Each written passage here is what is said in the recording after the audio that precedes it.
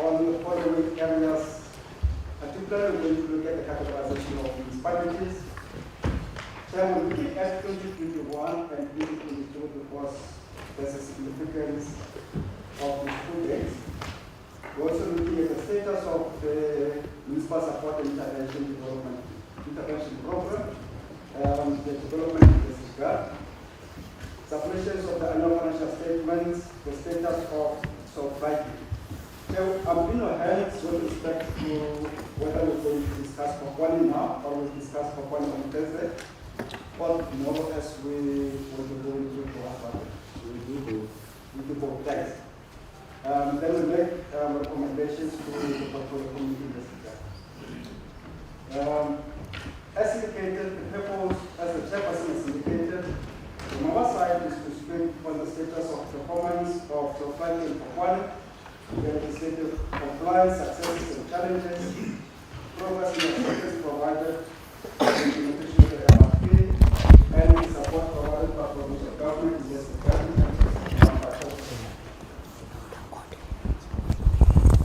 As you correctly indicated from the beginning of your opening statement, that part of the challenge that we are, the reasons that we are here is because of a decision that was taken by Cabinet. And you see in the slide, we're speaking about the areas that Cabinet had resolved on once they had received the state of local government report in for the Cabinet of 2021. And the primarily based their resolution on three performance areas: political governance, administration, finance, service delivery, including local economic development. And then the levels of the categorization that they used in order to cover the key performance areas were the four, which is dysfunctional, medium high, low risk, and stable or green in respect of colors. And we can report here that the state of local government report identified a number of municipalities, and in the province, there's about 9 of us which are dysfunctional.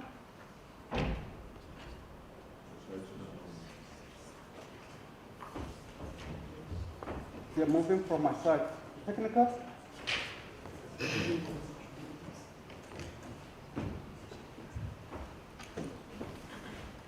My apologies, Chair, and members.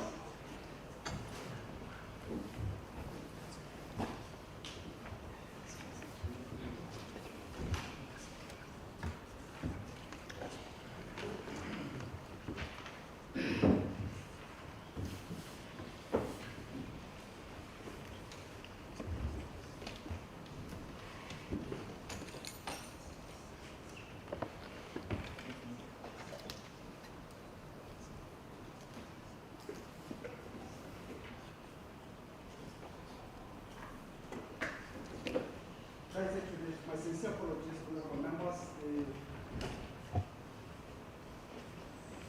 We have initially tried to resolve the technical part of it. As I was saying,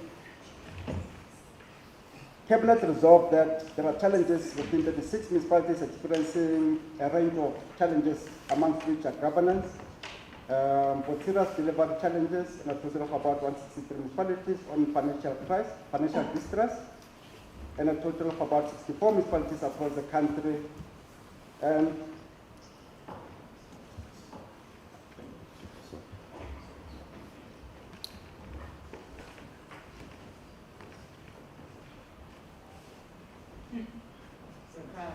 hey.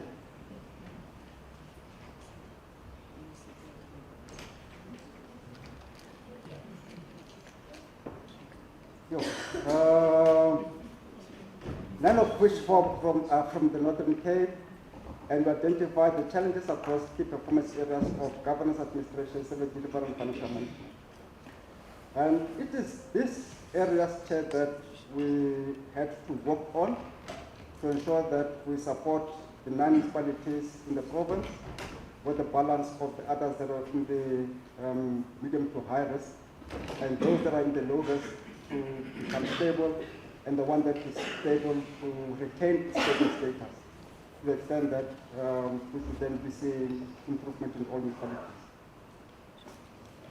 Chair, the next slide for the members that have got copies of the presentation, we did not by mistake include it in the presentation, and all that it does not throw the baby with the bath.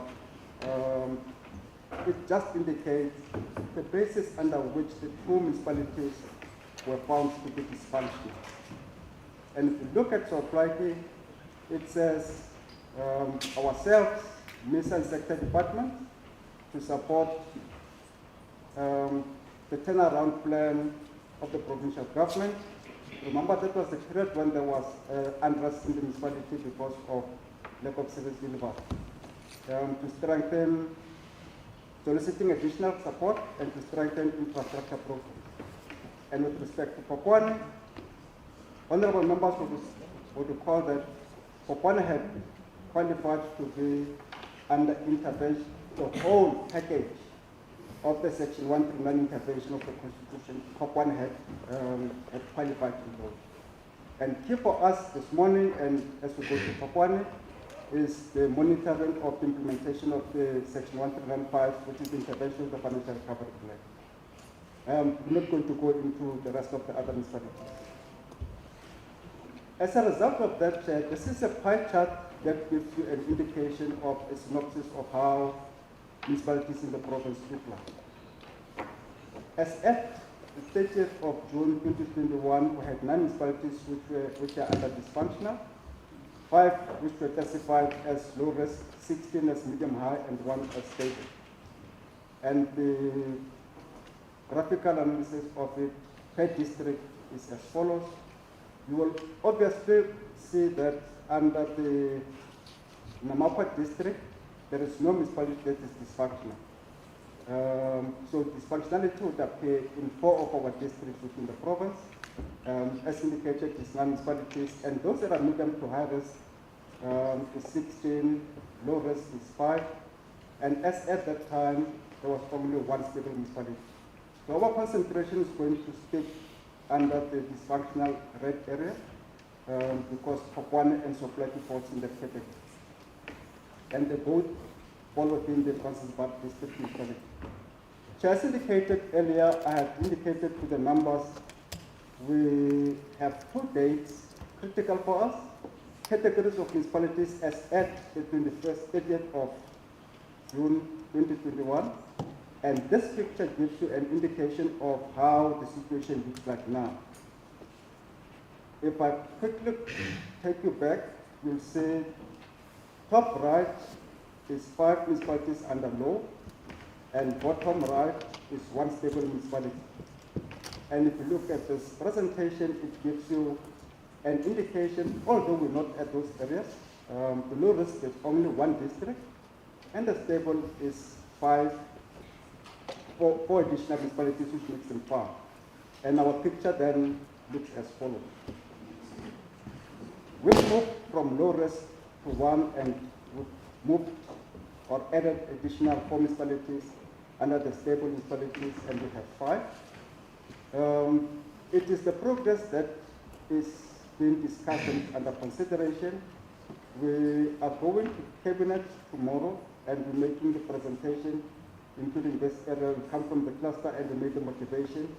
And we also make a business case, Chair, subject to approval from Expo, that the numbers under 9 should also be moved from 9 to 8, and Sol Plaatjie should be moved from dysfunctional to medium risk because of the significant improvement that we have seen, given the basis under which Sol Plaatjie was put under dysfunctional category.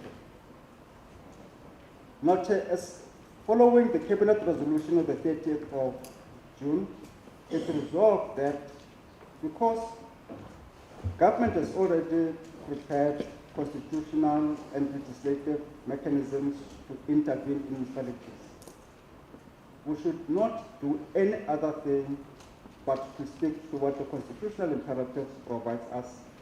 We should use Section 154 of the Constitution to support all municipalities, those that are dysfunctional and those that we want to intervene in. before we can do a Section 1 economic intervention. And we should develop what they call a municipal support and intervention package, which should be used to ensure that municipalities receive the necessary support from provincial government.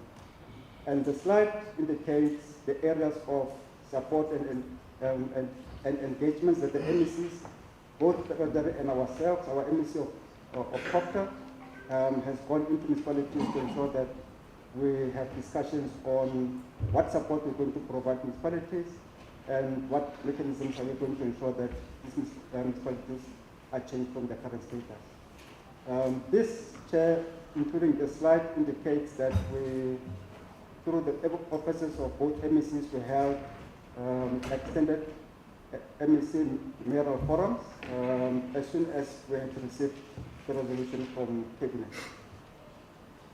And part of the key factor, Chair, that emerged from the Cabinet resolution was that at the provincial level, we should establish a multidisciplinary task team which will support municipalities to ensure that they are revived. And we've certainly done that. You see, I should make a presentation on the areas of support that we've received from all other sector departments. Chair, we're indicating this slide that speaks to submission of annual financial statements because financial statements becomes the basis on which a municipality gets assessed on its financial viability, and we're using quite a number of variables to determine whether municipality is able to achieve a clean audit or not. And we can indicate on this slide that Sol Plaatjie, as you can see, is not on the list of municipalities that did not comply. Sol Plaatjie complied with the submission within the appropriate time frames. Phokwane submitted on the 30th of September 2020. Chair, the discussion is going to be on both as indicated, and these municipalities that both come from Sol Plaatjie, that's from Provincial District. I had thought I would speak directly from my laptop, but it now looks like I have to wear spectacles to look at the fine print. Just to recall, we spoke about 5 key performance areas, and the first 2 on the slide is going to be for Sol Plaatjie on political and governance. And the status of 2021 indicates that there's political tension between municipality and community, and there's highly politicized unions leading to tense labor relations and environment in the municipality. And as a result of that, we had engagements within the council to ensure that there is significant understanding of politics. We engaged both the council and the administration from our MECs, and as a result, the current status that we're able to report on is that the council and executive committees and all committees have been established post the local government elections. You recall that this happened about 6 months before the local government elections. And post the local government elections, all systems fell into place to the extent that we were able to see stability within the political areas of the municipality. At the governance level, we indicated that the municipal manager and CFO are on precautionary suspension. And it was a historical exposition that we made. And we also indicated the Section 106 investigation and council meetings which are regulated, and the committees of council and the poor oversight that was not done by the council, and the poor and weak decision making by the municipal council, no consequence management and maladministration and poor performance. With the intervention of the situation as at the end of February, Chair, we are able to indicate, as the presentation indicates, Section 106 investigation report has been set aside by the High Court. Accordingly, the CFO and the municipal manager returned to the office as at that time.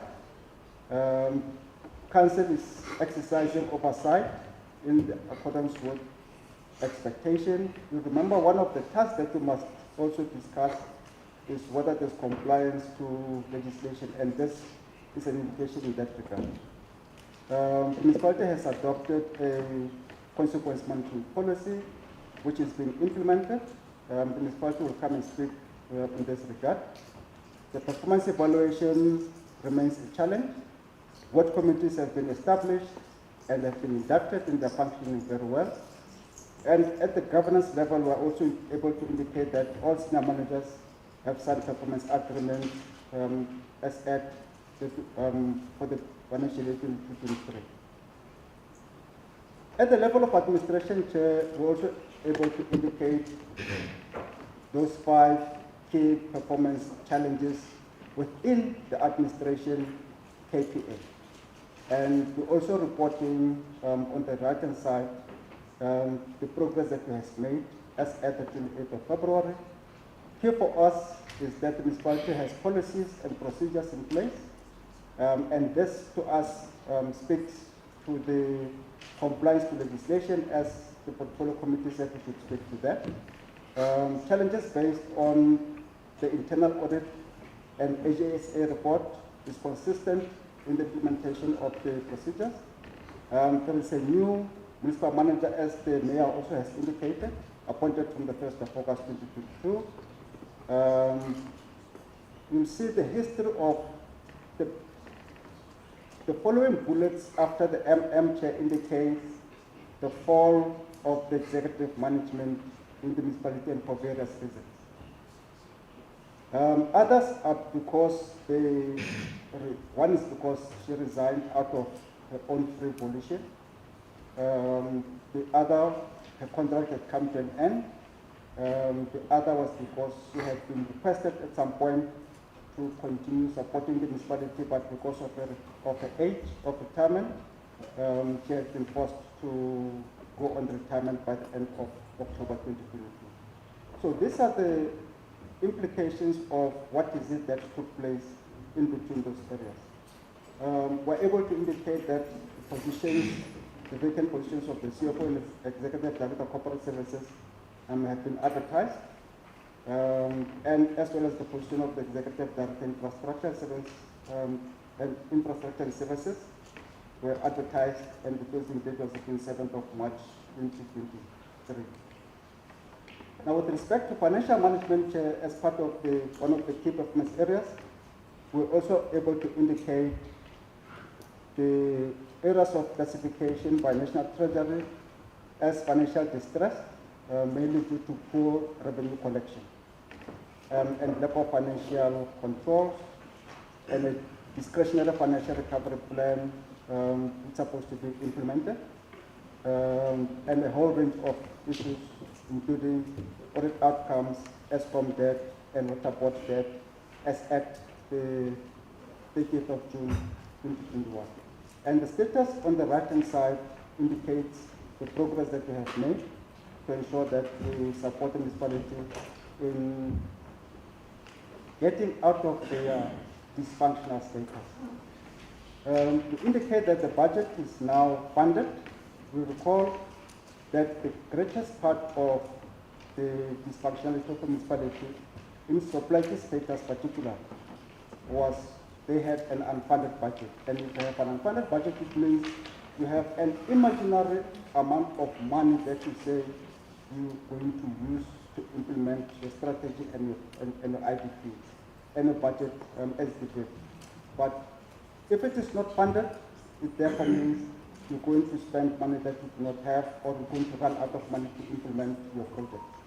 So Provincial Treasury Chair in this regard has supported the municipality to ensure that their budget is funded.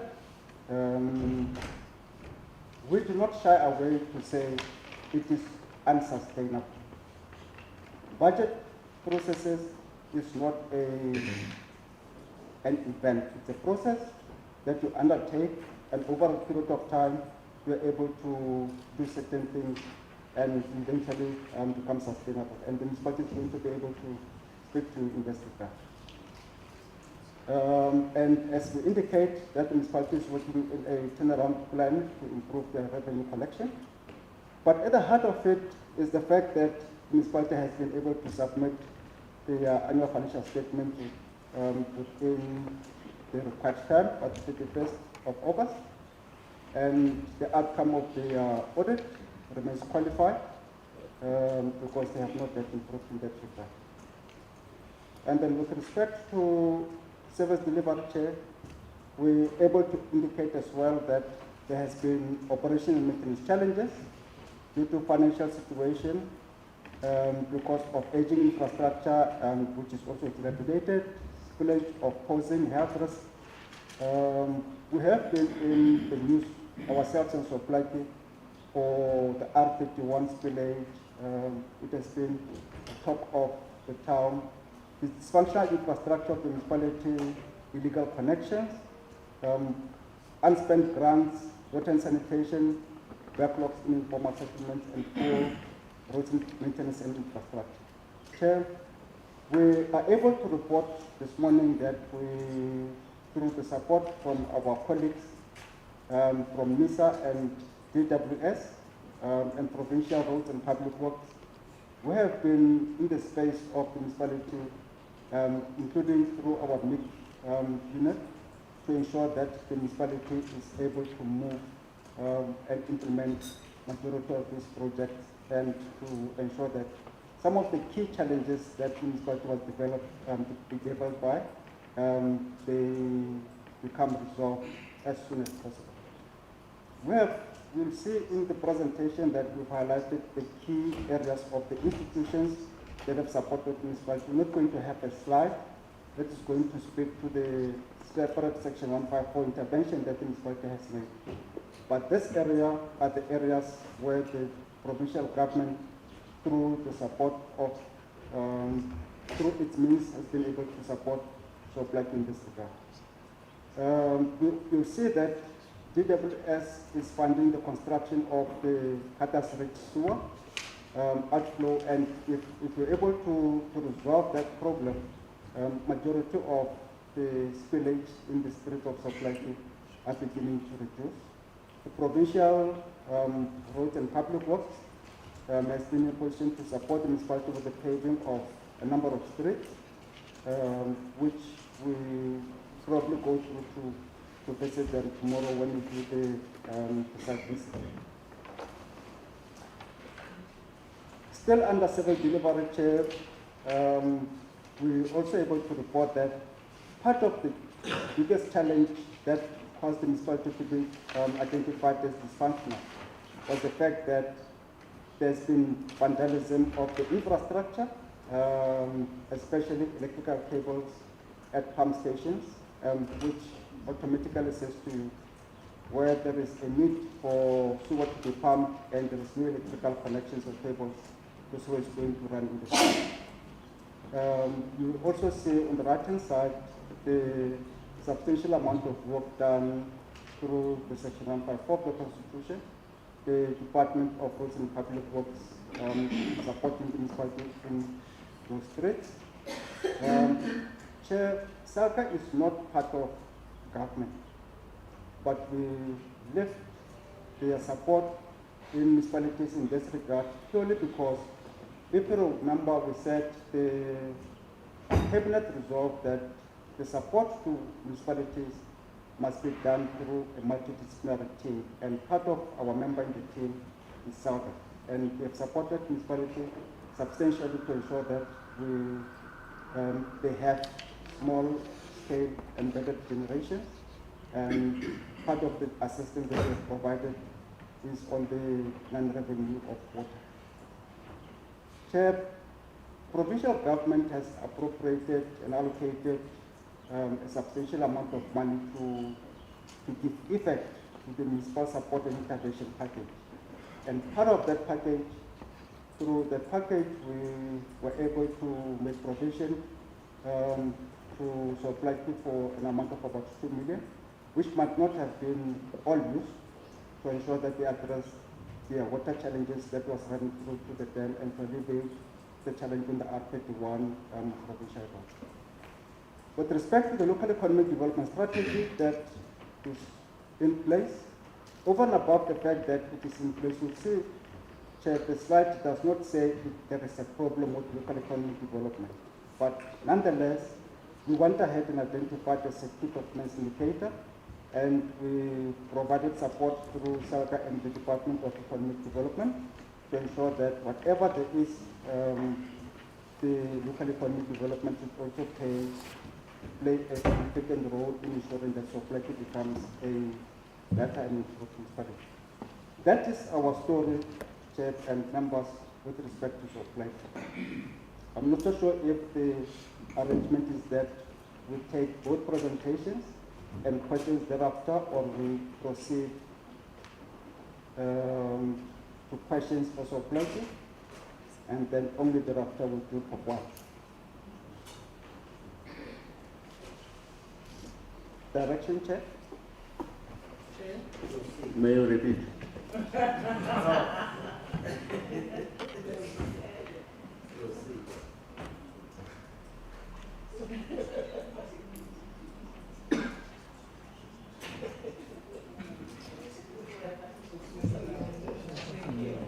Thanks, Honorable Chair and members.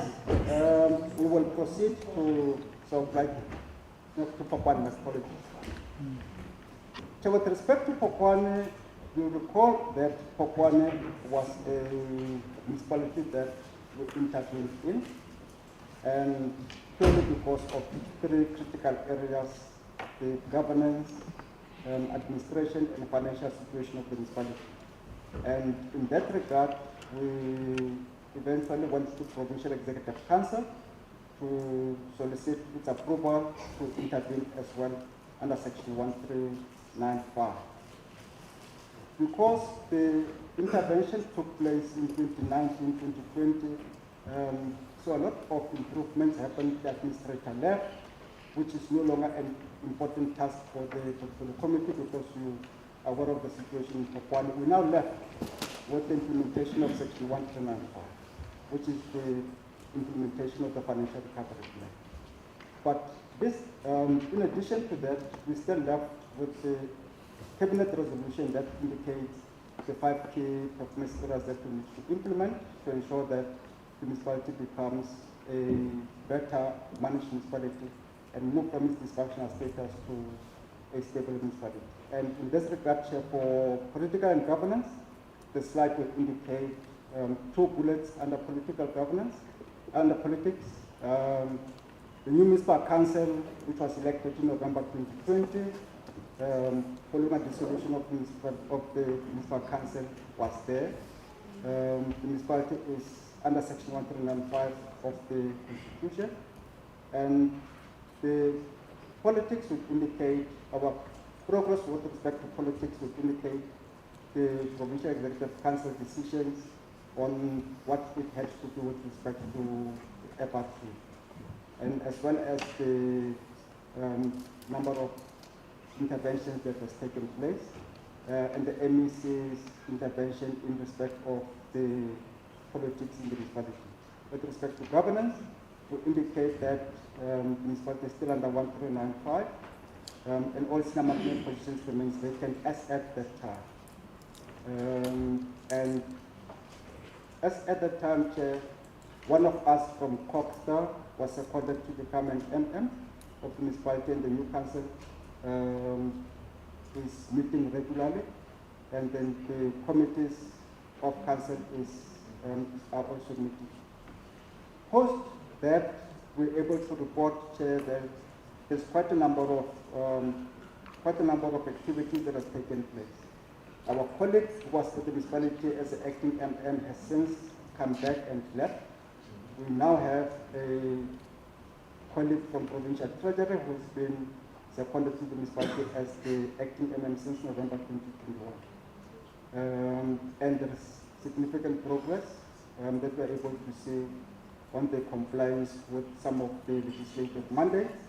Remember that once a provincial treasury person or a Coxstar person is there, our principal task is to take advantage of the situation and implement the legislative compliance requirements at the municipality to ensure that there is significant improvement in this regard. Work committees have been established and inducted. There's quite a number of council workshops that took place, and internal audit committees is resuscitated, which is compliance with legislation in this regard. And as I indicated, Chair, we're not going to go into individual slides that speak to the support of provincial government in terms of Section 1. We're also able to indicate the support that we have provided to the municipality with respect to the mandatory intervention and the workshops that took place. Chair, all senior managers in the municipality, acting senior managers, remember that we said all senior managers of the municipalities have since left. Those that are there in acting capacity have been able to sign the performance agreements. At the level of administration, the slide confirms that senior managers have since left, and the withdrawal of the administrator has affected momentum of the recovery plan, as it is something that happens similarly across the whole country. When administrators leave, the whole municipality system, governance system administration seems to collapse back to what it used to be. Structure remains bloated, and poor performance management was observed at that time, and non-compliance of legislation and the regulatory regulations and policies. This was the situation as at that time, and we are pleased to indicate that, notwithstanding the fact that there was a delay in the filling of senior management positions, they were caused by the instability within the municipal council. And we have now been able to provide necessary support to ensure that you see from bullet point 2 up to bullet point 4 is an indication of the activities that took place to fill the positions, with advertisements that are taking place, the shortlisting, and the basis for the lapsing of the errors that have been provided. Remember that even if one of us from provincial government is at the municipality, when municipality fails to comply or to stick to timelines, the MECs of both Cocktail and Provincial Treasury do not overlook the situation. We still stick to the rules and inform the municipality that they have not kept within the regulatory framework and they have to re-advertise the position. Chair, I must indicate that the MMCFO, all senior manager positions have now been advertised, and the closing date was the 19th of January 2023. You recall that you will not see any progress of this because the MEC, once the process has begun, would only become party to it once the municipality issues him with an appointment outcome and report in the process that has been undertaken. I suppose tomorrow, Thursday, when it gets to Phokwane, the leadership there will be in a position to take the portfolio committee into confidence with respect to the process with the appointment of the officials. At financial management level, Chair, we are able to indicate a picture of what transpired at that time, which is the financial distress situation due to low revenue base and poor revenue collection. And on the right-hand side, we're able to indicate the implications of the support that the municipality has received from ourselves and Provincial Treasury on what is it that we have done. Provincial Treasury Chair has, as part of the Section 154 contribution to the process, has deployed a municipal financial improvement plan advisor to support the municipality in their measures and mechanisms to collect and to increase their revenue. Training to the impact. Remember that part of the initial challenge that we had was non-compliance with legislation and lack of consequence management. And absent an impact that is functional, that is the result that we have. And with the impact that we now have is that the impact received report of UIFW, unauthorized regular and wasteful expenditures that takes place. The council is functional, it is able to receive a report of non-compliance with legislation, misconduct, and it is dealing with those as and when it is necessary. Provincial Treasury has in this regard also supported municipalities to customize and adopt the UFW reduction strategy. So at one of the bullets, we indicated that Phokwane is one of the municipalities with the highest UFW in the province, and Provincial Treasury certainly has to take these measures and mechanisms to ensure that they have a reduction strategy. Part of the challenge that we also identified at that time was the fact that the budget of the municipality was unfunded. And we're now able to indicate that the municipality has developed and adopted the budget funding plan, and we're hoping that it will move the budget from unfunded to funded budget.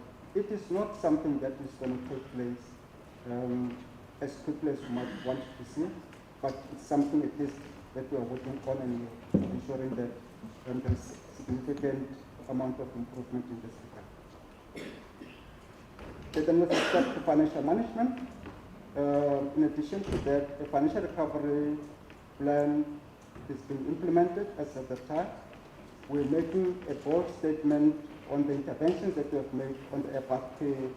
It is being developed, it is being implemented.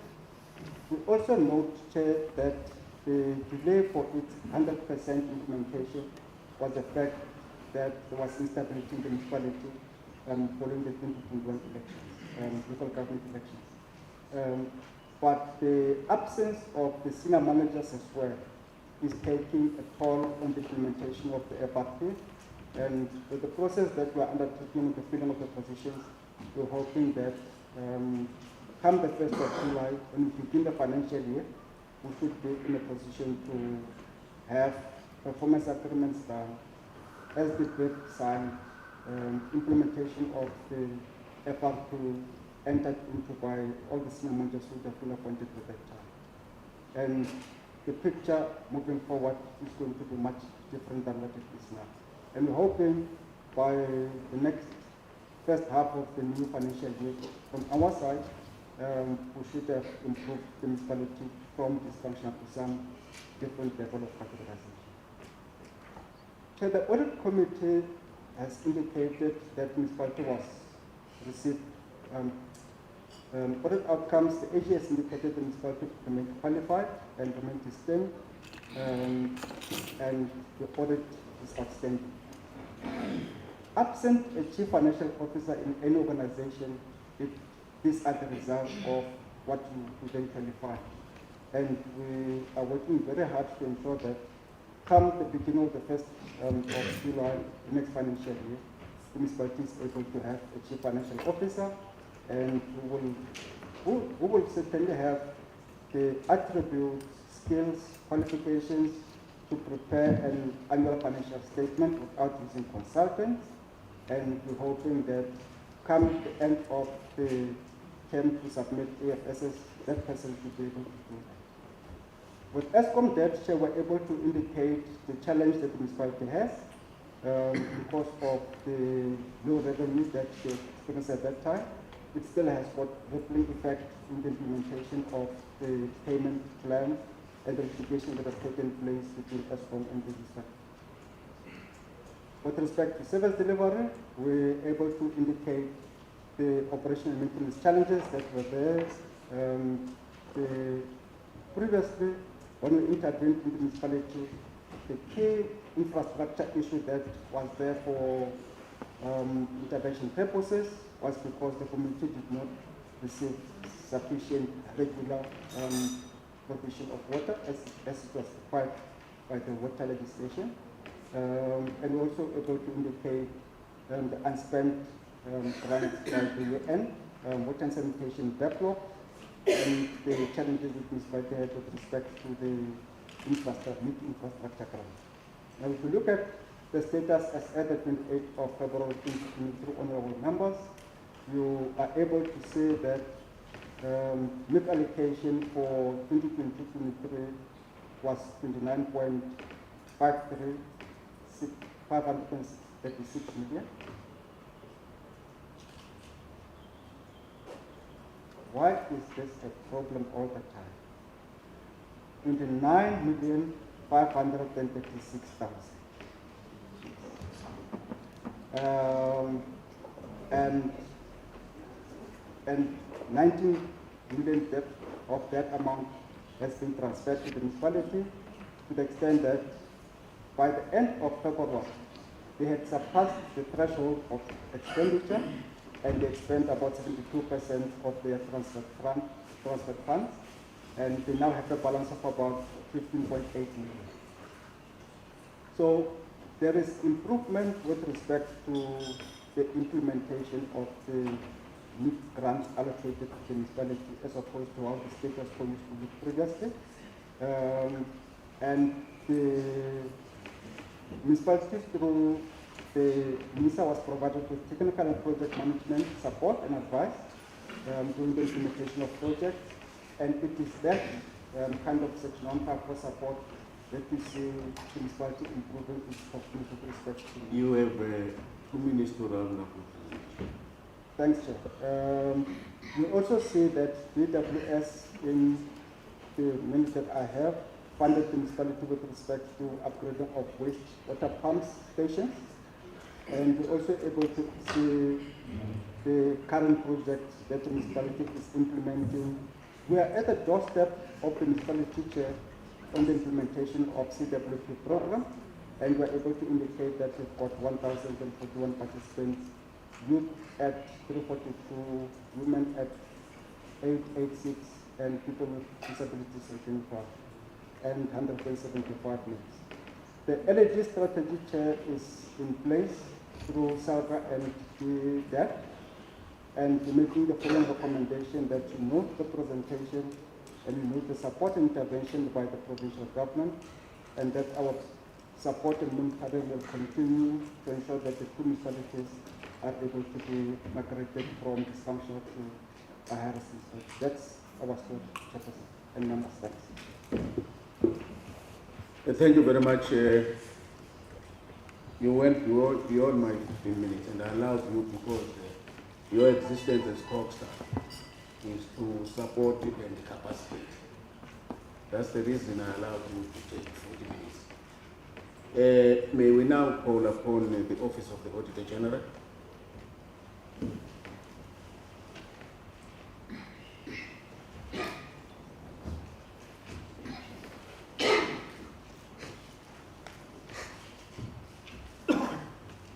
And the SALGA would be ready itself after the Auditor-General.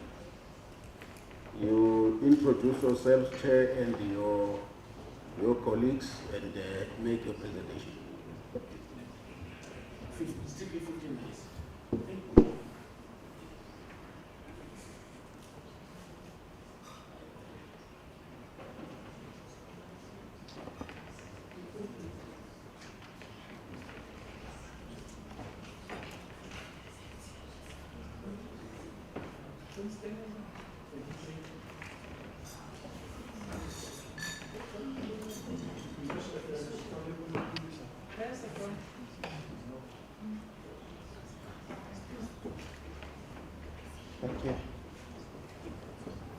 Members of the Portfolio Committee, MECs, MMs, mayors, HODs, and other provincial and municipal officials present. My name is Simon du Plessis. I'm a senior manager in the Office of the Auditor-General. I want to make an apology for Mr. Charles Baloy, the business unit leader, who was unfortunately not able to make the meeting this morning. And I want to introduce the team from the AGSA that is present. I'm going to start on my left. Mrs. Jocelyn Peterson, she's an assistant manager.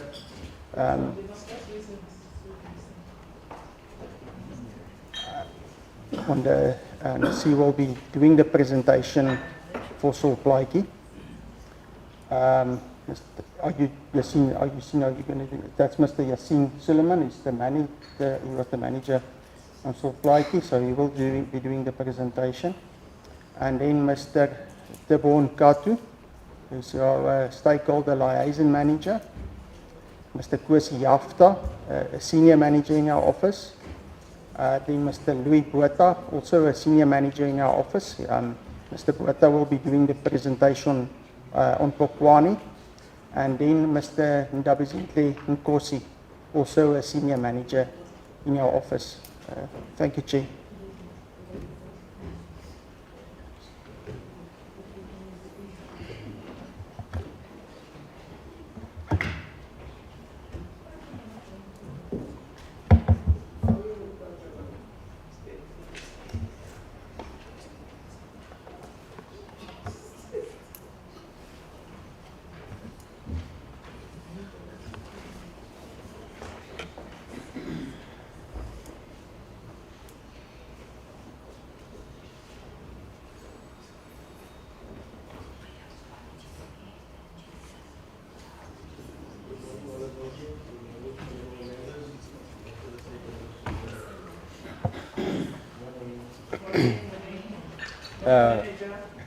My name is Yasin Suleiman. From the Auditor-General. I'll be briefing the Portfolio Committee with regards to the Sol Plaatjie local municipality. The overall key message that we wanted to bring out with our audit report and management report basically entails all three audit areas. So firstly, for our financial statement outcome, we would like to bring to your attention that the financial statement audit outcome has been stagnant for the past 5 years, since 2017. So this basically indicates that the municipality needs stability at the top, and the audit issues that were identified is with regards to financial statements, performance reports, and material findings were also identified within the scoped-in compliance areas. I just would like to bring to your attention that this audit report is for the previous financial year, so this was before the appointment of the current municipal manager. I will then also proceed with regards to performance information, indicate that that was also stagnant from the prior year to the current year. Municipality was unable to submit complete and accurate underlying records. Okay. During the audit process, we also identified that the municipality is facing cash flow difficulties, and this is evident in the service delivery, the ability of the municipality to deliver their services mandate. Okay.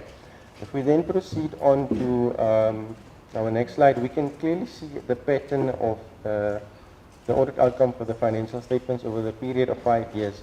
We have the following areas that has been qualified, which is our property, plant and equipment, service charges, trade and receivables from exchange transactions, our statutory receivables from non-exchange transactions, investment properties, inventory, and revenue from exchange transactions. Now, if we can see in the table that is there, we are depicting that these issues have been existing in the prior years as well. So it's not new issues that has only been existing in the year that we have audited. It has been historical issues that has been coming on from the prior years. If we then look at the next table, we can then see also that the number of audit report paragraphs from the year 2017 to 2018 has increased from 4 paragraphs to about 15 audit report paragraphs, which is not a good indication. The main and the root causes and the impact of the financial statement audit outcome is basically in relation to 3 vacancies in senior management, no consequence management, slow responses by management to address and correct audit issues, slow responses by the political leadership in effectively implementing measures to stabilize the municipality, and the lack of internal controls to adequately prevent and detect the misstatements. Okay. I would then like to focus on the audit of the predetermined objectives, which we can also see our historical background. We have been indicating disclaimer for both the current year that we've audited as well as the prior year. And the main reason for this is also vacancies within the IDP department and the indicators not being supported by documentation. So we would therefore like to recommend to the municipality to ensure that the indicators are well defined and meet the measurability criteria. These indicators must also then be supported by documentation upon the request of the auditors. Then we would like to move over to our compliance with laws and regulations. Here again we can see our 5-year historical data where we have indicated which compliance areas has been material in the prior years and in the current year. And it is basically a similar story where we can see it is the similar non-compliance matters that was there in the prior years that is still there in the current years. And the root cause for this is basically there is no controls in place to ensure that the municipality complies with applicable laws and regulations. Now these non-compliances, not all of them, but some of them do result in our fruitless, wasteful and irregular expenditure as well as unauthorized expenditure. So what I'm about to show now will be a historical graph of what our irregular expenditure is looking like. So if we have a look there, our irregular expenditure incurred for a period of a specific financial year, which is our top row. If we look at 2017-18 and we compare it to what we have in the 21-2022 financial year, it's about 10 times the value of irregular expenditure within a period of 5 years. So it's an increase of about 10 times. We will basically then recommend the municipality that management must ensure the municipality follows these instructions with applicable laws and regulations. Management must then also conduct investigations into these irregular expenditures to determine the reasons for its occurrences and to be able to develop and implement appropriate steps to prevent such from reoccurring in the future. We proceed over to our unauthorized. Sol Plaatjie municipality does not have any unauthorized expenditure, as we can see historically as well. And then our fruitless and wasteful expenditure basically depicts a similar picture as our irregular expenditure, where we have an increase in the past 5 years. Then I would then just like to highlight material irregularities. We have issued Sol Plaatjie with a material irregularity. It is still in the process of being finalized, but it's in relation to the ESCOM debts. I think the floor will be open for any questions. We can direct the questions to Ms. Jocelyn Peterson. We're a team. We are a tech team, sir. Tech team. Thank you. Thank you very much. You were within time. Huh? Good. Salga.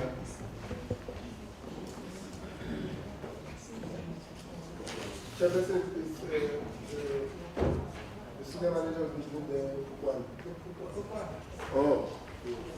Thanks, eh? Thanks for that.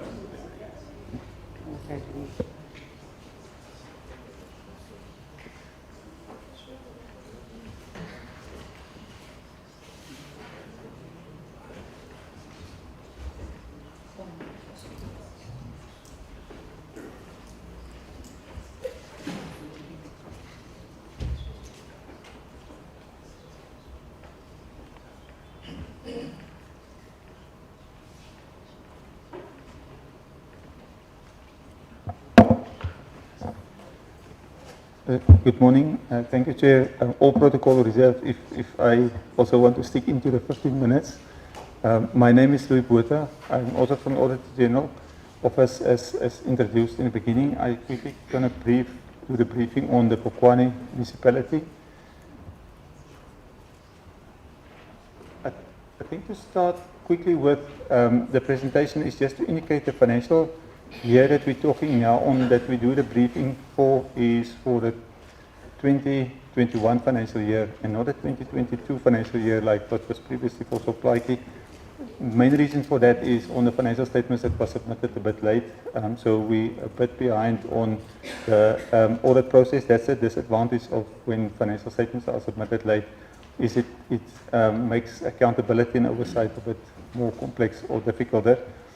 Then the overall message for the audit, I think it's also good just to mention again that the main purpose that the Office of the Auditor-General is doing is to express opinion on the fair presentation of the financial statements, the conclusion of performance information, as well as scope in non-compliance. So that is the 3 areas that the presentation will also touch on for Phokwane municipality. Then the overall message that I highlighted, so key areas on that. is the audit opinion improved from the previous year disclaimer to a qualified in 2021 financial year, although there's still a significant number of qualification areas that needs to be focused and addressed. And then the control environment was not that effective and strengthened to ensure that all the previous year findings was addressed, although key areas like on the assets and so improvement that changed the overall audit opinion. Then also the reconciling and reporting and process of transactions throughout the year is not always happening, which makes then it very reliant on consultants at year end to perform these reconciliations to enable the preparation of the financial statements. Then, as mentioned by Salva, by Foxta as well, is there's vacancies in key management, the municipal manager as well as the CFO. And then the annual report was not submitted. That is where the municipality record or disclose indicators and targets, mainly service delivery affecting. So the absence of not having a system to report on your performance indicators might easily cause distinctions between your efforts and your budgets. So that is also something that didn't happen. So it's on the financial statements only. And then non-compliance remains still a major concern at the municipality. Most of the focus in non-compliance areas was non-compliance is noted or reported on. And then a lack of consequences on performance or transgression, specifically to unauthorized, fruitless and wasteful expenditure is not happening, so there's still a lack in that area. Then the municipality had an overall deficit. That means it's a loss of 120 million, which means the expenditure exceeded the revenue with that amount. And then also the financial health remains a concern. The current liabilities exceeding with 287 million your current assets, meaning your debtors compared to your payables, is then a bit skewed.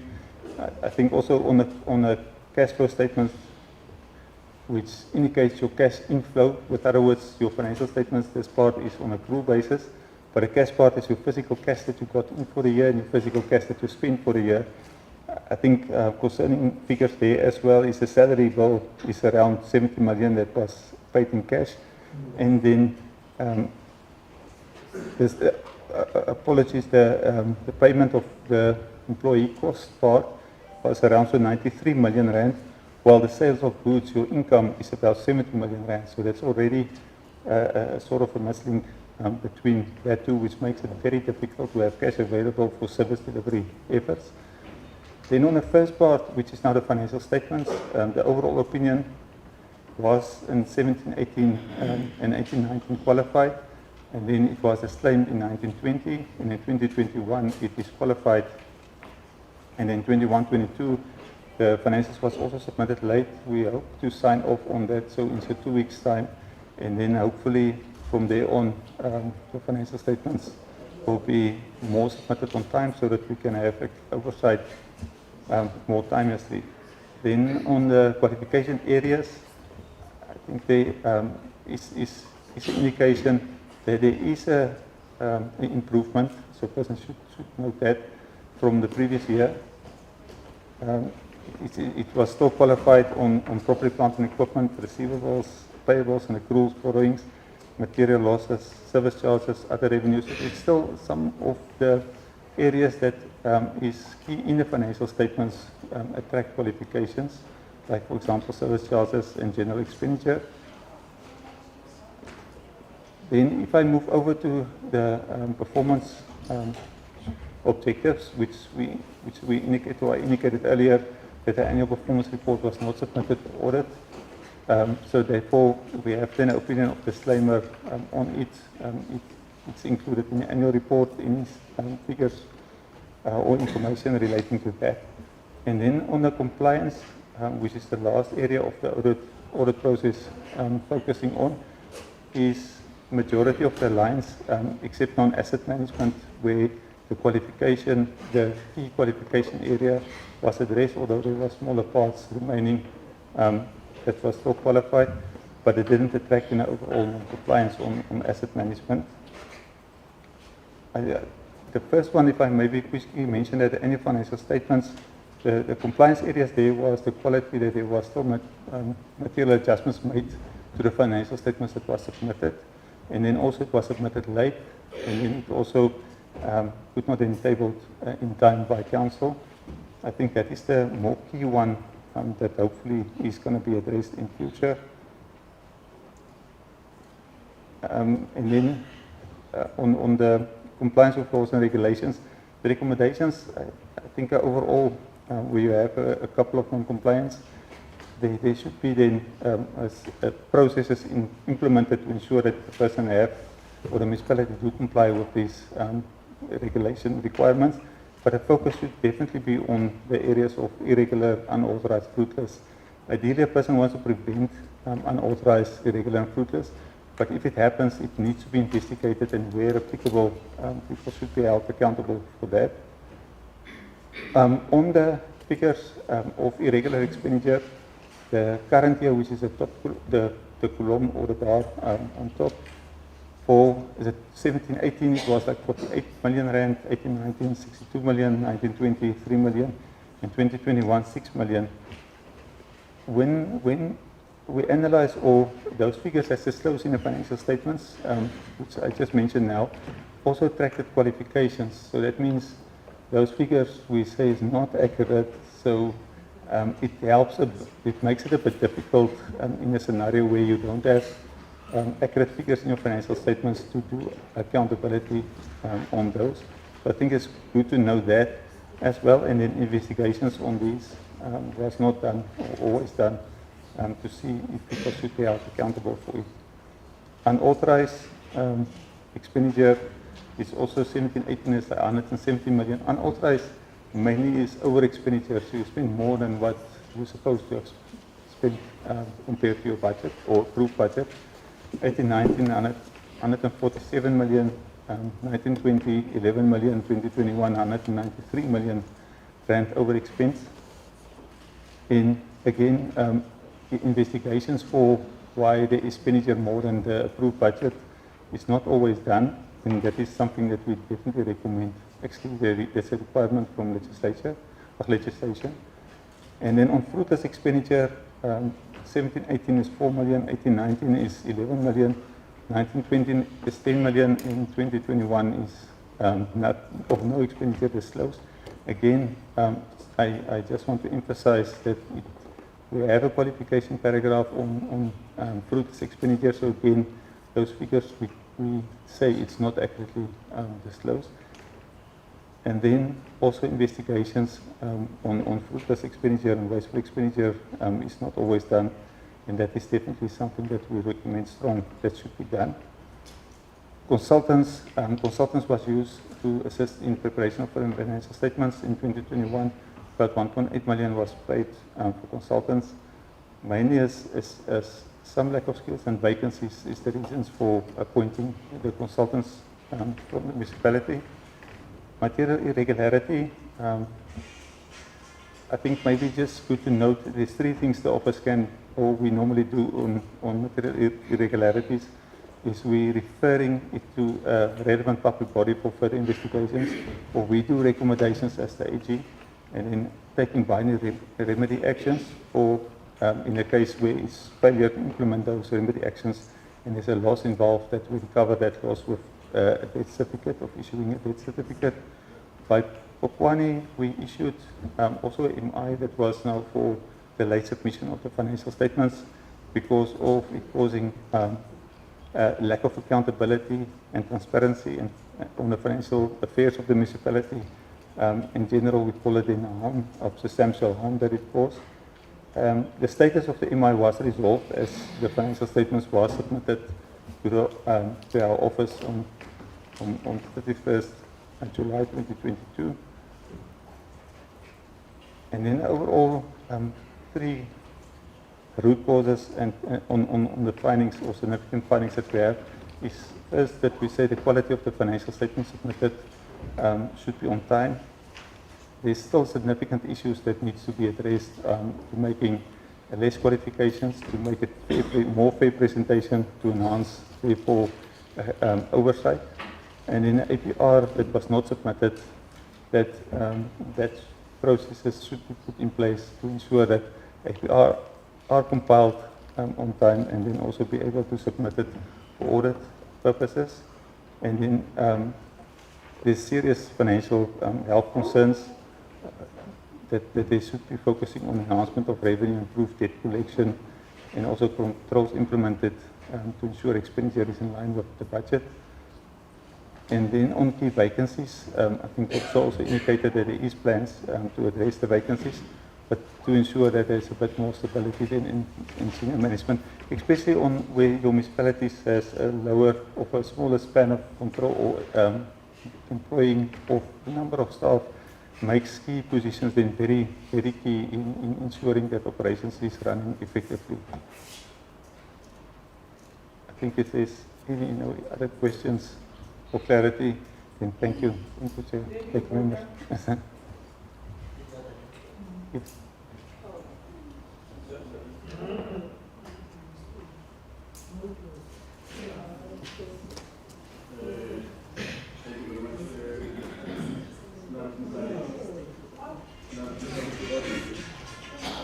Salga.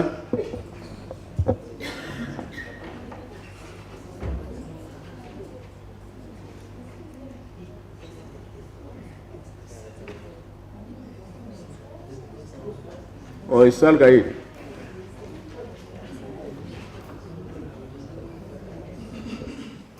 Well, to save time, If Salga is not there, we will call upon DCOP. And DCOP, you have only 10 minutes. You can't have 15. DCOP, please.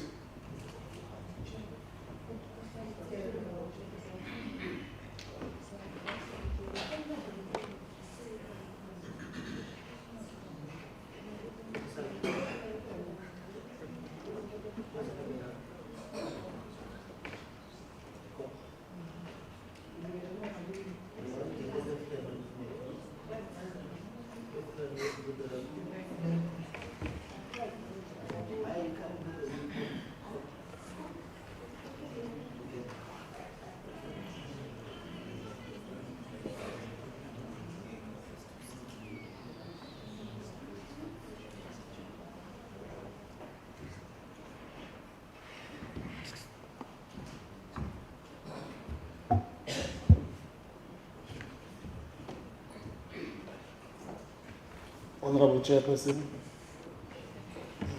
honorable members of the Portfolio Committee, the MEC responsible for Coxstar in the province, Kosi Mabe, we meet again. Me and you come a long way. My name is Terry Gil. I'm not the leader of the delegation. The leader of the delegation missed his flight this morning, but it's on his way. And my role is basically to touch on the DGN process in the province in terms of the interventions, especially technical interventions that will be done by the municipal agency, GCVISA. We have two of our engineers present here that will come and implement.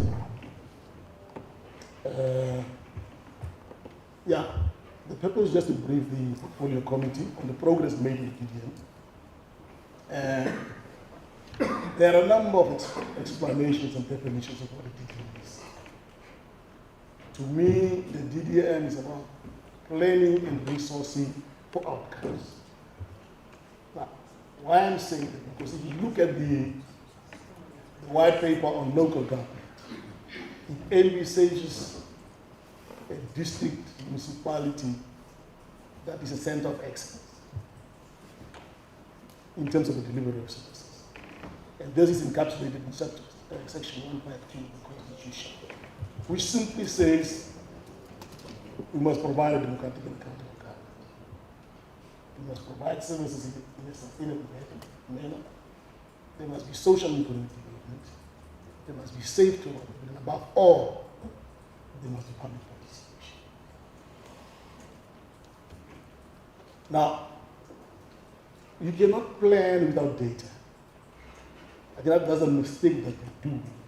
We do desktop analysis forgetting that society, places, geographics, demographics are dynamic.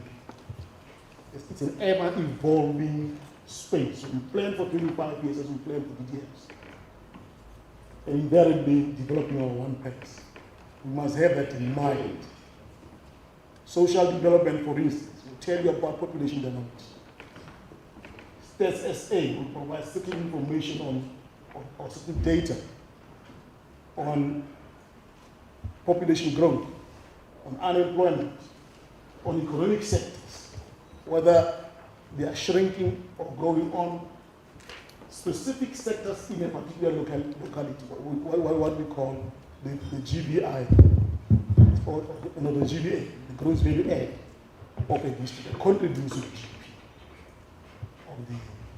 of the province. So when we do our analysis, instead of, for lack of a better word, doing desktop analysis and taking IDPs that are not aligned to the needs, not only of the communities, but the spatial needs of a particular location, the developmental goals of the country, the provincial growth and development strategy of the province looking forward. If these things are not aligned, invariably we are going to have an outcome of one plans where there's a disjunction between what government wants to do and service delivery imperatives. Now, where are we in terms of the development of one place?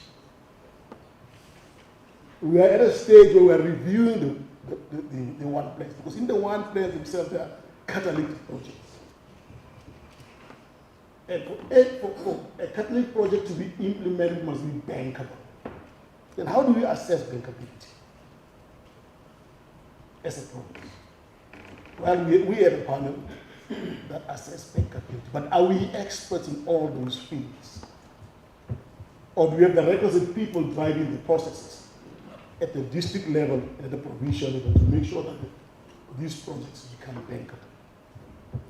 And as a result, they become implementable. There's take-off agreements, there's technical partners, there's equity partners, and so on and so forth. Now, where are we as a province in terms of DDM in the one place? So all know there's the result of a cabinet decision in 2019 that the country must begin to plan in a particular way, away from the silent mentality of budgeting and planning and resourcing for outcomes. Resourcing also means once you've developed the plan, you have the right cadre to execute this plan. It doesn't stay, it doesn't end. You have mechanisms to review and evaluate these plans going forward. But that's in my format. Now, subsequent to this cabinet adopting this, then MECs were called into action, and the previous were called into action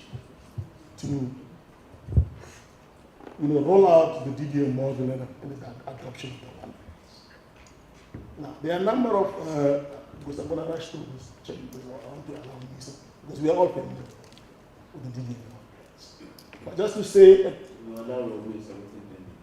yeah, within 10 minutes. Yes. Now, at the provincial level, we've got what we call the Provincial Intergovernmental Forum, given expression of Section 47 of the Constitution, who convenes district municipalities, MECs, to drive this process. We don't want to reinvent the wheel. We are using existing structures, Section 47 structures, to drive this process. At the technical level, is the HOD of the province, with those participants. The district level is driven by the district mayors. And at the technical level, of course, is chaired by the MM of the district and all other MMs in the district to give expression to district level. How far are we with the development of one plans? And what delays the implementation of DDM? A number of provinces have actually asked for extensions. This province is also not submitted its own plan. Because there are a number of challenges.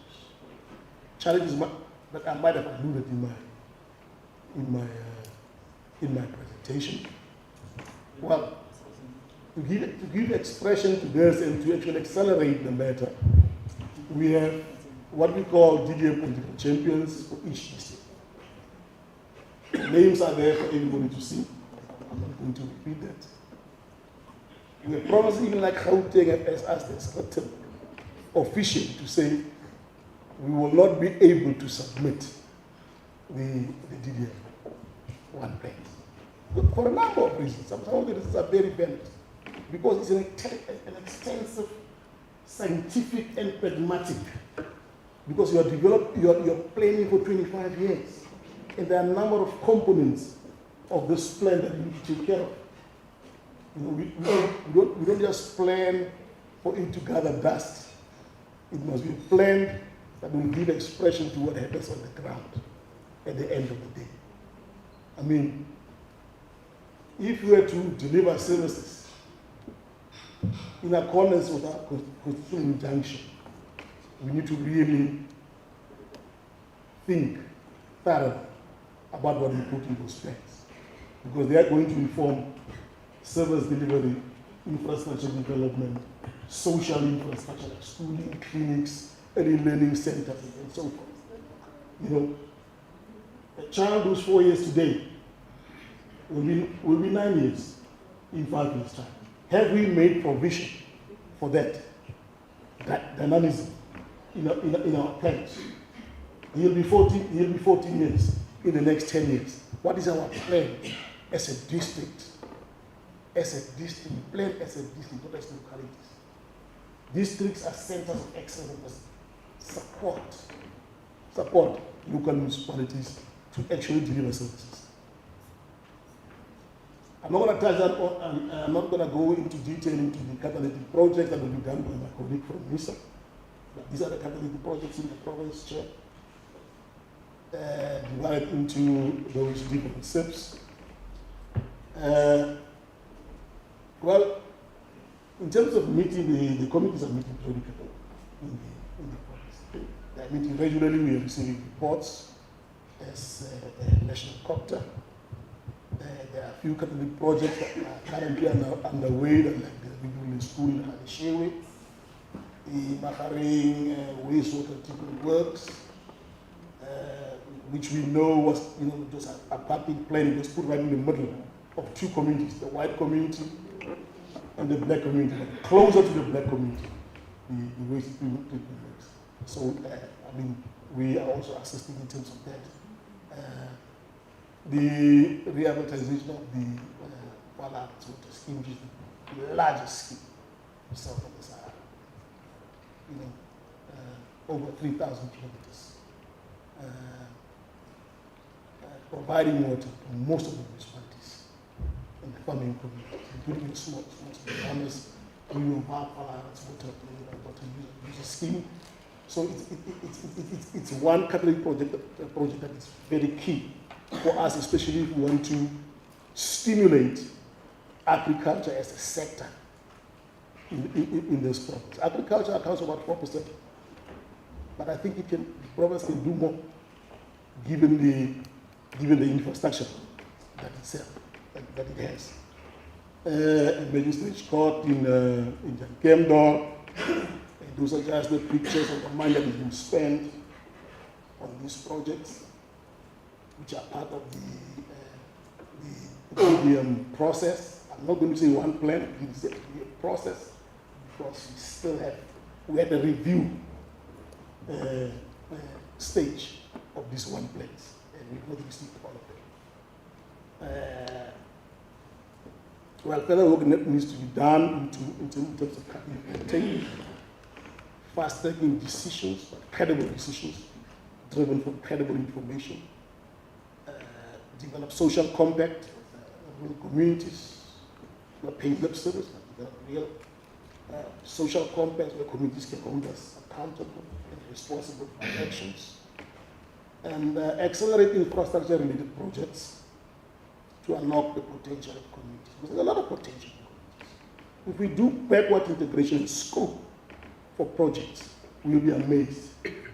But Kosiba will tell you in our former life, we used to scope for projects in rural villages. Most of those projects are still sustainable today, and they are bankable.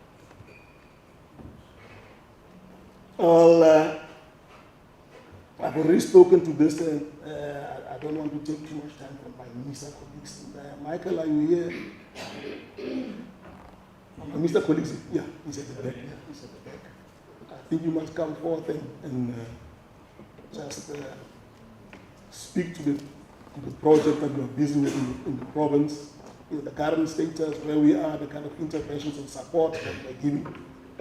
Members of the portfolio group, we're also giving strategic support where in terms of Section 139 interventions, especially Section 1397 interventions, as required by Section 154 of the Constitution. Thank you.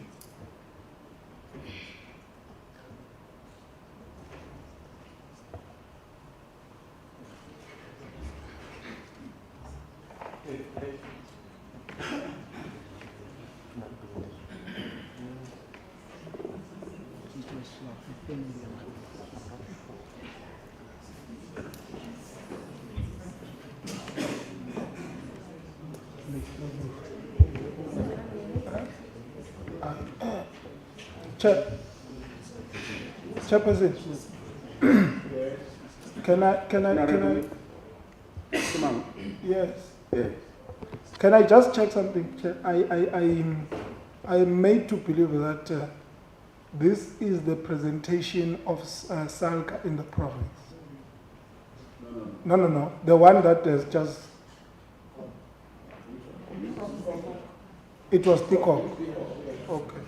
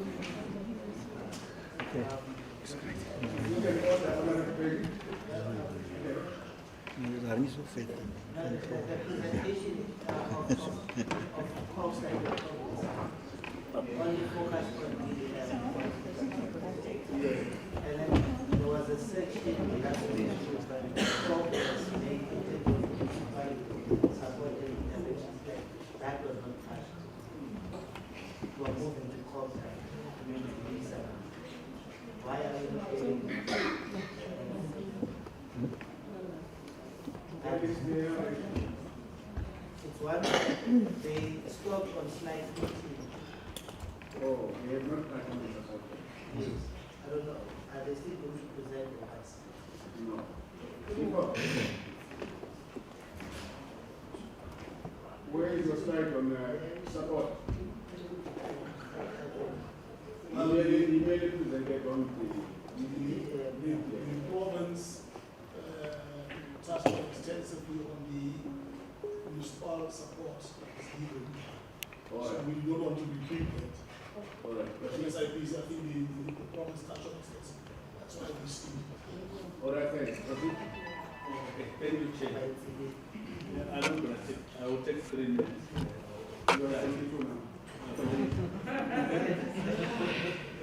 As Visa, we are providing quite substantial support to Sol Plaatjie, to Phokwane local municipality, and I mean operating and maintenance.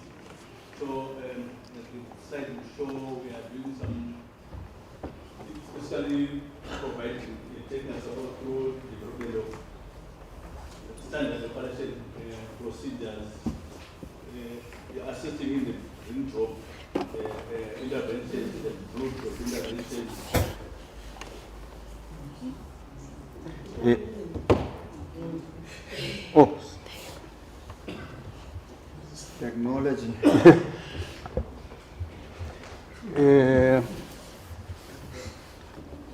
we also assist with within MISA. We also have an electrical division, which is also assisting in electricity costs of supply and development of energy efficient interventions.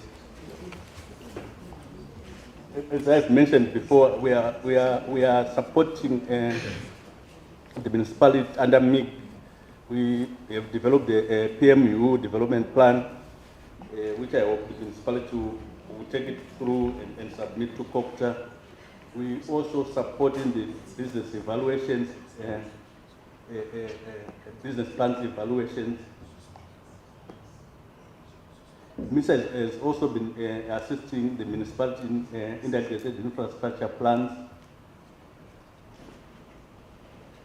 We have also assisted Sol Plaatjie on electricity and in a project.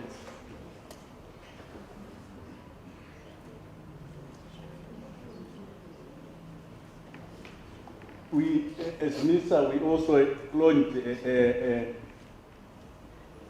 project, a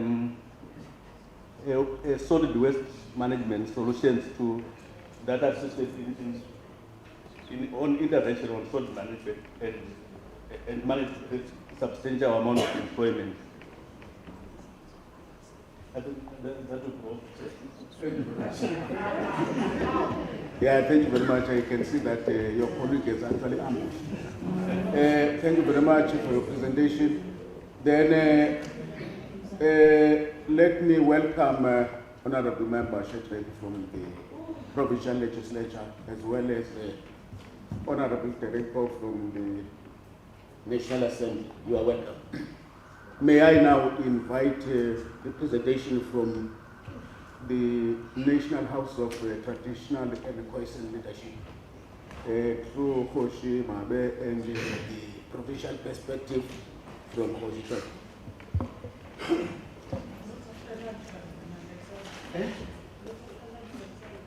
Well, we will, I'm told that Salga is still on the way. So we will factor in Salga after lunch, as well as Francis Batman. So you are welcome. We are sorry that we arrived earlier. We apologize. And your apology is welcome too.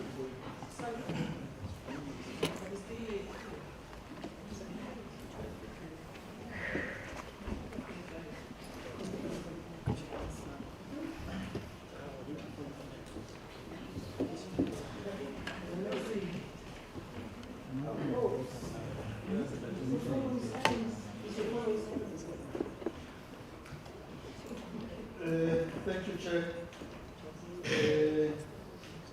I will not be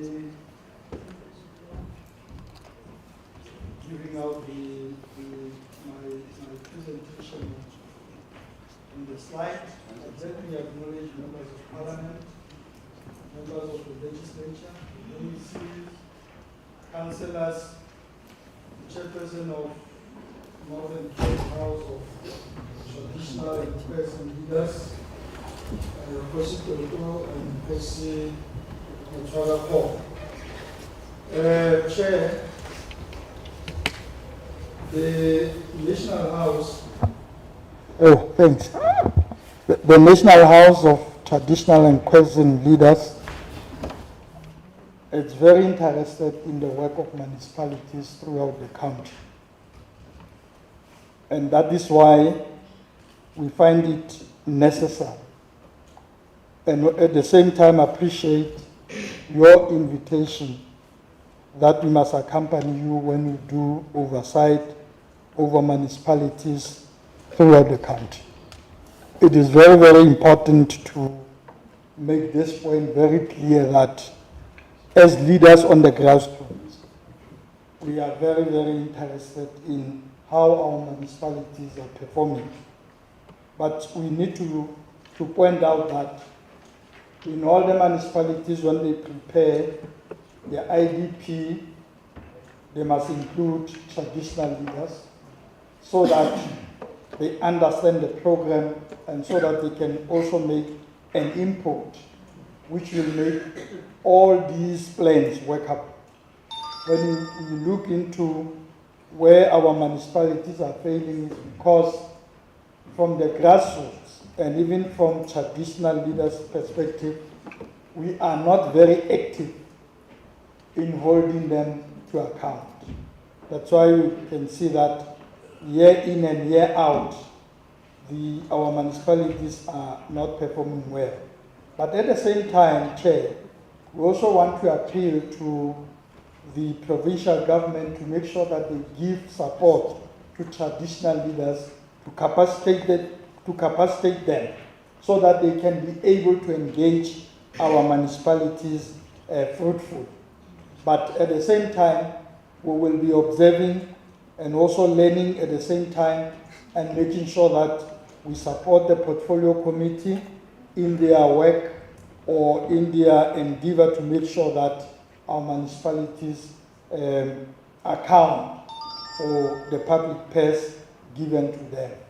We also appeal that whenever a legislation is crafted, that will make sure that there is a synergy between the institution and our local municipalities. We look deeper into the contributions made by traditional leaders because they are the practitioners at the grassroots. And therefore, we want to appeal that we must engage traditional leaders fruitful. Chair, I just want to stop there and thank you to have given us this opportunity to make sure that we are here to support the portfolio. Thank you. May I remind members that the rules of the National House do apply here. We have to make sure that our budgets are put on silence so that they must not disturb the deliberations. May I invite now Hoshi to give us the provincial perspective. And MEC was, I was looking when Hoshi was presenting, you could see that he doesn't have a tool of trade.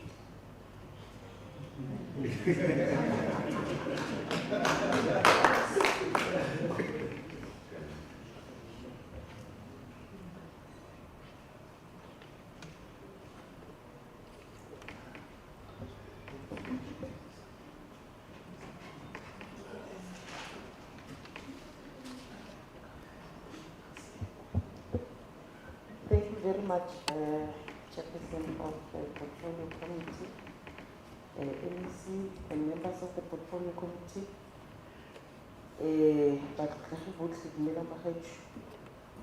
I don't think there is anything that I can add on what Khosi Mabe said, but I'll just say the National House suggested that the committee must convene the Indaba, composed of all the MECs of COFTA and the chairpersons of all houses, so that we can discuss the issue that are left out. And then I will just again say, in the province, we are participating in the municipal council, and we also sitting on the IDP Rep Forum, where we discuss the issues of development with other stakeholders. Ke nagana gore tsotlhe tota di ka discussiwa go Indaba.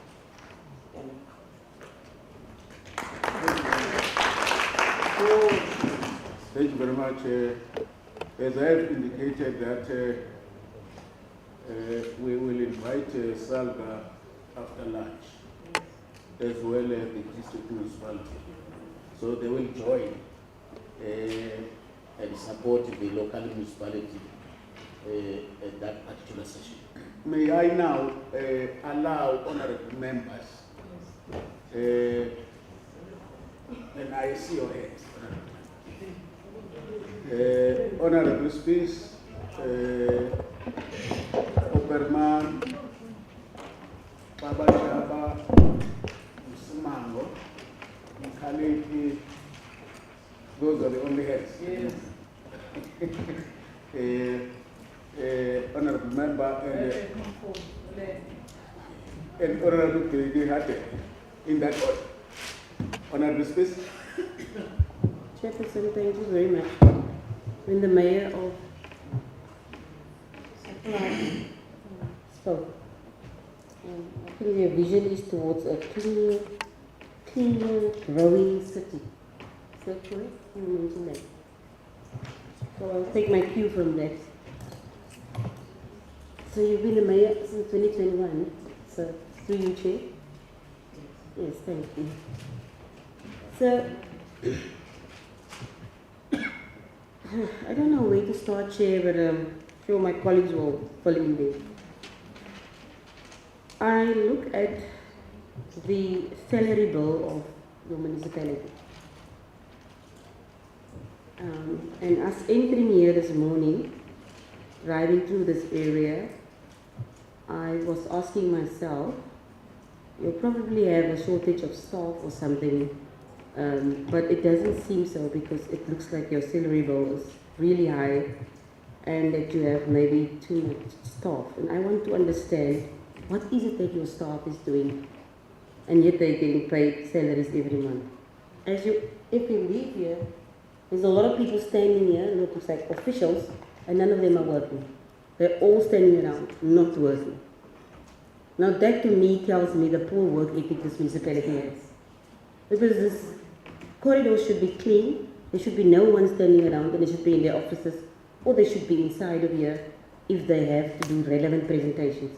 That's my observation of what is happening in this municipality. Now you go to the presentations and what is presented to you, and I ask myself, the tensions between the community and the municipality. What was the cause of those tensions between municipalities, the municipality and the community? I want to understand why you say your council is functioning, and I want to understand how public participation is actually unfolding in this municipality in terms of your ward committee system, your ward councillor feedback. I have just sat here and I've just texted someone that is staying in this area and asked, do you have regular feedbacks for your ward committee? They say it's tick box exercises, quick, and it's out and it's gone. There's no real engagement if it ever happens. Those are the things that happen on the ground. This committee is not sitting here because we don't have anything to do. We actually have a lot of work to do. And what I've seen here is that you are trying to really waste our time. We are skilled politicians. We have been in municipalities. We understand what the responsibility is of what should be done here. You now say your budget is funded, but it's not sustainable. It says nothing to us. It's actually as if it's not funded. It's not sustainable. Your impact is functioning, you say, but there is so much irregularities or fruitless and wasteful expenditure, but your impact is functioning. Debt collection, I'm worried that money is being spent on revenue that you get, but there is nothing that you do to enhance your revenue, and I want to understand what are your revenue enhancement strategies. LED strategy is in place. It's a sentence that was thrown to us, but there's no detail in what is this LED strategy that you say it's in place. Phokwane, new council in 2021, and it says there 2020. It's not 2020, the new council came into place in 2021. I want to understand how is it that the progress with senior appointments, there's no progress because the process lapsed. What is the problem that a process lapsed and people are not being appointed? Why is it that the affordable arrangement payment with Eskom was not finalized? What were the reasons for that? If there's an arrangement, why can it not just be concluded? Surely it's just a few people that needs to have signatures or agree to it and sign, and then it should start, or whatever the process be. Why is it not finalized? Then Phokwane, it says that you collected 9.5 million and your salary bill is 8.8 million. So how do you take almost all of your money that you collected and you pay that on a salary? That's what was on that, unless we read incorrectly on this presentation. It says collected 9.5 million, salary bill of monthly of 8.8 million. It cannot be. I thought maybe it is incorrect, maybe you can correct us, maybe we read incorrectly. Then on Phokwane again, the key vacancies is also a great concern. I want to understand why is it there's such a delay, and what was the problem with your annual performance plan that was not tabled? You have a deficit of 120 million rand. Your expenditure exceeded your revenue. Again, the same thing. Money gets used, but that money is not put back, or there is no ways of beefing up that money. That is why these municipalities are in the red. Consultants was employed, or they were paid to help you get your financial statements in a better position or state. But nothing happened in that regard. So why did you pay 1.8 million to whoever for no work actually, or no results that can be seen or shown? I'm not going to go into the DDM because if the gentleman talks about cadres instead of champions, then it's to me a problem. It is a problem if you talk about cadres and champions, because that's exactly where the problem is, because everything revolves around cadre deployment and not getting the work done with people who can actually do the work. So the DDM to me is it's not working. You cannot say there's progress made if we see the state that these municipalities are in. So again, it's just another plan that I always say, and I say that it is not something that is going to solve the problems of the people of this particular municipality in this province, or these municipalities in this province. It is not going to work. It can be scientific, it can be pragmatic. People need simple solutions to the problems that they have. And that is as follows. People must do their work. They must stop spending what they don't have. And people should do what is expected of them in terms of policy and regulations and legislation. The AG's office has said there is no respect for the implementation and observation of laws and policies and legislation. And those things are key to make any municipality work. So I must say, my first impression, Chair, of what we've been presented here is really very pessimistic. It makes you feel really sad about the affairs of what is going on in these municipalities. I've written a lot of things, but I'm sure my colleagues will take take it further. But all I can say is this is a sad state of affairs, and we are nowhere close to actually making any progress. No matter what plan is brought in, no matter 1 plan, 2 plans, 3 plans, it's not going to work. And I'm optimistic by nature. Thank you, sir. Honorable Openford. Thank you, Chairperson. The MEC first requested no silliness from me today, so I only have 2 questions addressed to himself.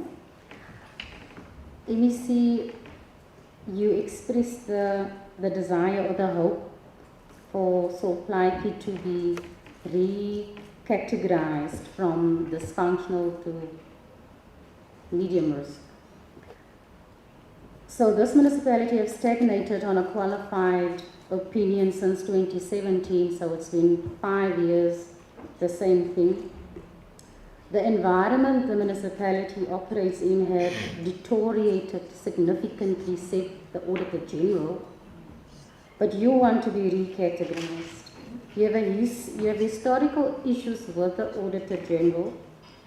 They said from 4 paragraphs moving to 15 paragraphs of issues. There is no consequence management in this municipality. There is slow response by political leadership to address and correct audit issues. There is slow response by political leadership to implement measures to stabilize the municipality, and there is a culture of poor performance, but we have the desire to be recategorized. Please tell me, MEC, why must this municipality be recategorized? And then, I'm from the Makwa. So why do you think are there no dysfunctional municipalities in the Makwa versus the rest of the state of the districts in the province? And what are they doing right that we can emulate or copy in the rest of the province? Then I want to go to the presentation of the joint presentation, the first one.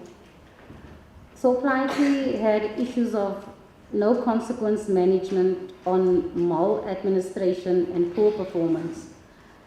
Did performance evaluation improve in the meantime, or are there still challenges with performance evaluation in this municipality? Then the municipality has been classified as distressed by National Treasury due to poor revenue collection. The National Treasury norm is 95% and Sol Plaatjie collects at 71%, but you budget at 87%. So how will the revenue in this municipality be improved? I'm not going to talk about your Eskom debt. It is very high and you defaulted on your payment plan. So I want to know what will happen now, but I do want to talk about Phokwane's Eskom debt standing at 284 million. And now there's litigation by Eskom pending because the municipality is not paying its current account and it failed to respond to Eskom's correspondence. I'd like to know what is going to happen now as a consequence. Then the sewage spillages that is posing a health risk in Homevale. The Homevale wastewater treatment works have not been operational since 2019, and there's a raw spillage in the Kampers Dam and the nearby railway line, and existed now for 4 years because of vandalism. I'd like to know what are the plans on that. And the rest of my questions I will keep for a second round. Thank you. Honorable Aban Chaba. Thank you, Chairperson. Thank you, Chair. Chairperson, mine is only 2 questions. The first one is directed to the Francis Bank district. The district should unpack why its middle managers are earning more than the municipal manager, and what is doing to correct this to attract the desired candidates. The second one is in the Provincial Cooperative and Treasury. What consequence management has been instituted against the Phokwane local municipality in respect of submitting the 2020 and 2021 annual financial statement 11 months later than the legislated deadline? Thank you, Chairperson. Thank you, Honorable Aban Chaba. Honorable Simon. Thank you very much, Honorable Chair. I want to start by requesting your assistance. My understanding is that, let me start with the norm of where we normally go and do oversight. The norm will be, we will get all the presentation from all the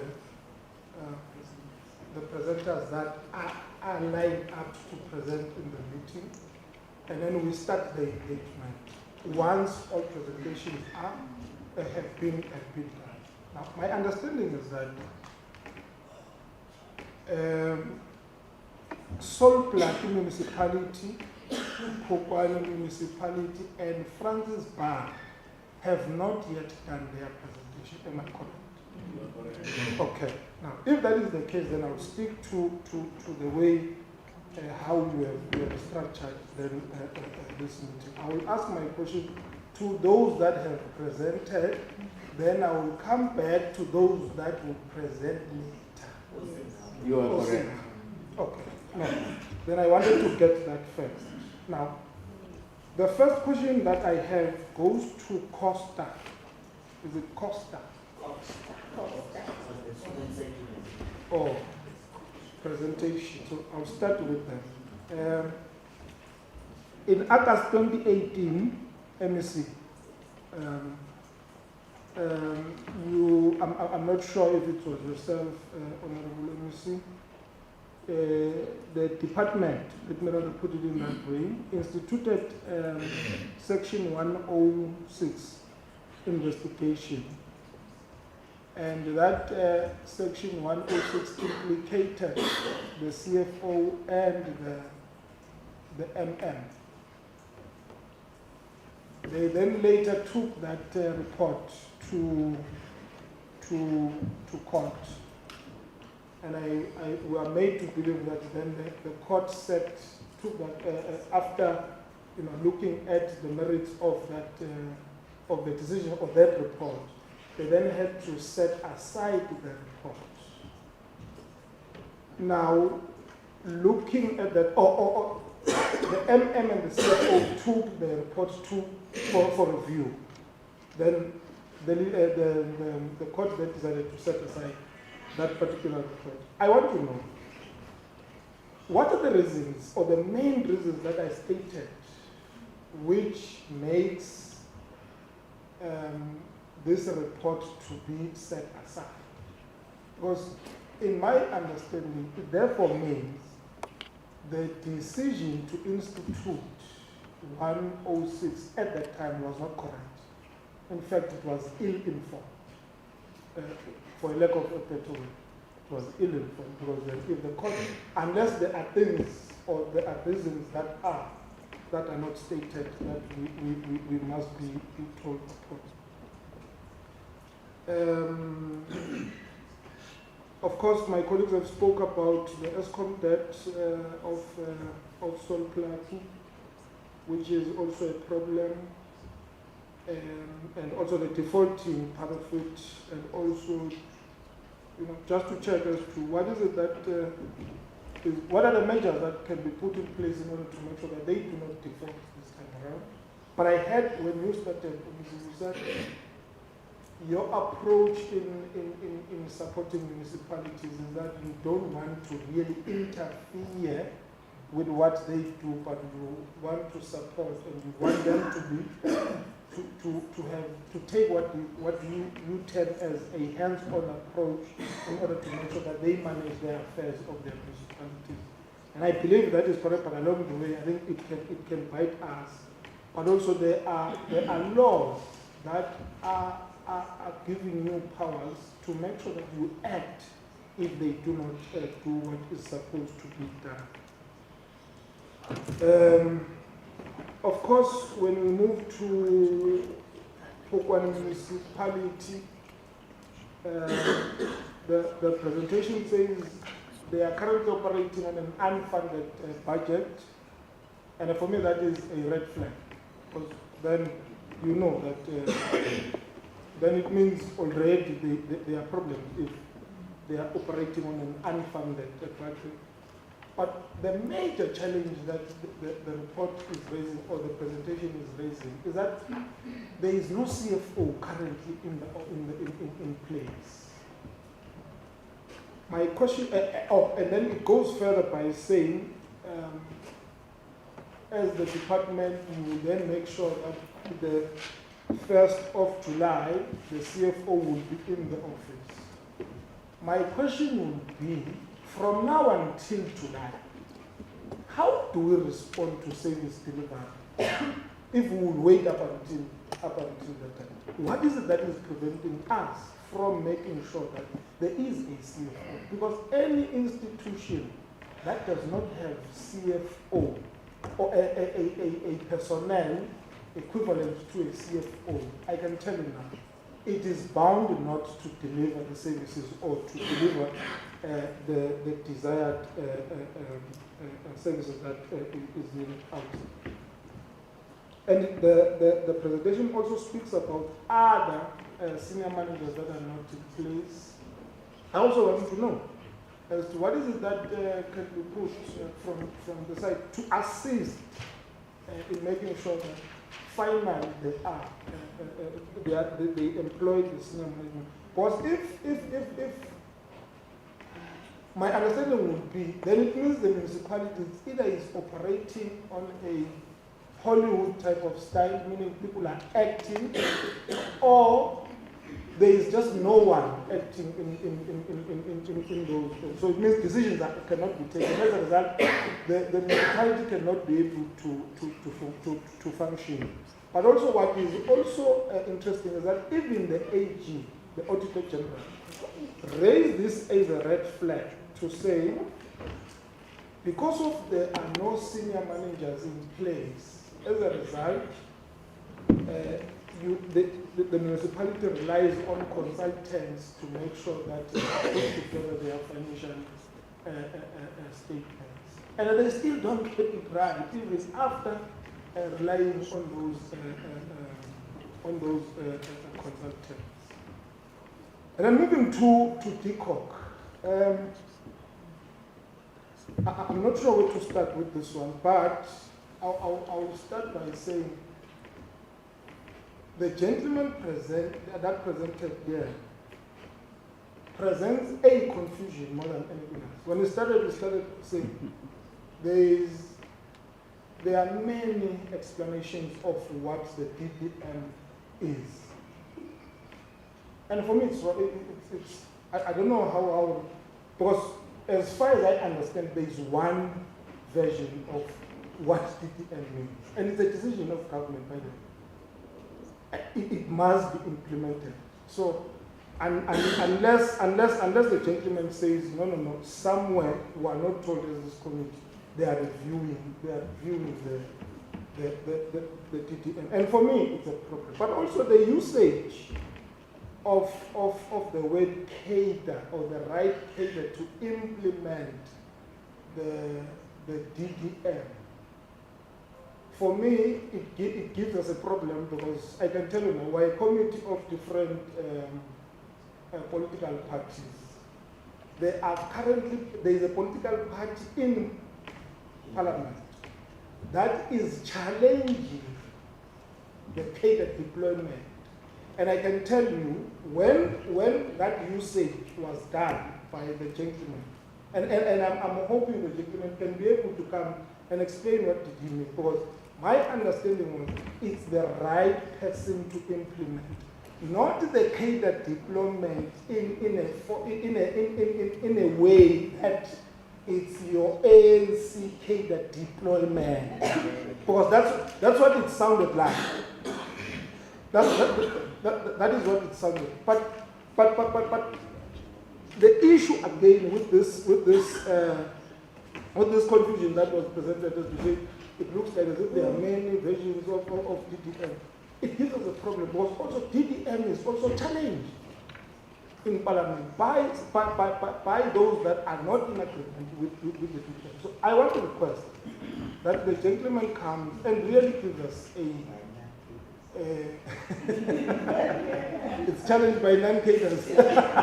When I am a cater, maybe by so I'm jealous about this. Because honestly speaking, in my view, DDM is one plan that must be able to make sure that it delivers us in service delivery in a form of one approach, one plan, and one. Thank you very much, Chair. Thank you very much, Chair. I think I am partly covered by my colleagues in some of the questions they have raised. But firstly, let me greet my party leader here in the province. Yeah, Katra Shetrek Taur. He is my leader in the province, chair. He's a member of the legislature. I know the protocol, Chairperson. Thank you very much. And then my whip of the committee who just joined us. Chair, we welcome all the presentations, starting from the MEC who have done the opening remarks. And what I have noticed out of everything that the MEC has said was recognizing that there is an unemployment in the province. As a political head, I want to know what is the plan to address the unemployment. Indeed, unemployment is too high, not in the province, but in the whole country. So since he also tell us as this portfolio committee that here is an unemployment. By the way, I was deployed here MEC in my political work, I think for 5 years. So I also know what we are talking about the unemployment here. It's very bad. Maybe the MEC can share with us also the presentation that is going to come after lunch from the young mayor who is going to present after lunch to say how are you going to address the issue of unemployment. Nevertheless, the presentation from the province, from the Coxstar of the province, is painting the picture, MEC, of what is happening here, which we also welcome. But I want to ask you, MEC, as my previous speakers have alluded to that fact, to say that it looks like we are in a Hollywood here in Northern Cape. It means that we are not addressing especially what is being said with presentation in province, whereby they said, even the AG alluded to that fact, that one of the weaknesses, the root causes of the problem in governance is that we have vacancies. I just want to check the MEC because there is a report that was sanctioned by SALGA a long time ago. It's unfortunate that SALGA will come after lunch, but there is a report that was sanctioned by SALGA that suggests that in 19 municipalities there is vacancies. In JTG district, MM not appointed, CFO not appointed, Community Service Director not appointed, Khasekhonyana local municipality, MM not appointed, CFO not appointed, Director Infrastructure not appointed, Khamahara local, MM at least is appointed, but the Director is not appointed. Jomorolong local municipality, there is no MM, there is no Planning and Development Director. In Pilsliga Semet district, there is no MM. Mtanjaleni, there is no MM. Haribech, there is no MM. Reno Sterrebach, you'll correct me, my colleague. All position, which is MM, CFO, directors, all vacant. Tembaliche, corporate service, vacant. Umsobomvu, MM, vacant. They are even saying here, Umsobomvu, the reason his positions are advertised. I really don't even understand. Can it just be a reason that the positions are advertised? ZF Matau district, MM not appointed. CFO at least is appointed in ZF Matau. Tsatsabar, MM is in Hollywood acting. Technical director, ending contract, no plan. Case local, MM not appointed. High Harib local, under David Craig local, MM at least is all appointed. That is the only municipality in Northern Cape, according to this report, that there is MM, there is a CFO, there are directors. Namapa, same story. Regisveld local, same story. Francis Bard, but when the mayor was on his opening remarks, he said at least the MM has been appointed here. So I just want to move with my colleague to say, let us not engage on your presentation because they have not presented. So we'll get it from there. I don't know why my colleague from DA was also very hard on you while we have not presented, but we'll get there. So this picture, MEC, I think is not the clear picture, or it has been changed. Because if this is what Salga told us previously, it means we don't have any municipality.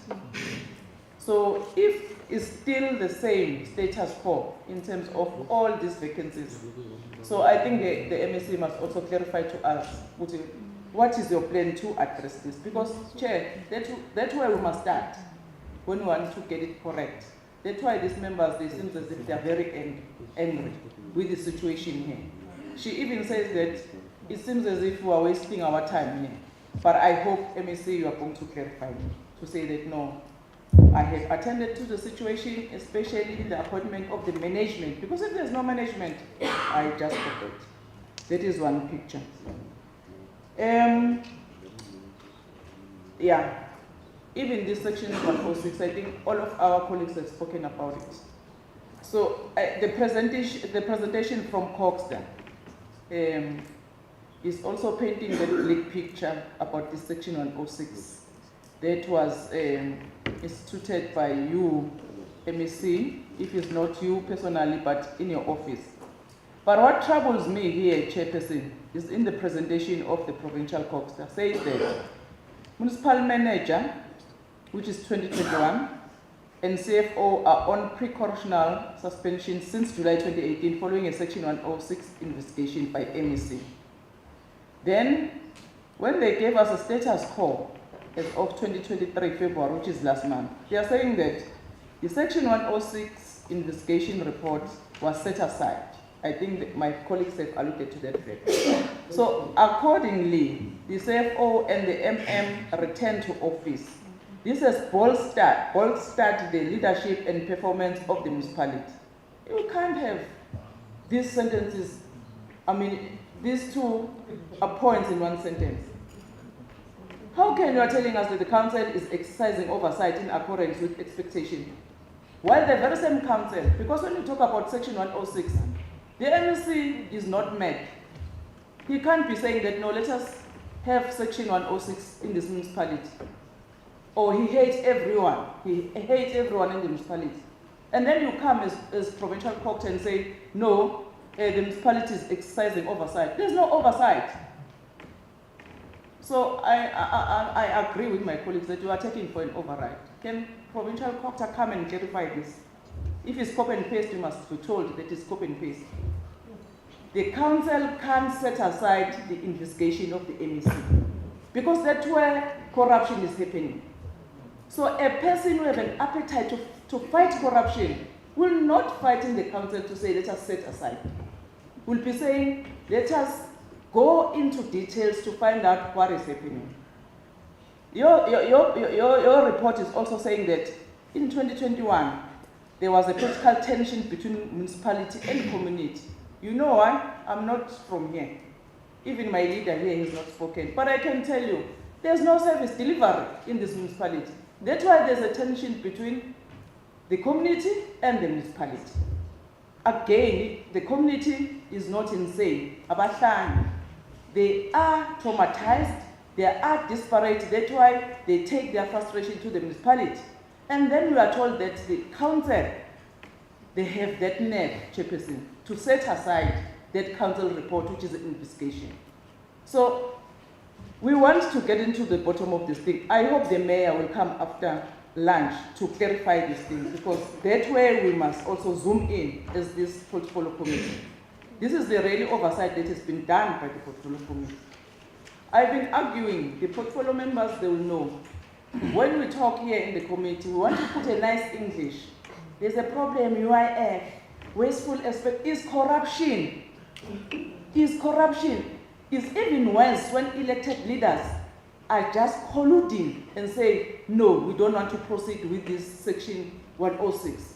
And then you begin to ask yourself, if you don't have an appetite to investigate, or even the MEC said, no, there is undonagele, go and investigate, you are colluding yourself as politicians, and then you must be ashamed of yourself. The next question is that we must also be clarified in this committee. Is any criminal charges here in this municipality? Because we can't afford this chair. So we must go into the bottom of this thing. And as a portfolio committee, we have taken that decision at some point. No. When we come across with such things, which is very disturbing, because it comes back to our community. Our community are trusting us on each and every 5 years to say, let us vote, because we want our life to be better. And then the council, the whole council say, no, we are not having appetite to investigate this. We must open criminal charges against those people because this is plain corruption. And I hope that in your presentation, Mayor, if it's not there, please prepare. We want to know how is your MPEC functioning. Because if the MPEC is dysfunctional, it also says that there is a problem. AG's report, I'm happy in terms of Phokwane, even the provincial coxswain is saying that there's an improvement, but Phokwane, according to AG, there's an improvement compared to Sol Plaatjie. Yes. So, but they're saying that in Sol Plaatjie, again, kushu AG, akusasho ku provincial cox, kushu AG, with the road causes for stagnation in audit outcome, is this thing that MEC was talking about. Key vacancies at senior management level. I don't have to speak beautiful English, but wait, to say that if we don't get it right in management level, we are not going to have a very functional municipalities. Again, the AG, according to their report and their presentation, they are saying that you don't have an appetite, a young mayor, no consequences management that is implemented by leadership now.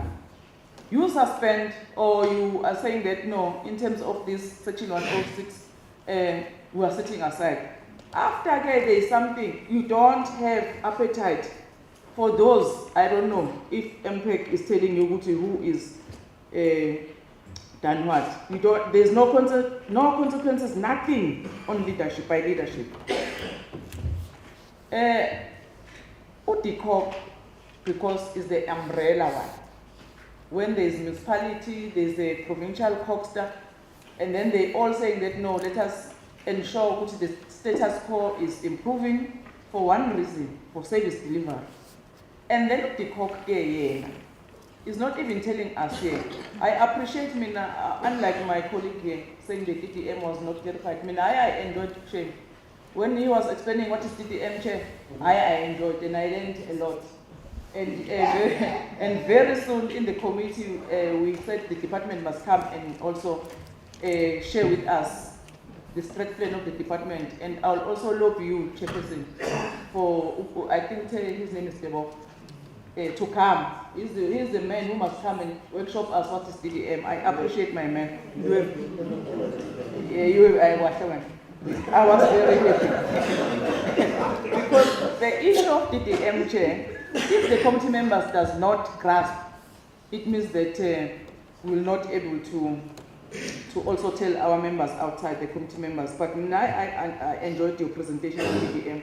The last time I hear about this concept is when it was launched. I think there are 3 municipalities that are piloted. One is eThekwini and Ortambo, if I'm not mistaken. I can't remember the third one. So I still need to do workshop. But what I didn't get clear, I think Honorable Bailey with an H was trying to say, but we don't get exactly what is the intervention of the COP. Municipality is dysfunctional, there's an improvement in Phokwane, but the provincial coxswain is trying to do something. Where is the Department of COPTA National now to support what the intervention seeks to achieve? The other thing that we always ask Chairperson as well is this intervention in terms of the Constitution, Section 139. Here we are told that in Phokwane it was until 2021. Is any close report in that regard? If it's not, can we also be assisted with? Because you can be thinking that the problem is in Phokwane because you are from Northern Cape, but in fact, I think it's 64 municipalities that is dysfunctional. And the only mechanism or intervention from the department is Section 139. If there is likely improvement, that AG is also saying that they are happy with, not entirely happy, we must take that as a case study to all other municipalities. Traditional leaders, I was also waiting for you to check as the other leaders were talking about you, but I think you are happy, judging from your presentation. I think it was only 2 minutes. presentation.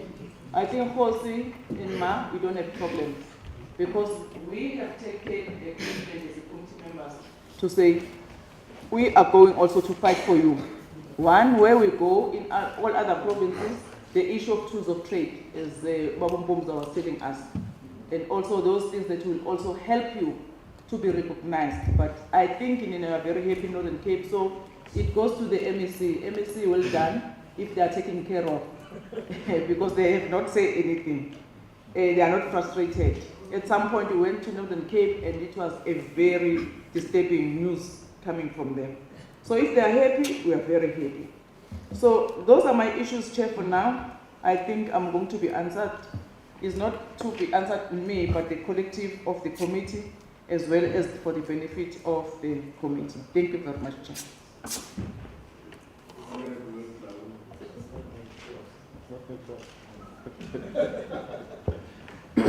No, thanks, Chair.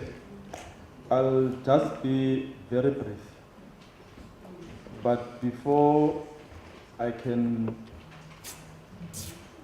contribute in this meeting, I would just maybe because of my Hosiaka Mayor Toto also presented. She's our Hosi Kukuruma in John Taulorenzi. And she's presiding over, not that I want to enter into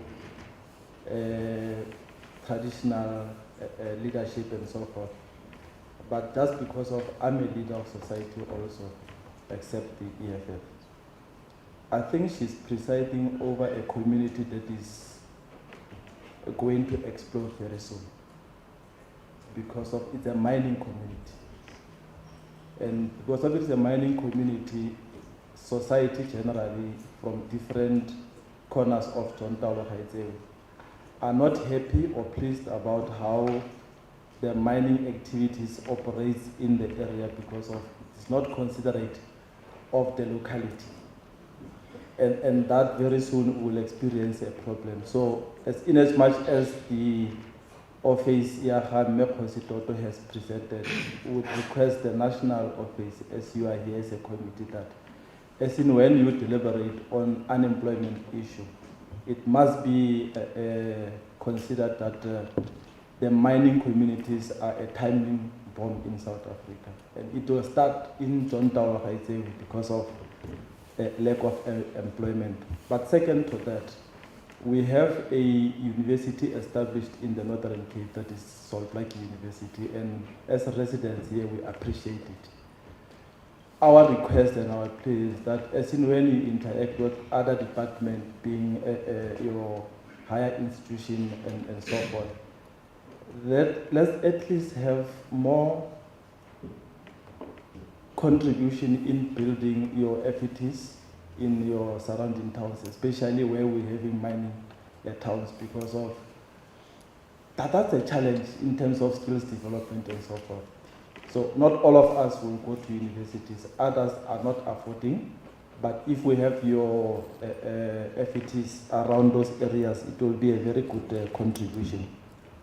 Chair, I'm happy that the committee is here, but also I'll request the committee that let it not be just today or this week and then you vanish and you only see the committee again in 2027 or 2028 or let me say 2025 as we will be going to local government election. Let it be an ongoing program that you are from time to time visiting provinces, especially a province like the Northern Cape.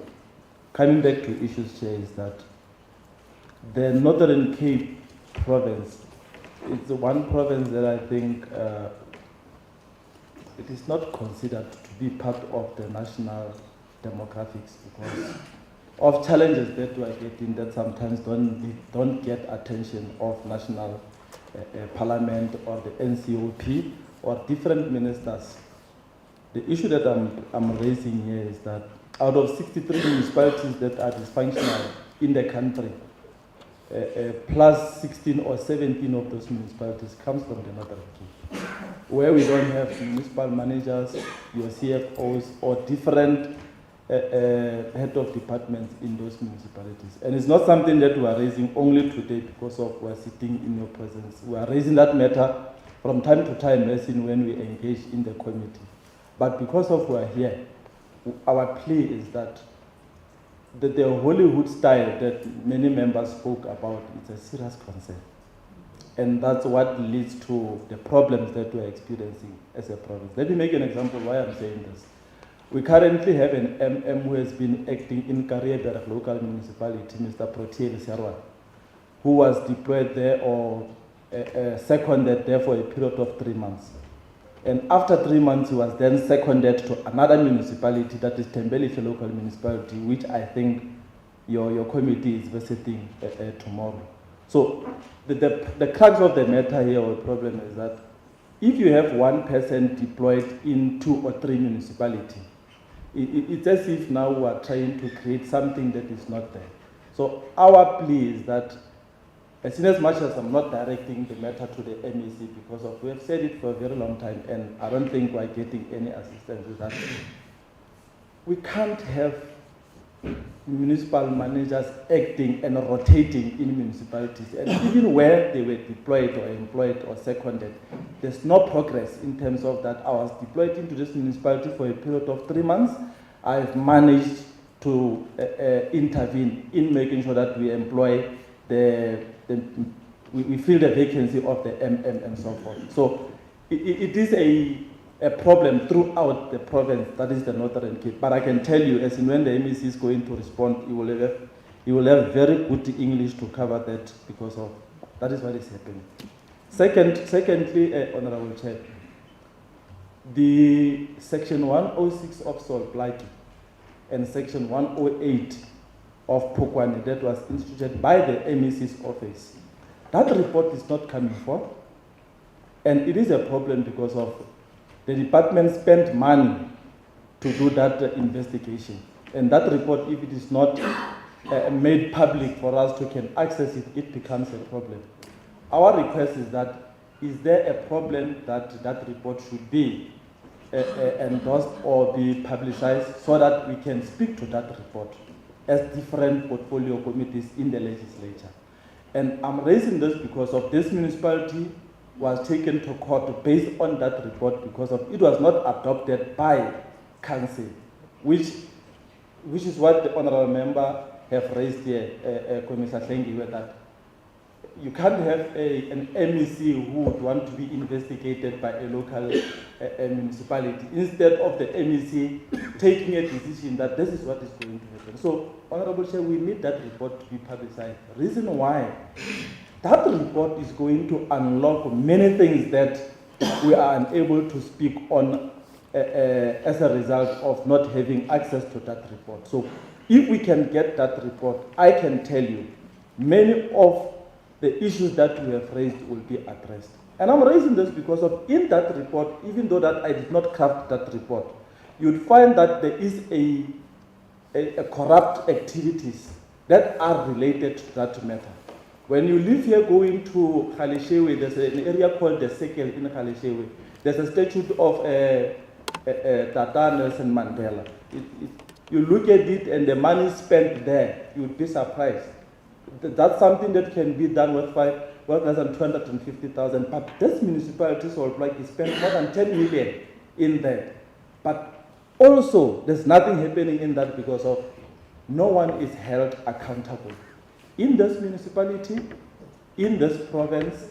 But I think because of there's a new municipal manager who many people are not happy about him in this municipality, maybe things are going to change.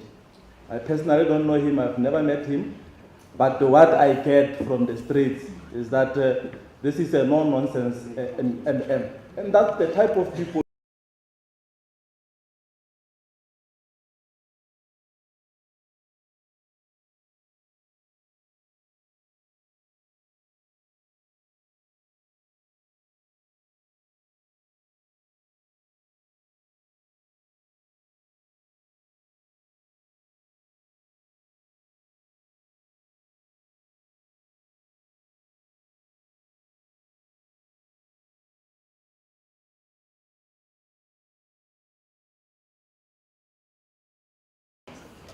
but I can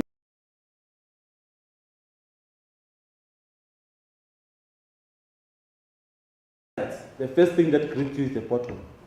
But Treasury confirmed that indeed was there money donated into this municipality. If monies were donated into this municipality, how was that money spent? Contracts that were appointed, how were they appointed? How many potholes in terms of quantity have been patched throughout the province? How many streets were attended to in the province? Because of that 500 million was for Sol Plaatjie, not any other municipality in the Northern Cape. Now that we have asked that question, I believe that Treasury would be in a position to respond to that question. But we have asked these questions many a times. We have never got answers from both MECs sitting here. Now, your intervention being here today would help a great deal. Thank you very much, Chair.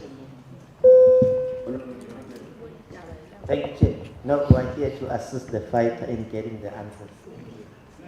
So we want the answers, fighter, to be provided accordingly. He's a fighter and the former leader of the Youth League. We welcome you, former Youth League leader. Thank you. Chair, let me start with the much talk about section 106, which is on slide 14. Chair, are you with me so far? Thank you, Chair. It says that the presenter said was set aside by the High Court. He fell short of giving reasons thereof. Why was it set aside by the High Court? Lessons learned in that aspect. So I assume if it is set aside, it's no longer there. I say exist. I say a call. But there was an action and activity prior. So you would have learned lessons as to why would the court say this thing is null and void. So please share with us even that court order so that we can have understanding. It's not happening for the first time. If I'm not mistaken, it was in Eastern Cape where Section 106 report were challenged by municipalities. So there is a trend, but we need to learn lessons so that we don't repeat. Insanity is doing the same thing over and over and expecting different results. That is my first question, Chair. And then on slide 20, on the presentation of Coxstar, it says the provincial EXCO has kept the municipality under section 139, section 5. Can we, Chair, have an understanding of the time frame of this financial recovery plan? What are the key milestone projections of the plan? How far are we in terms of achieving what is envisaged in the plan? If you can just unpack the key milestone projections within the plan. Has the plan thus far in terms of progress made achieved its intended outcome? If not, what are the challenges associated with the non-achieving of those plans? Chair, also on slide 16, there was mention of voluntarily, I just want to read what is contained here. The municipality has been advised to initiate a voluntary financial recovery plan with National Treasury to improve the financial situation. Has the municipality acceded or heed the advice? Are they willing to implement what you've advised them to do or not? if so, what then becomes an alternative check? My third question is in relation to the finally funded budget but unsustainable budget. You did not tell us what is making this budget to be unsustainable. Please share with us so that we can get a sense and understanding. Why would it be unsustainable? It's futile exercise having something that is not sustainable. Perhaps if we can understand the reasons, we'll be in a much better position to also advise. The fourth question, Chair, I don't understand the logic in relation to continuing with the intervention. Initially, you had a person from Provincial Cooperative, and that person was withdrawn. Now you have a person from Provincial Treasury. Is the one that was there initially not equal to the task to continue with the current work at hand, or it's different skill sets, hence you need Provincial Treasury because you deal with financial recovery plan? If I can just get that understanding so that I do not shoot from the hip. The fifth question, Chair, again on slide 20,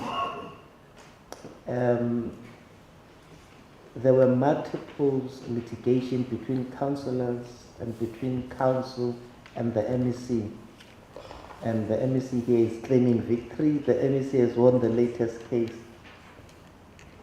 What's happening with these litigations? Why are there so many litigations? Are there any cost implications of this litigation?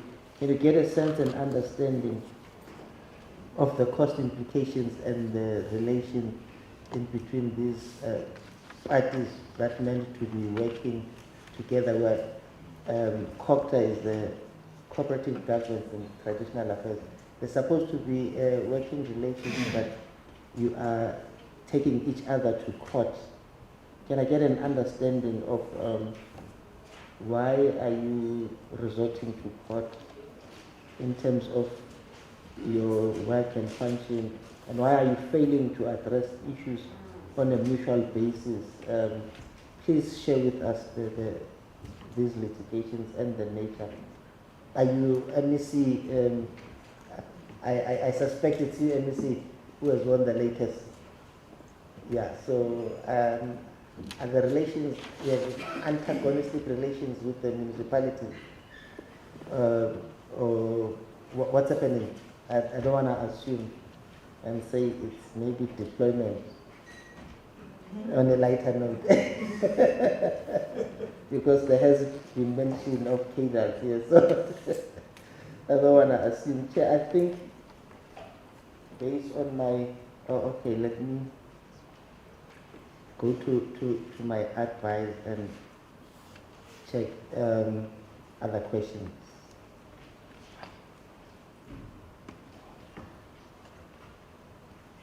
Yeah, there's silence in court.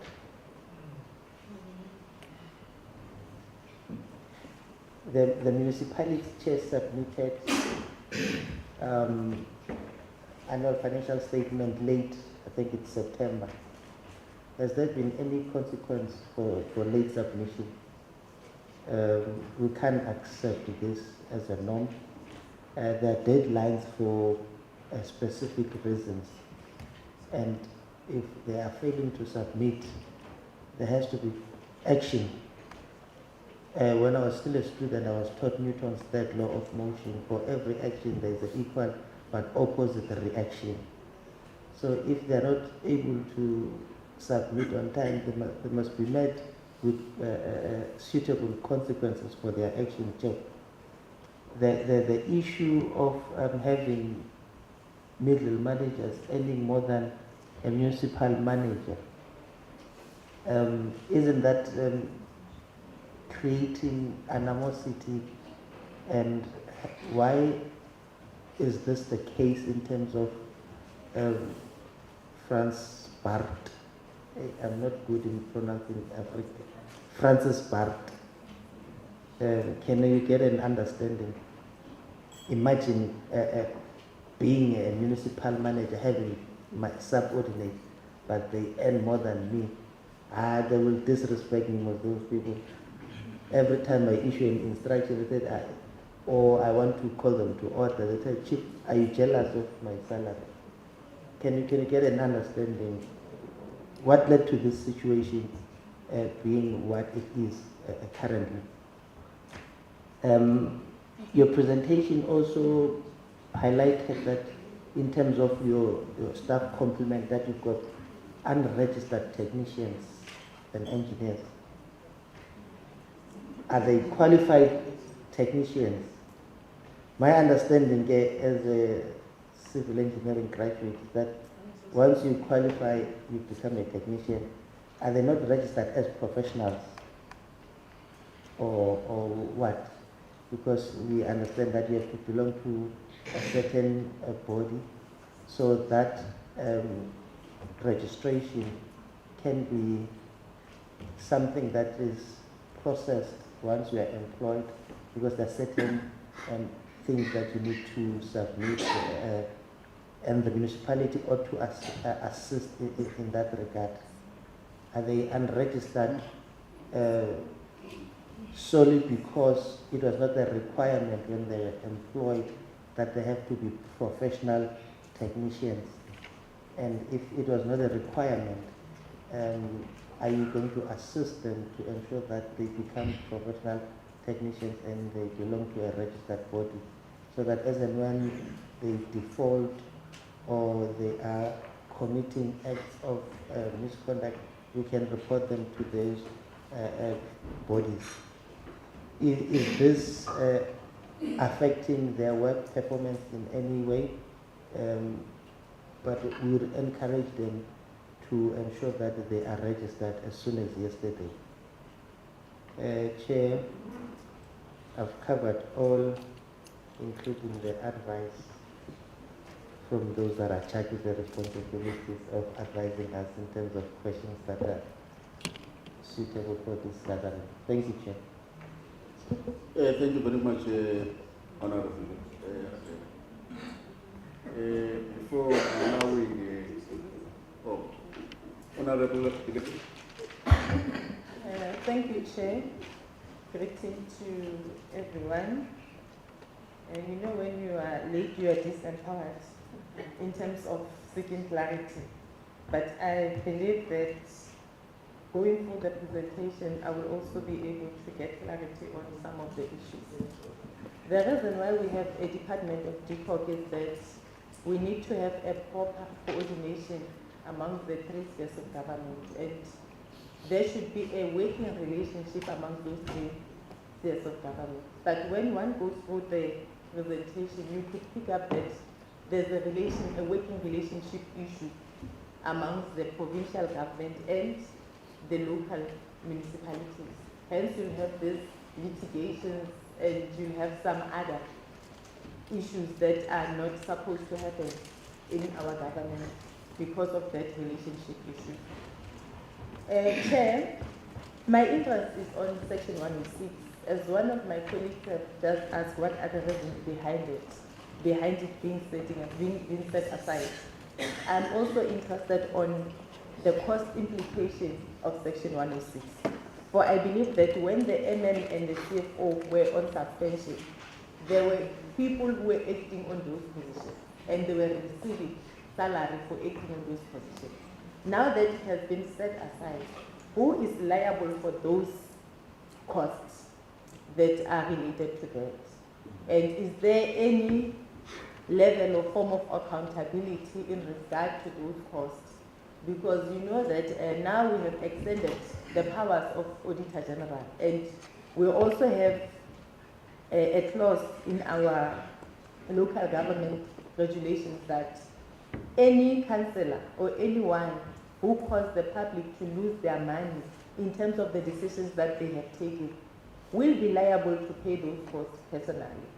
So we want to get the reason behind this so that we can be able to trace as to who's responsible for paying those costs from the municipality.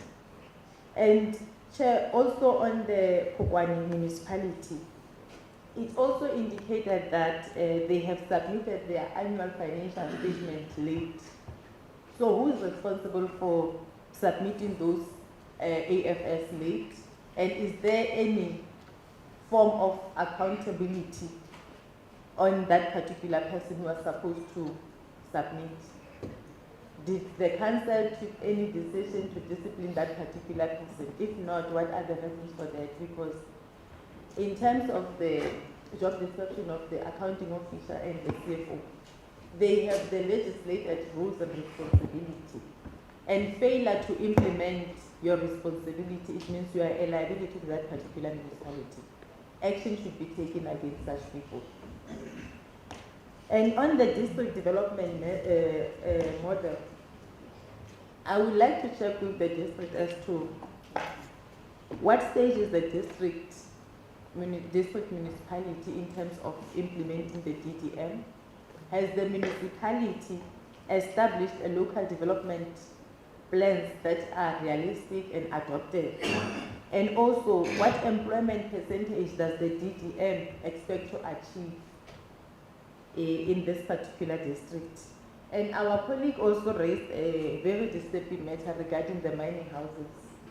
And I'm also from the mining house, and I know that if the local leadership does not force the mining houses to do what they're supposed to do, they just get away with that. So I would also want to check as to, in terms of the district development model, how are they incorporating private sectors to be part of the whole model in terms of developing the economy of our area?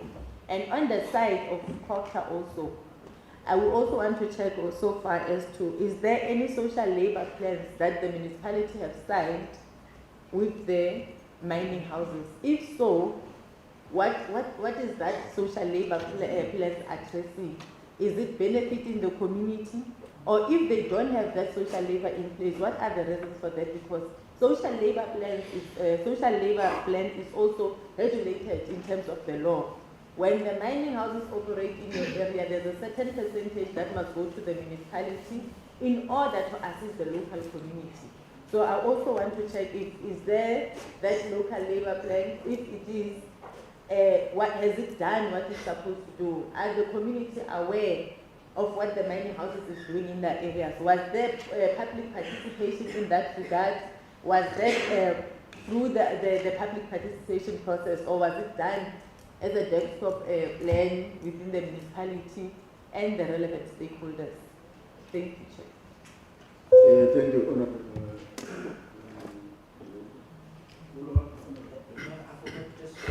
One important question, Chair.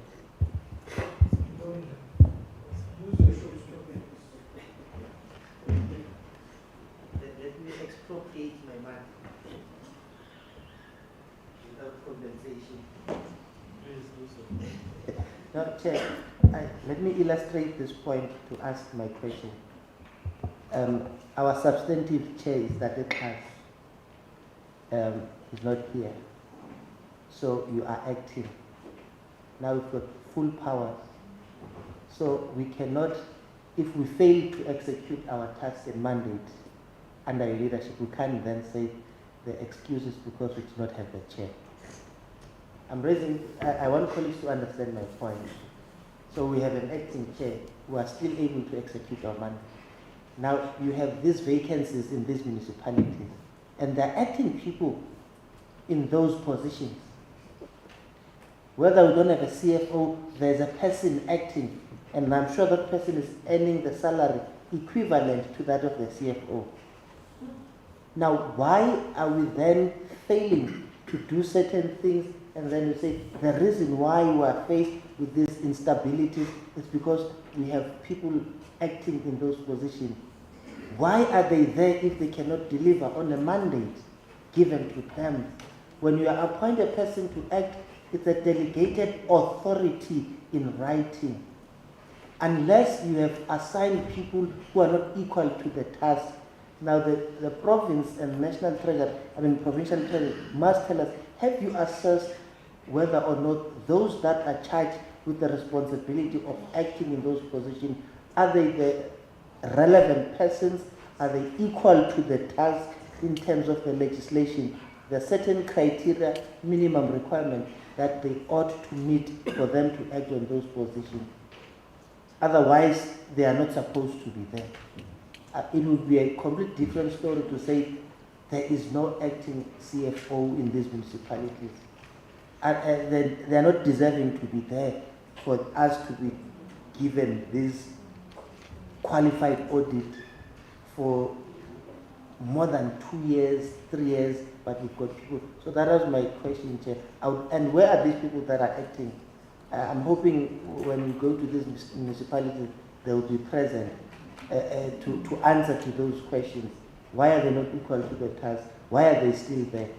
So far, you have done a good job in acting. I'm just demonstrating the point of appointing someone to act in a position. That person must deliver because he's given full authority to be a CFO.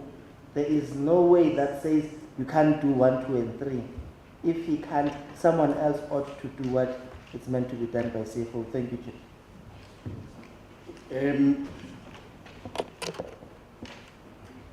Before I allow the MEC, both of Coxstar and Treasury, the Auditor-General to respond, and DCOP, because those questions that were directed to Sol Plaatjie and Francis Pai, we will entertain them after lunch, after they have made their presentations. I saw the mayor, he was recording the question directed to him. Before I allow you, MEC, and your colleagues and your officials to respond to the question raised by honorable members, I have only 3 questions, whether they are follow-up or what. The Auditor-General raises a very, very critical point here in Sol Plaatjie, that key strategic vacancies at senior management that compound the internal control environment in both these 2 municipalities.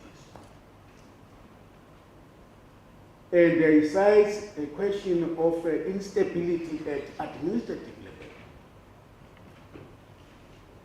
And goes on to say, on predetermined targets on performance, displayed for the 2 financial years.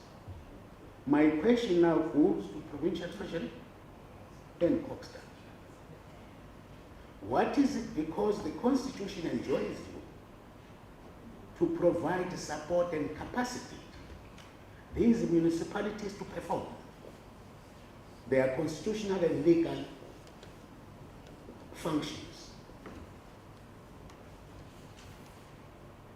Realizing that this environment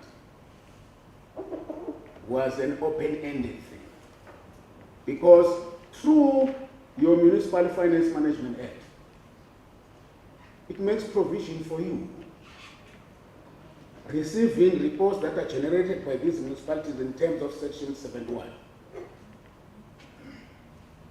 What have you been doing after assessing those reports to provide this support? Why have you allowed these municipalities to go on for this long period without a senior management?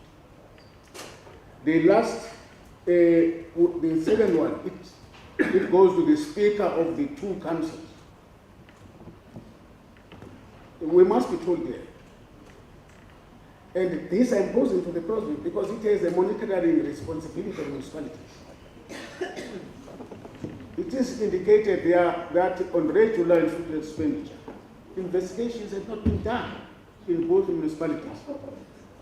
What is it that the province, both Treasury and Court have been doing to close these gaps? Because they have a legal responsibility and a constitutional one to ensure that these gaps are not happening. I earlier commented to say Cogstar merely exists. If there were no municipalities, there would be no Cogstar. There would be no Cogstar. They exist at the behest of municipalities to provide that support. Now, what has been the role of speakers in this municipality to ensure that the MPEGs are very functional? And what has been the province doing around that? The last, this portfolio committee is the custodian of the traditional and the cohesion leadership act. From Cocta National, the Provident Tower, you have been rolling out the implementation of that particular act. And I was not joking when I was saying that the Kosi Mabe here, as well as Toto, they were merely didn't have tools. They were reading papers. No, we are in a fourth industrial revolution. Why is it that they are not provided with tools of trade? Because that law enjoins them to do that. The other one, there is no report around that, the implementation, MEC, of that act, because it has a significant implication on rules of order of councils. How far have you implemented that act in the municipalities as the province? May I then assure you, honorable member from the province, that and the mayor, that municipal manager, what you are saying is true.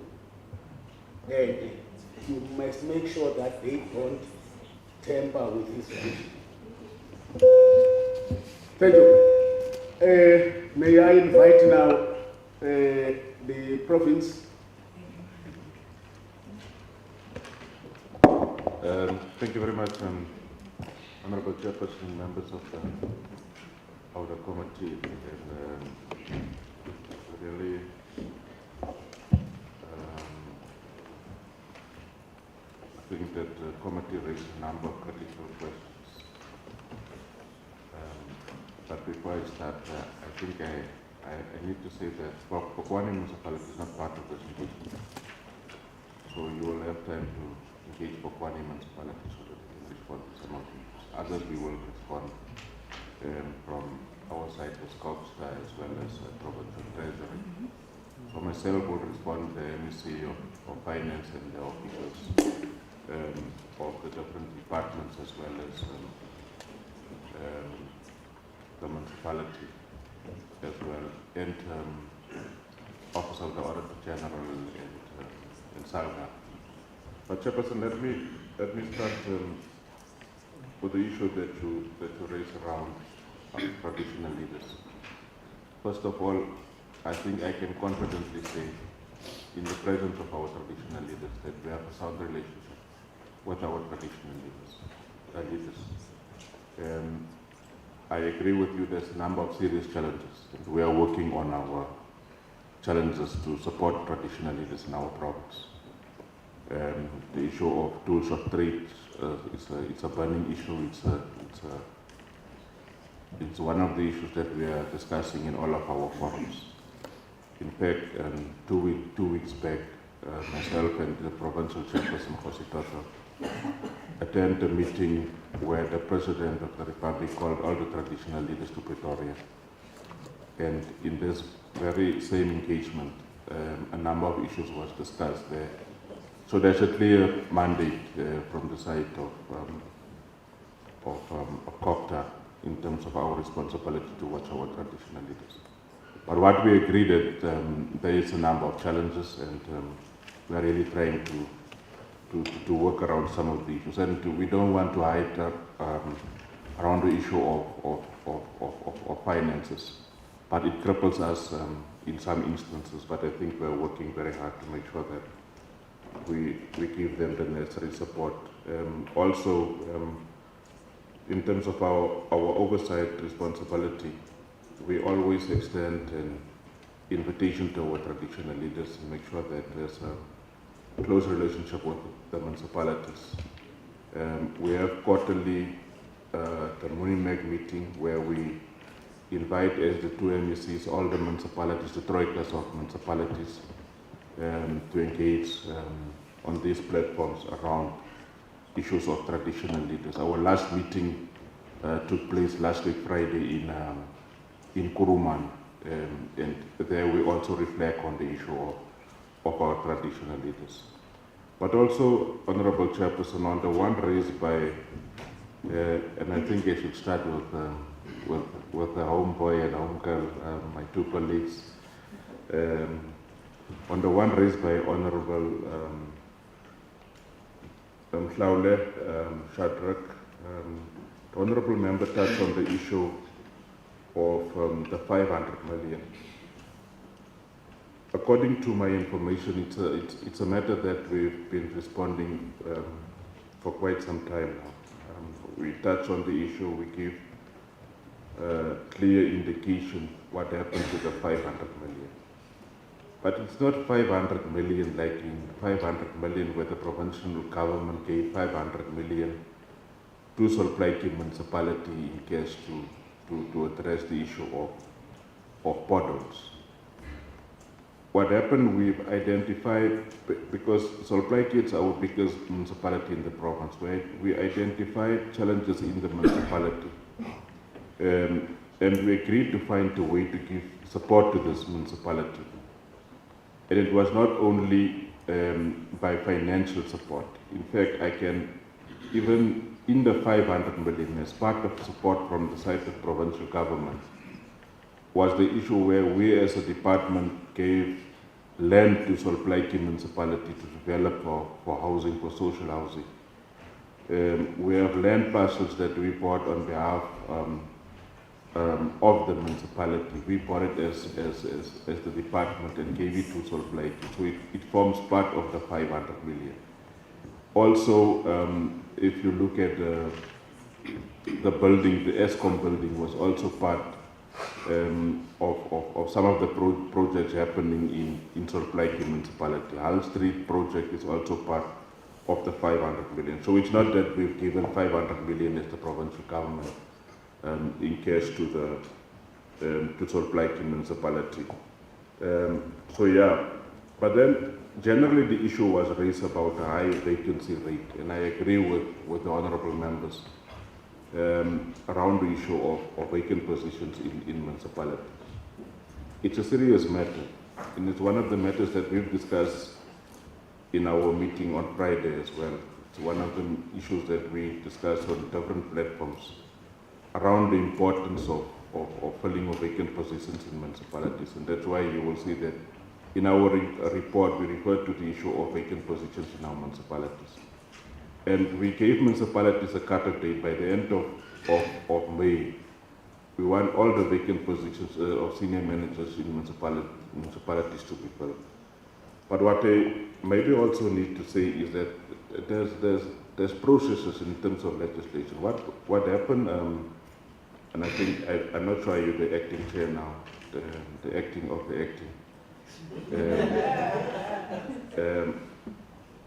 What we did as a department, we went to all the municipalities around the issue of appointment of senior managers in the entire province, all of them, to take our colleagues through the process. Because you see, Chair, without doing that, I think there's a challenge of interpretation of legislation. And this process is really, and all of us know that local government is over-legislated. We raise it in all the platforms to say that it's over-regulated, and that's why you have, when you read the NFMA, you also have to read the Systems Act and the Structures Act. Otherwise, you can confuse yourself. So, in terms of that, we went to all the municipalities. We took them through the process. In fact, COCTA on a national level met with the administration to take them through the process of appointment of senior managers, so that all of us are on the same page. Because failure to do that, it might end up in possible litigation. and we really want to try and avoid a situation like that. And that's why we agreed that we should fill the vacant positions. In fact, in terms of the appointment percentage for now, I think we're currently standing on 64%, if my memory serves me correctly, of appointment of senior managers in our province.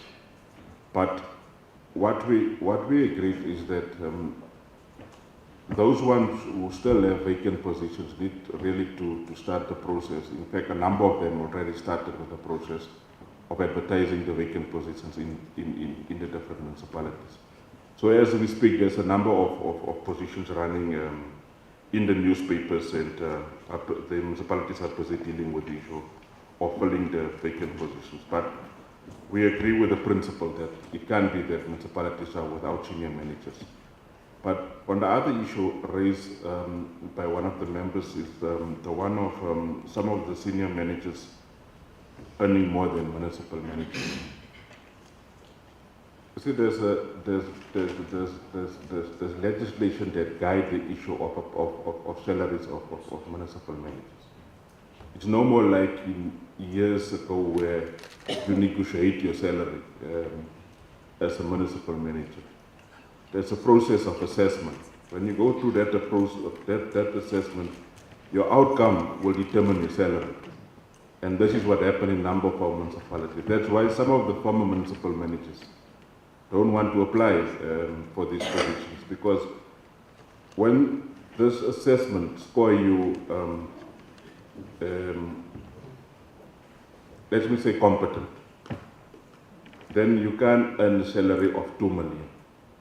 On the top notch, because there's a process. And it's unfortunately that we have to go through that process. So we're sitting with challenges, but also in terms of a number of our senior managers, some of them are permanent and I think here, specifically in Sol Plaatjie municipality, we have senior managers who are permanently employed. On the other issues raised by Honorable Opperman. Chairperson, why I said that the ideal is that we want to change all the municipalities to stable. I think that's ideal. We have a vision for our municipalities. It can be that municipalities share in the performance of our municipalities at this point in time. The state of our municipalities, they are in a weak state. And our vision is to say that we are working very hard with our municipalities, with the support of Provincial Treasury and SALGA, the Auditor-General, to change the situation in our municipalities. So it might not be now, but maybe in the next 2 or 3 years' time, we want to see there's a change in the picture. What happened, a number of our municipalities, so if you look at your district municipality, performance of district municipalities, we manage now at least there's Honorable Opperman, coming from this municipality, Anta municipality, it's a local municipality, receive a clean audit. So what it means that local municipalities can, but we need to give them the support to change the audit outcomes, although there's a number of serious challenges raised by the Auditor-General. And I think all of us are on the same page that we need to stabilize our municipalities to achieve that outcome, to make sure that the situation change in our municipalities. But also, Honorable Chairperson, the stability in municipality is critical, politically as well as administratively, to deal with these challenges. And for us, we need to work as a collective to address these issues. The issue of consequent management, it's a serious concern. We've been raising it with municipalities to say it can't be that the senior managers, the CFO and the municipal manager failed to submit AFSs in time. And that's why we're saying the role of our oversight role in municipalities as the council is to make sure that it doesn't happen, where you submit late your AFSs. And it's one of the issues that we really need to make sure. And I'm confident that this time around it will not happen. Chairperson, the issue of outstanding ESCOM debt and water boards, as well as the that of the Auditor-General. It's a serious concern based on the low revenue collection in our municipalities, and my colleague will reflect in terms of our plan as a province to deal with some of the issues in terms of economic development to address these challenges. I was saying to the Portfolio Committee on Human Settlements yesterday, that's why as a province we don't agree with the issue of the equitable share, the current formula of the equitable share, because it's not assisting us. Salga raised a very important issue to say it's about time that municipal councillors should be paid from national fiscus.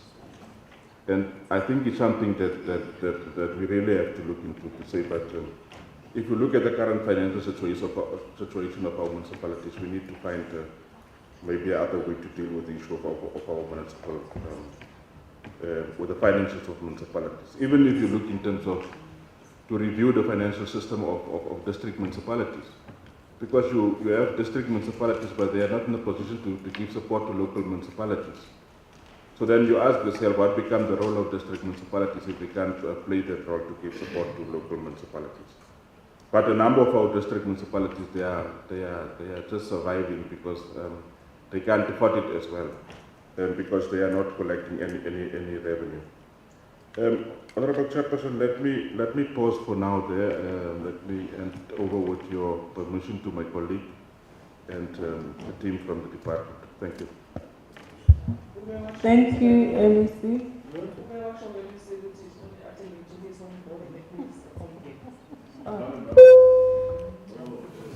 No, that was on a lighter note. I think I tried to respond to some of the other issues in general. MEC?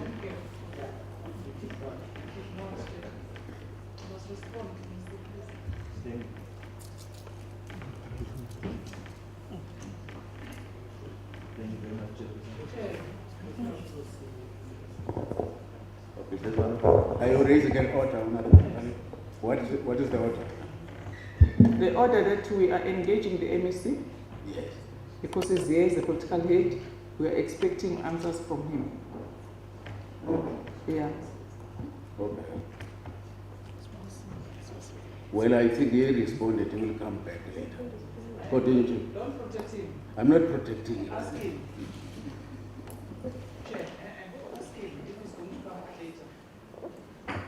I will come back. Chairperson. Section number 6. Yes. Thank you, Chair. That's why I was saying we are a team here, Chair. We will respond to the issues raised by the Definitely. committee. Thank you very much.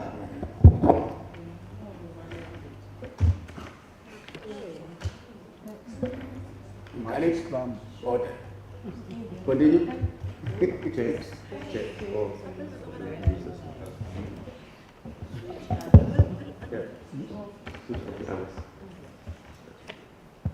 Thank you, Chair. Once again, Chair, allow me first and foremost to acknowledge you as the Chair as well as the Portfolio Committee members, my colleague MEC Fass, the Executive Mayor, and MMC members, all councillors that are present here, and all other stakeholders of local government that are present here today. I'll respond to about 3 or 4 of the issues that were raised by the Portfolio Committee. The first issue that MEC requested me to respond on is on the issue of the unemployment in the province, how we are addressing unemployment in the province. I think we must start off by indicating that as a Northern Cape province, the unemployment rate in the Northern Cape stands currently at 22.1%. It's the lowest in the country. There's been for quite some time, just I think the quarter before this, we were not the lowest. That said, we still agree it's still a major challenge that we need to climb, especially amongst young people in the province. We face a serious challenge in as far as unemployment is concerned. So on that one, I think we are all in agreement with the committee that a lot of work still needs to be done. As the Northern Cape province, what do we have in place in terms of planning. We can indicate to the committee that we have what we call catalytic projects that seeks to create jobs on a massive scale in the province. With catalytic projects, we mean we on the N14 corridor, we call it the metal corridor, that's where your iron ore, manganese are actually mined in that area.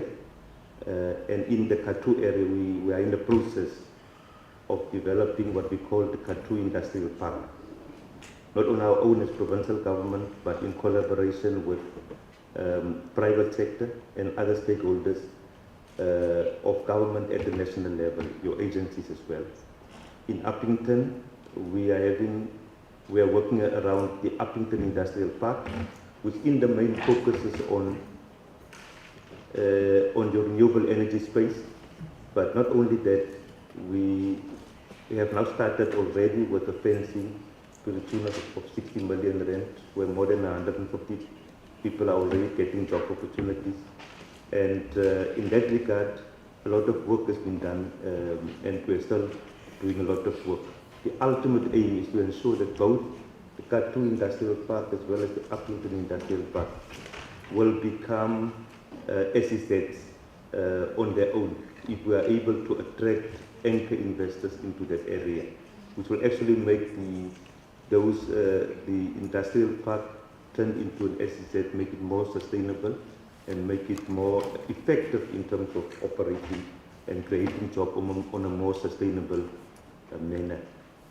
And if we then go a little bit further to your Aghanes area, where we are working on the establishment of an SEZ, we can safely say that we have had an engagement with Minister Patel just a month or so back, where the Premier led the delegation. We are in the final stages of getting the designation of the SEZ for Namakwa. We can do that because we have secured 2 anchor investors led by the local, one local company there, which is called Vedanta Zinc International, and then a second one, of course. And then also, obviously, you have the Northern Cape is obviously seen as the renewable hub of the country. Not only just by mentioning it, we are also saying that it is called the renewable hub because in terms of solar, wind, and hydrogen projects in the country, 60% of all renewable projects are based here in the Northern Cape. That's now in terms of wind, solar, as well as hydrogen. And that is why the project around Bukuberg Sabai development, which include a port development of about 30 billion rand, a rail development of about 13 billion rand, and then also hydrogen cluster development, of which there's already a investor in place that's already doing a lot of studies. Pre-feasibility study has been done. Feasibility study will be completed by November this year. And we foresee at the Northern Cape that from next year onwards, 2024 till 2035, we will be able to create nothing less than 40,000 job opportunities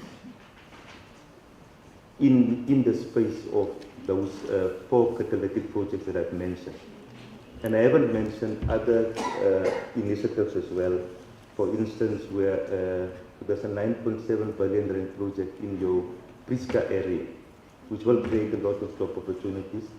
And the financial closure around that project is well underway. We hope that before the end of this calendar year, the financial close of that project will then be concluded, where we'll be having more than 2,500 job opportunities. So I'm raising this issue just to indicate, over and above that, we are also working, because the unemployment amongst our youth is very high. But coupled with that, also the skills levels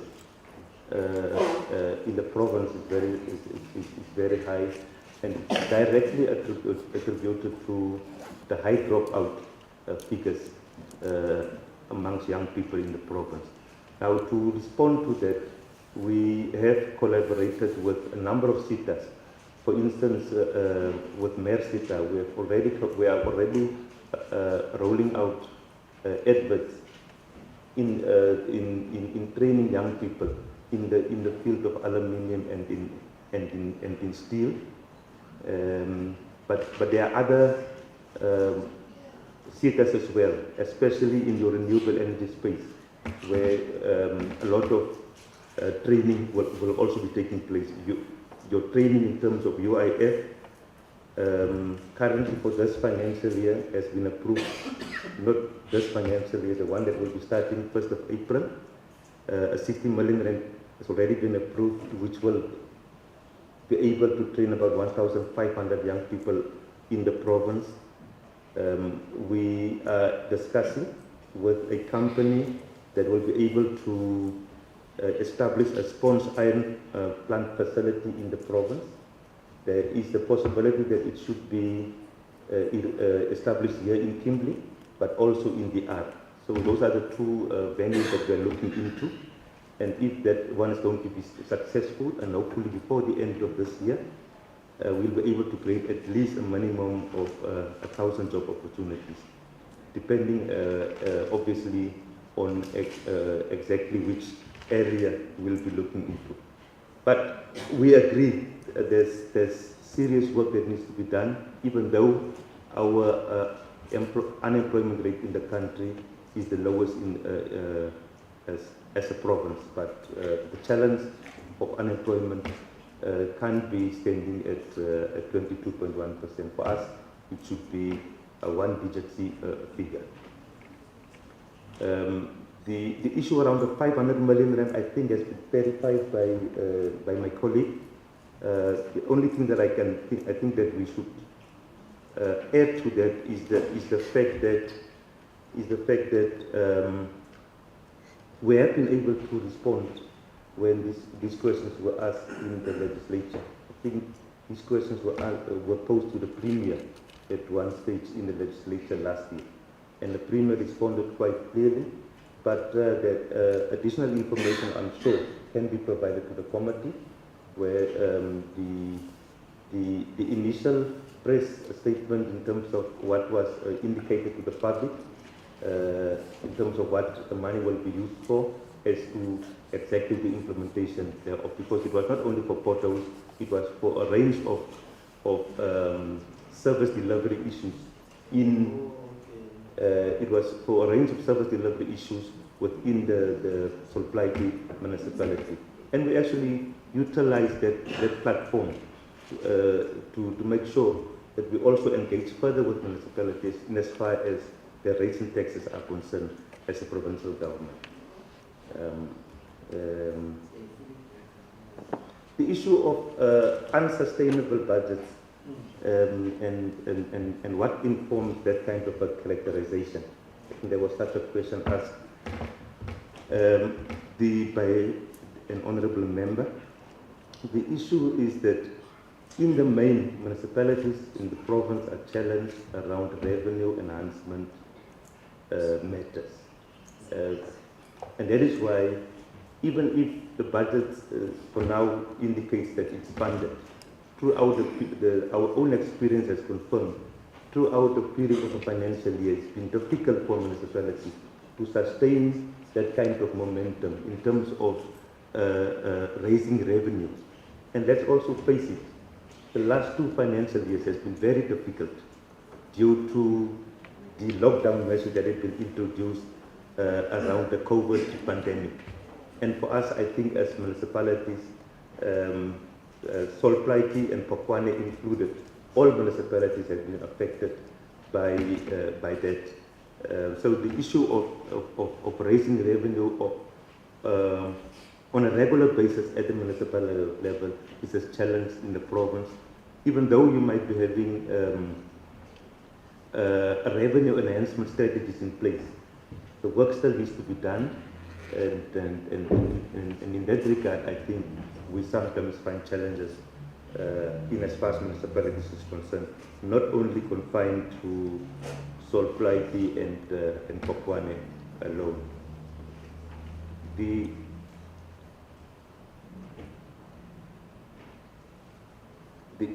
issue of MPEC's performance and the role of Treasury and Coxstar, and I think the MEC first responded to it that our engagement with municipalities at the platform of Unimex, these are some of the matters that are being addressed at that platform. The last engagement of a meeting of this nature was last week, Thursday, last week Friday.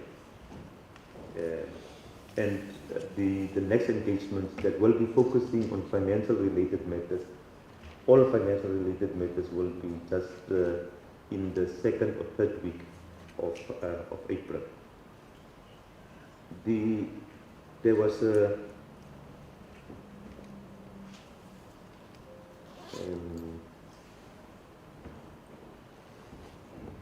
the issue around the ESCOM debt of municipalities in the province.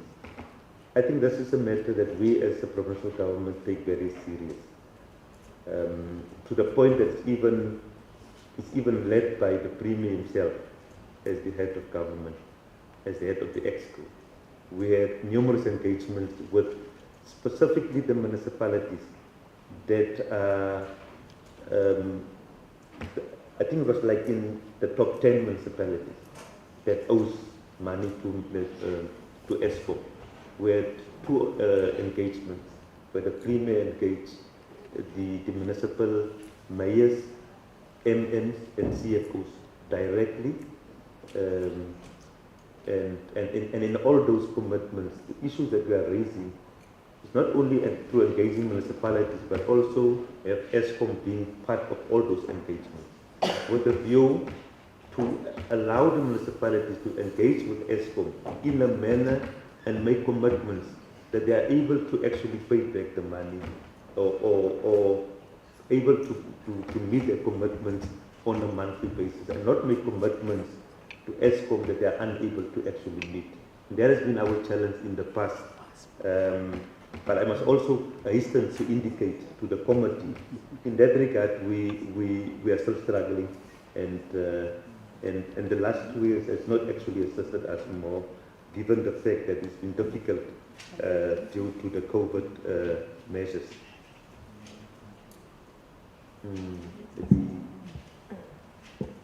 There was a question asked around the appointments. I think the MEC responded to the issue of appointments.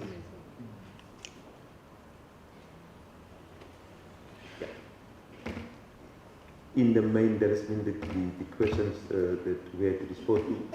Luckily, I'm having two colleagues of Treasury that's also working with the two municipalities. They'll be able to even fill in some more. Thanks. Thank you, Chair. Thank you very much, Auditor-General.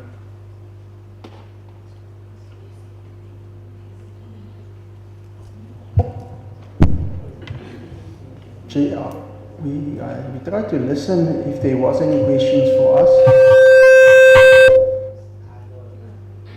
I know that there was no question for you, specifically for you. Yeah. But you are not fine. I'm giving you this opportunity. We have seen members raising questions. What's your take? Auditor-General? And the response, MEC responding. You want to come in? Oh, sorry. Do come in. Thanks, Chairperson, Honorable Member of MCs. We wanted to respond to some of the things that are very technical and which we think we can assist the committee with in this regard. And let's start with lapsing of appointments in Phokwane. Chair, the Systems Act came into effect in July 2011. It was set aside by the Constitutional Court because it did not go through the right legislative process. It has been reintroduced, but we are still at odds with all municipalities across the country on understanding and interpreting the time frames with the same kind of understanding. And more often than not, municipalities, Phokwane is not an exception, and Sol Plaatjie, majority of municipalities, they get beaten by the understanding on when does the time lapse. Because it has got quite specific time frames within which to do certain things. And we're not going to go into those details now. And we just need to indicate that the lapse of appointment in Phokwane was as a result of that. And secondly, the delay in the appointment of senior managers. You recall that shortly after the election of the new council, there was misunderstanding between councillors and at the political level. And that raised quite a number of tensions, some of which necessitated litigation. Unfortunately, so we did not litigate purely because we did not have intergovernmental relations or cooperation, or were not properly oversighting or overseeing municipalities. But it is municipalities that decide themselves to stand against advice and decision of the Provincial Executive Council. And it is on those bases that once discussions and engagements have fallen between the cracks and there is no understanding between parties, then litigation happens. And it is those reasons that justifies why the Provincial Executive and the NEC have to intervene. With respect to the section 106, and I'm going to club the answers with all of the questions raised by members. The section 106 was an investigation that was conducted, and we came up with the procedure to do it, and we are learning lessons from all that has happened, and we're not the only ones. We've now come to realize that senior managers in municipalities, when the MEC conducts a 106 investigation, they then jump to look at the technical legal loopholes in the system that the process has taken, and they take those on review, and on the basis of those, they then succeed. We are an example, KZN is an example, and the Zondo Commission has not also come to assist us, because now the impression that we gain from the lessons that we have learned in this regard suggests that, and we think we have a different view in this regard. The impression that is created is that for an MEC to investigate an observation or a perception of maladministration, you must convene a commission like the Zondo Commission. That's the impression that we're gaining, because the Commission's Act says it has to be done in public. You must conduct it in accordance with the Commission's Act, and if you follow that Commission's Act, you have no reason to flop other than to replicate the process of the Zondo Commission and all the other commissions that are there. And that is why the Sol Plaatjie one was found to be was set aside, because we have not done it in public. It has not, the members, the applicants, that the witnesses that came were not sworn in. And on the basis of those, the court set it aside because it was not in compliance with the National Commission's Act. And Chair, we're certainly learning lessons on how to develop it, and we discussed it with the colleagues at National to say it is not an easy task for municipalities and for the MECs to investigate. But we think this was never the intention of the legislation. Legislation had intended purely, if an MEC gets to hear anything in the public on maladministration, he writes a letter to the MM, he writes a letter to the mayor, and requests them to respond to him on whether these allegations are true or not, so that he should get the veracity of the stories. Those are the issues, Chair, that we had wanted to raise with you in this regard. There are acting appointments. Chair, the AG says He does not have issues, and I think perhaps today the AG must be in a position to assist us in this regard. We have established the Systems Act, and we did two things. We made a provision for an appointment, for a section that deals with the appointment of a senior manager in a municipality. And we then went ahead and prepared a section that deals with acting appointments of senior managers in the absence of substantive senior managers, from municipal manager to all the managers accountable to the MN. And the law and legislation accepts and allows those acting appointments as legitimate appointment of a senior manager. Why? Because we've included in the section a provision that says anybody who's acting in this position must be qualified, experienced, competent, and skilled, as if he is appointed substantive. So if you have those powers, what makes you less of a man?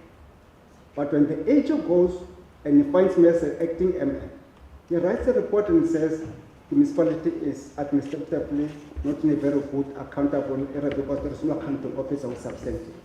Says who? Because legislation says an acting person is substantively accountable to anybody else and to the council as appointed by legislation. Those are the issues that we think we should resolve for the AG in this regard. Chair, the issues of the change in appointment of our colleague that we sent to the municipality and the colleague from Treasury, it's a technical issue. She was sourced from the district municipality and a contract was coming to an end. And to the extent that we did not want the council to be without an acting we had to do those necessary administrative changes. And we certainly do not think it was anything wrong for us to do. Yes, Section 139, there is a close-out report. It is available. If my memory serves me well, we did send a copy to the colleagues at the ASOP for them to have. But if there is indication that there is no existence of a copy, we'll make a copy available to honourable members. Chair, I think the MEC has dealt with the 500 million and the unsustainable goals litigations with dealt with. Chair, the issue of the senior managers in France is about earning less than their middle managers is as a result of the bargaining council resolutions, because these managers accountable to managers responsible to the their salary is determined by bargaining council. And the salary of the managers accountable to the and the MMs one, they are determined by the minister. And unfortunately, the level at which they are started, or the entry level for senior managers, is a bit lower than what is envisaged. We have now, at the level of COCTA, established a remunerations committee to deal with this challenge, because we are now able to see, having come through the whole system from 2011, we do not have sufficient capacity to attract managers from private sector and from provincial government and national government and any other sector to ensure that they find reason to come and work in a municipality and support municipalities as we have wanted to do that. I think those are the fundamental things, Chair, that we have wanted to look at from the questions that came from the members. Thanks, Chair.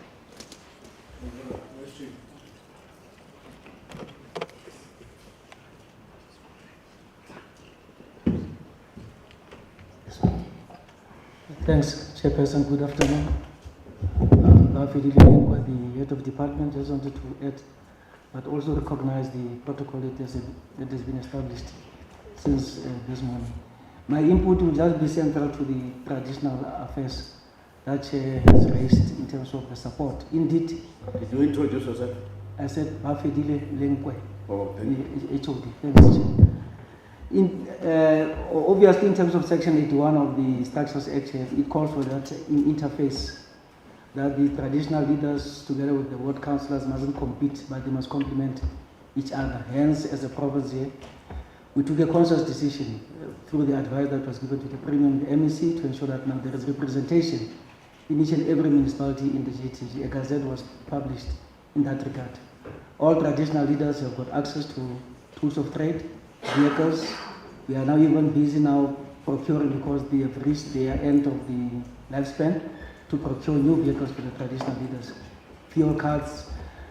So there's a lot that we've been doing. In terms of also the organizational functionality, there are projects that are lined up also. We can avail the document to the honorable members for perusal. The COISANS, there's a lot of work that is going on. Applications have been opened. We went around the province raising awareness, because 80% of the COISANS are located within the Northern Cape province. But for now, the JTG region is the one that is having the traditional leaders, 8 of them. But obviously, there are things that are supposed to unfold up until March next year. So we are hoping and trusting that all those claimants that have got royal blood, they will have to prove that beyond reasonable doubt through their submissions and applications, so that the commission, when they wrap up, they are able to recommend to the president. And also we do have the manual that will assist the very same traditional leaders in terms of that interface or that relationship with the local municipality. That was approved also by the Minimec. Minimec is where the MEC meets with the troikas within the province. The other point that I would just like to add, Chair, is that the 2 chairs, the deputy and the chair, Khosi Pelenomi and Khosi Bareki, respectively, they have been allocated state accommodation. Houses, as I'm talking now, the contractor is on site. Houses have been revamped to ensure that now there is an element of maintenance that is provided to those houses. So there's a lot that we are trying to build with the limited resources, but however, already in discussion with Provincial Treasury, we have made provision for the inclusion of the COISANS for the outer years. If it comes to that point, that now the outcomes are published here. The NEC have said a lot, also my colleague and NEC Foster here, they've said a mouthful. There's an item that I think he speaks to from, I don't know, is it the Honorable Opperman, but one of the members here, why the annual performance plan or the annual report is not yet submitted. I think it's Phokwane, but those things we will talk to them when we engage with Phokwane. The other one is regarding the ill-informed, what Advocate Mayane was responding to in terms of the Section 106. Sol Plaatjie, for noting by the honourable members, it's an intermediary city, it's a secondary city, it reports directly to National Treasury. So anything that happens here, we come here as per invite. So MEC didn't just sit and initiate this investigation. It came out of the reports, the protests that were there based on the petitions that were submitted to the mayor here by that time. Hence, the MEC said, what is the advice? We had to come in. So we came here as per invite, not the MEC first. Leading that, it was evidence-based. Yes, it's correct that now where there is a high vacancy rate, there is a direct correlation with service delivery. We do approve that now we need to make sure we move with speed. That's why the MEC first indicated that come end of May. We are standing currently at 64% in terms of filling of vacancies. It's not enough. We are supposed to be standing at 100%. So, but we will work around the clock. SLPs, social labor plans, as raised by Honorable Phokwane. Indeed, my apologies, my apologies, Honourable Member. The social labor plans, obviously the custodians of the social labor plans is the Department of DMR. We work closely with them in ensuring that now they are needs-driven, they are community-based. We don't want people now to be receiving sewing machines like in the past, where now sewing machines will just be dumped to an old gogo there, gogo damene to do what? We need things that are substantive, so we can be able to motivate and talk to the issues. For example, bulk. One of the challenges facing the Northern Cape is the issue of bulk. I'm sure Sol Plaatjie will talk to that.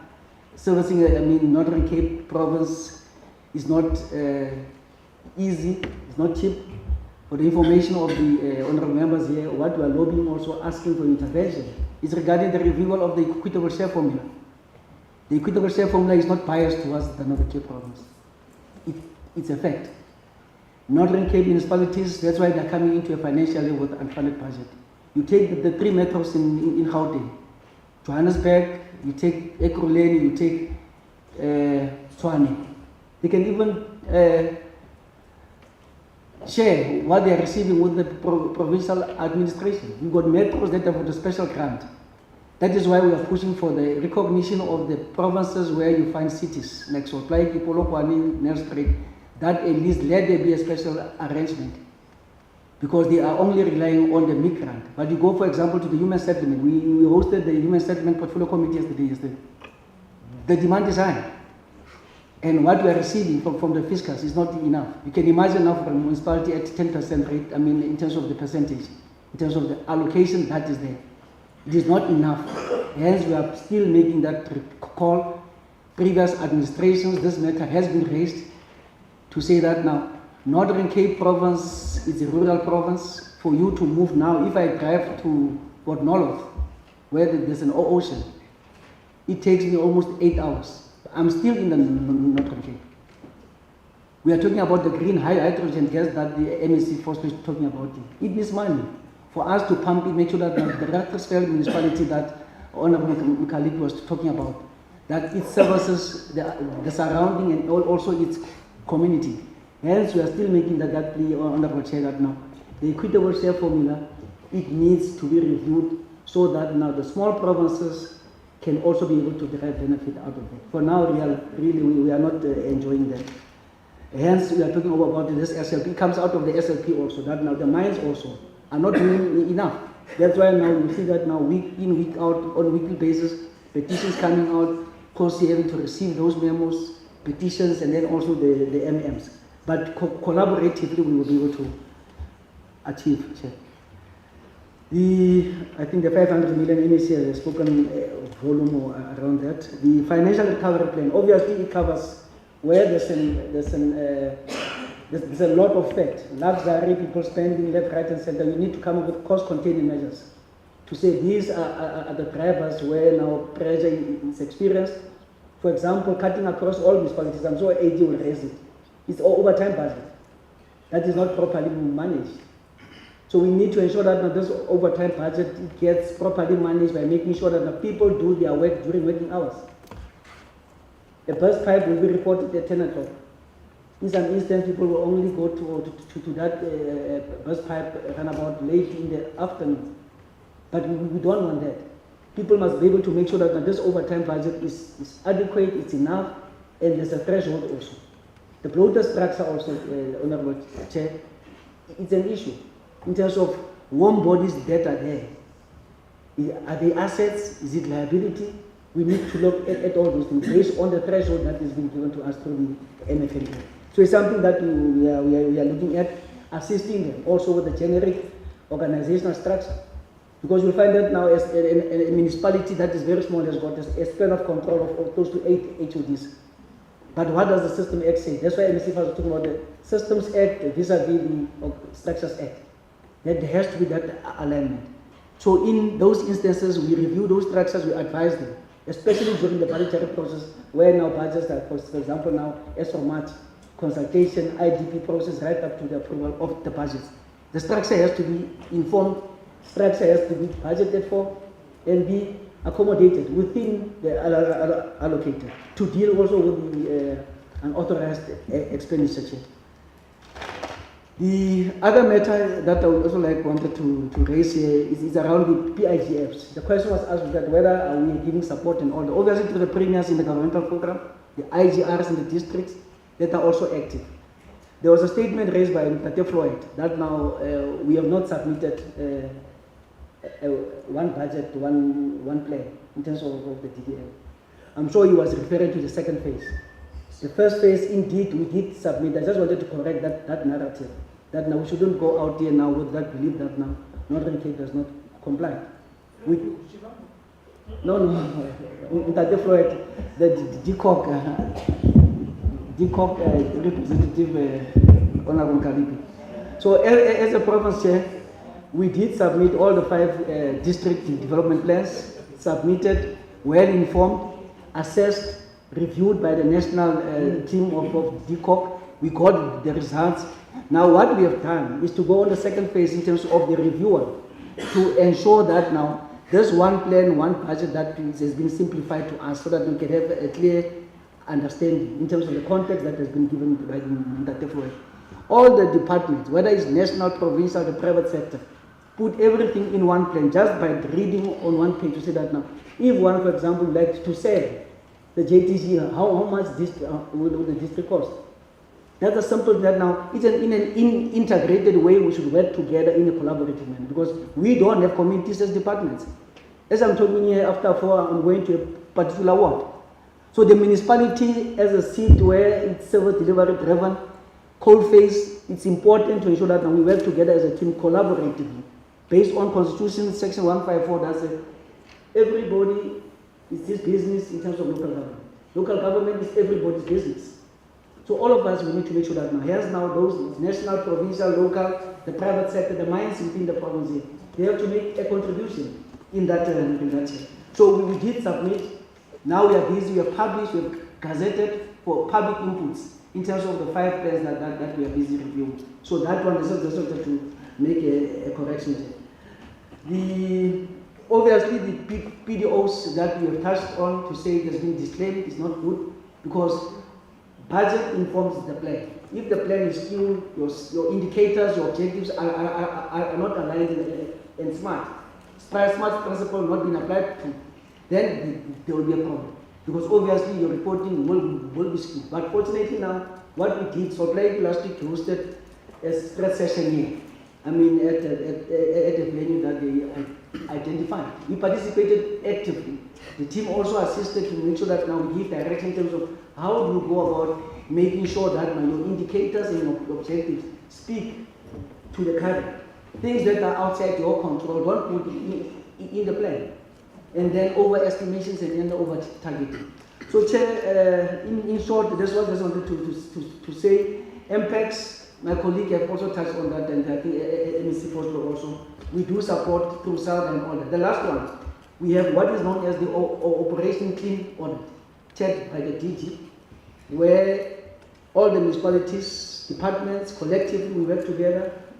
I'm co-chairing that in ensuring that now we look at the plan, AG will come in and table and present, and then from there they move back. But for now, there is an improvement. That's why, for example, now, 2 consecutive years, the local municipality like Hantam has produced unqualified audit opinion. The districts have been producing unqualified audit opinions. So there is an improvement. There is direction. We are on the right direction. On that note, Chair, let me put the context. Thank you very much. I will allow follow-ups with Gary. And because we were supposed to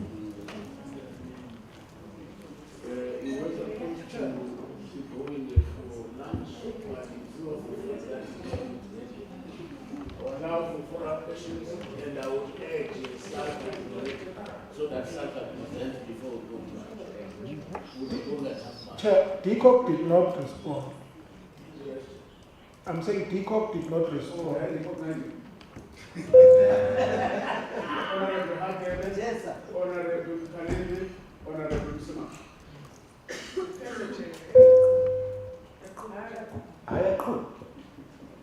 Chair, let's follow up on behalf of my honorable colleague, Chair. You're getting crash course on the parties on the section. Now I'm saying, I think we would appreciate a breakdown on the 500 million from the framework, so that you are interested in service delivery and changing things like how much was it allocated for Sol Plaatjie in relation to potholes. If you can get that breakdown, because we have now discovered that it's not the entire 500 million that was meant for Sol Plaatjie. Chair, on the financial recovery plan, I had asked what is contained in the plan, your key achievements, 2, what has been achieved thus far from that financial recovery plan, and the duration for the plan. Because I don't think it's a plan for until Jesus comes back, it has a time frame. We want to assess, Chair, whether or not the plan is actually changing the status quo. The second follow-up is in relation to this litigation who is exactly litigating against who? Because from your response, it seems as if it's the province that is litigating against the council and councillors. Can I get an understanding? Who's litigating against who? The section 106, Chair. The response seeks to suggest that in terms of, there is a lacuna in terms of this legislation. Now, can we be clarified here? Where is this loophole? And how then do we, because we are the lawmakers in the National Assembly Parliament. And if you're saying there's a lacuna which creates an impression that you need to follow the Zondo Commission style of then which means we have crafted something that is taboo and it's limiting or confusing even on your part. Hence I ask lessons learned. What is it exactly that was not done according to the legislative prescript? What needs to be improved? How do we as lawmakers assist in closing the gap? Because we're also here to learn. We're not only here with the hammer and the only problem that we see is the nail. No, we want to also learn something out of this process. So I would really, even if it means that we can get the copy of the court order so that we familiarize ourselves with it in that relation, it will make sense.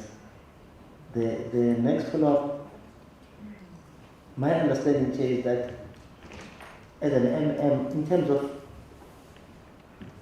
your staff profile, MM is the highest level because of the responsibilities that comes with it, followed by your senior managers. The salary will therefore differ. And whoever that was the MM at the time, when those senior managers get an increase, it was applicable to an MM.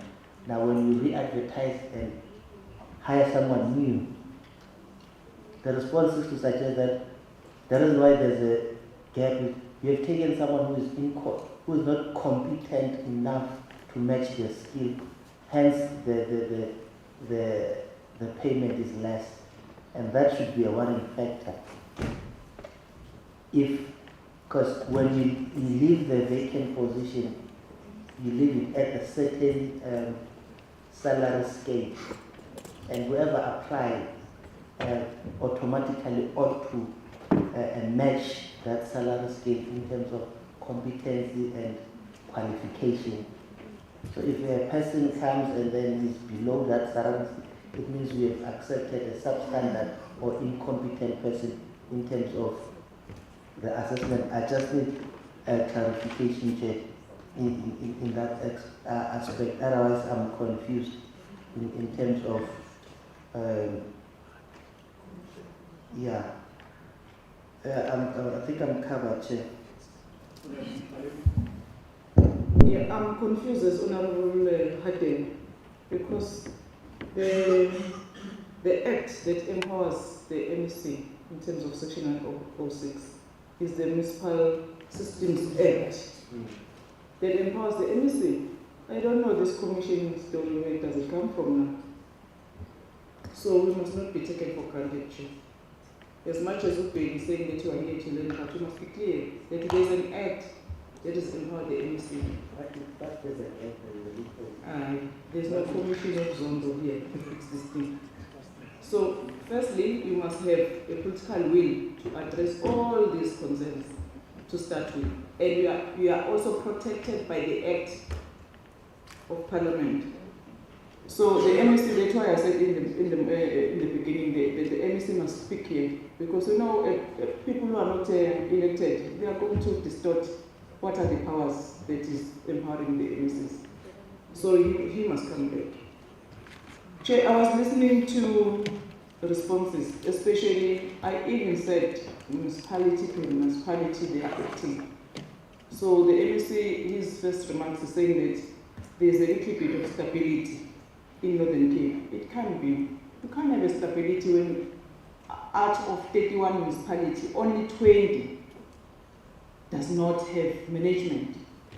So don't swim around. Please come straight and tell us how many management, MM, CFO, Director of Technical Service, the Director of, how many have you addressed? Because I gave you the details in terms of that. So we need to come out of this meeting knowing very well, are we having a stable municipalities, and the provincial cooperative is on top of things. And my colleague is very clear here, and is quite correct to say, even the cooperative, the department now must come clean, because if they are working on 24 hours, they will know which way is the gap in terms of addressing the issues of vacancies in the province. But what I like is that a political head, a person who's voted to be in the office, who have a political will to address these issues, is here with us.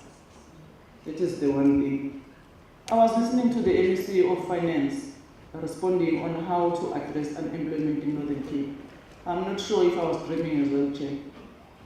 I'm not sure. Maybe I didn't hear him very well. Saying that they have a plan to address the unemployment. They are going to create about 40,000 employment in 2025. What is the population of Northern Cape? It's not about 1 million.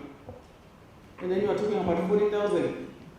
No, you'll respond, sir. Just take your time. I was listening to you, you must listen to me. Then we'll be given a chance to clarify issues.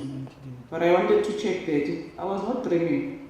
2035 will be having about 40,000 new employment.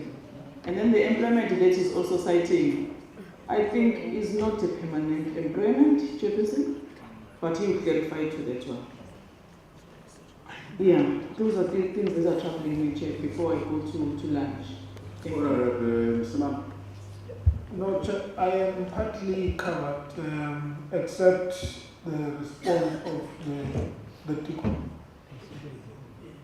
Yes, I'm saying if I can get that, then we'll be fine.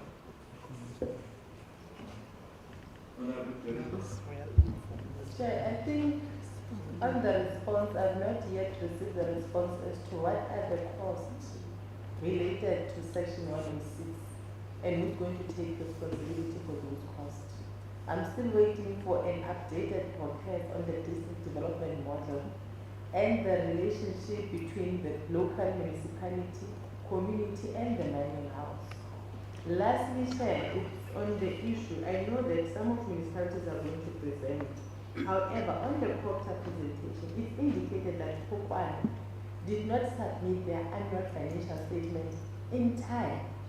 So, who has taken the responsibility for that? Is there any disciplinary procedures are taking place with regard to that?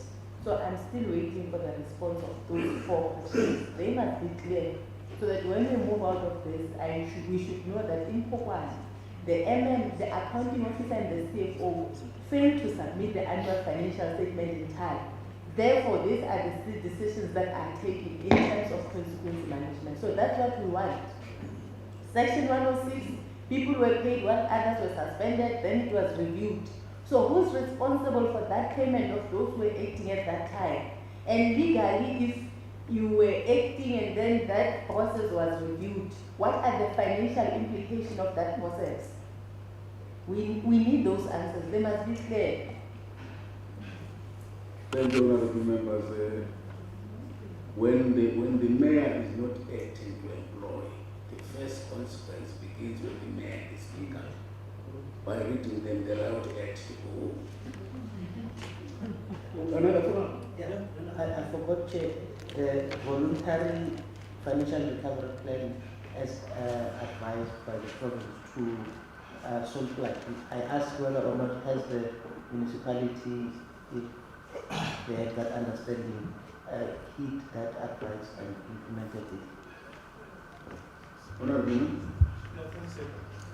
I'm still on the 500.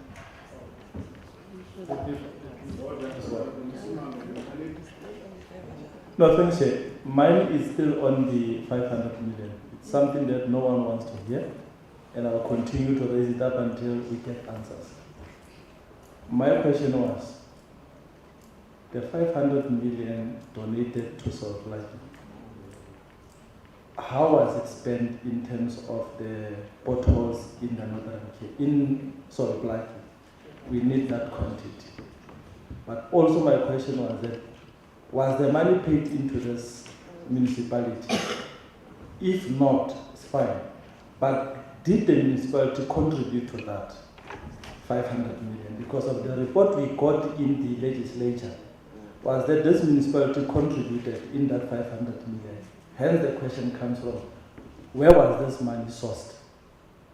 And I think that the MEC of Finance here is in a position to answer that. Thank you. Provincial Treasury, we're starting with Coxa. Thank you very much, Honorable Chairperson, and thanks for the follow-up questions. To start with the one of the 500 million.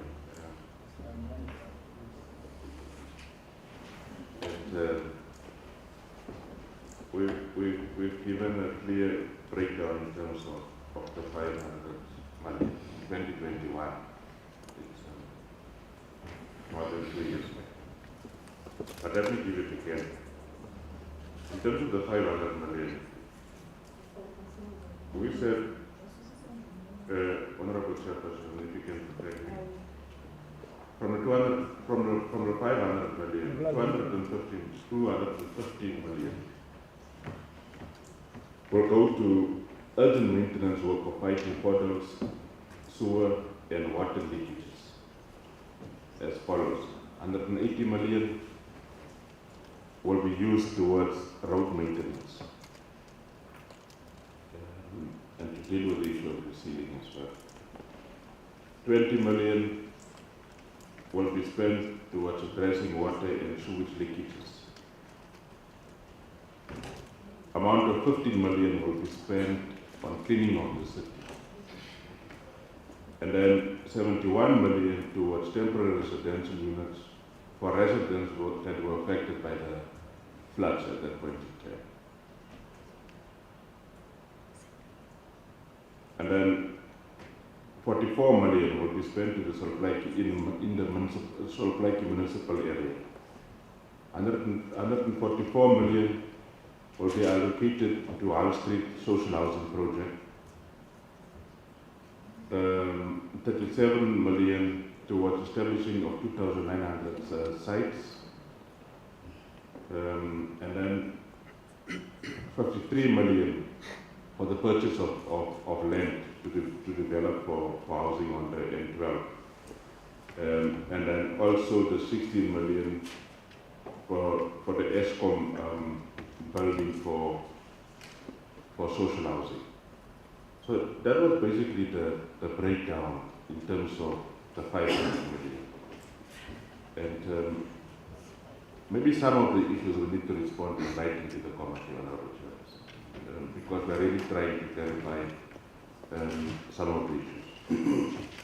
And I think we've touched on the issues of the appointment of senior managers and the processes, and also in terms of salary and salaries of senior managers and municipal managers, because it's a process determined by the Minister of Government. And that's why some of the colleagues are raising issues around the issue of salaries, to say that it's not enough, they are not prepared to go to municipalities, they are not prepared to go and work for the entry level, because it's a new process, it's a new term.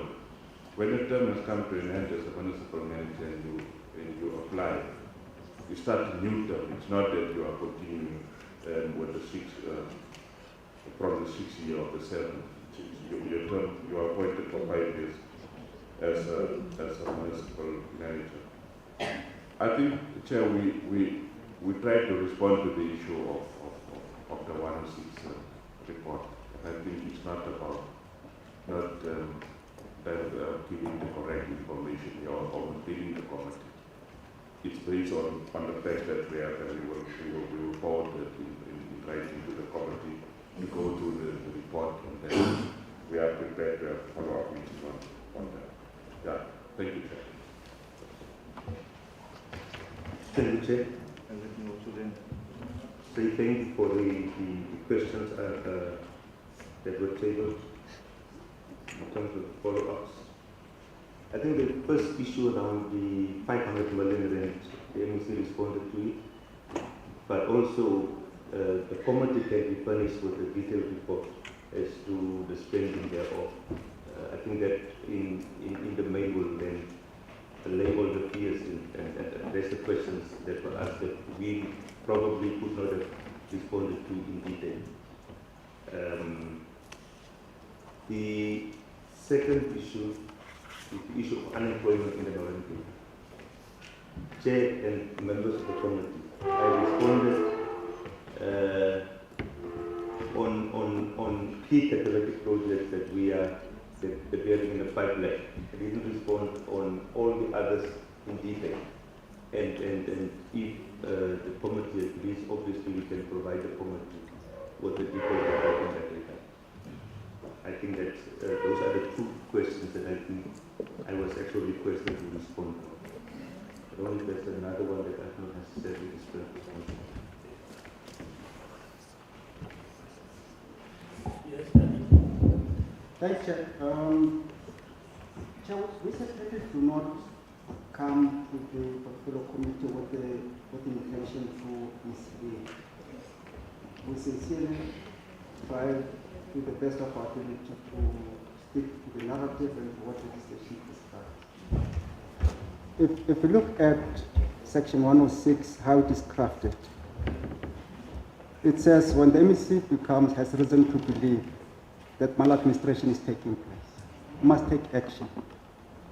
And the first point of call that you must do is must write a letter to the municipality requesting the municipal council to respond to the issues that is raising.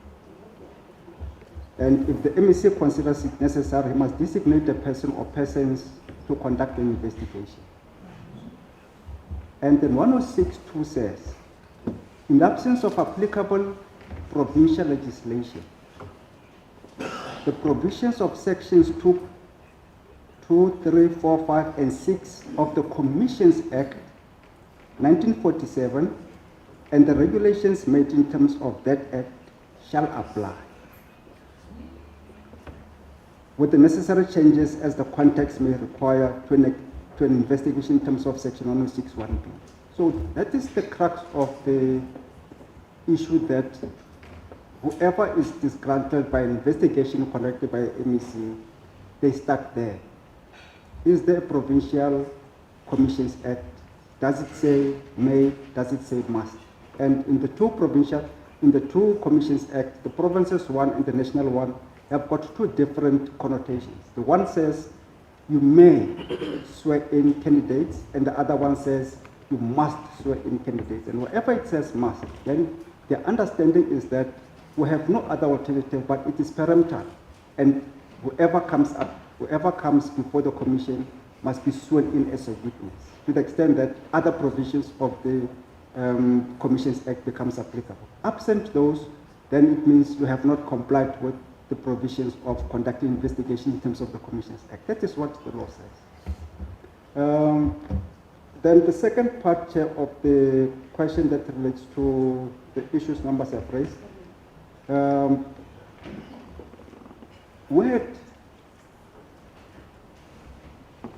Phokwane had instituted litigation challenging the action of the MEC to appoint an acting to second a senior manager at the municipality.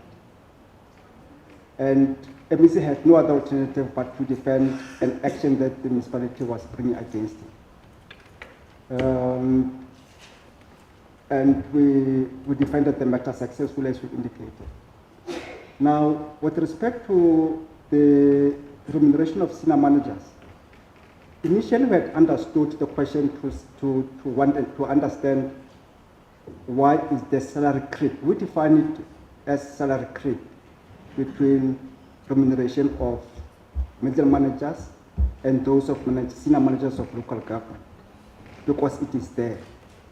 Hence, we had established a committee to make sure that we resolve the impasse and the lacuna in this regard. But the new question that is emerged, Chair, is why, if I am an MM and I'm currently earning 1.2 million, and when I come back into a new municipality, I'm forced to earn 800,000. What we have done in local government, which is what has not been done elsewhere else, in provincial government and national government, you have a system of remuneration which is called a bursa, and remuneration is determined through the determination by DPSA. In local government, we did not have a factor that could determine how a senior manager begins his remuneration. We then used what we called competency assessments.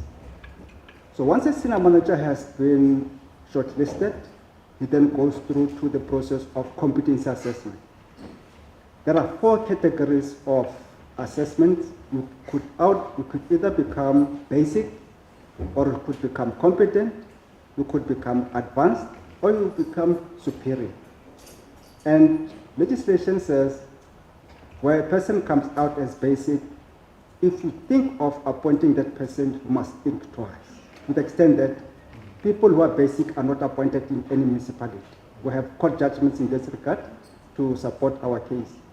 So we have now used the competency assessment to link remuneration of senior managers to the outcome of their competency assessment. So if you receive a competent assessment, you can only earn as much as minimum.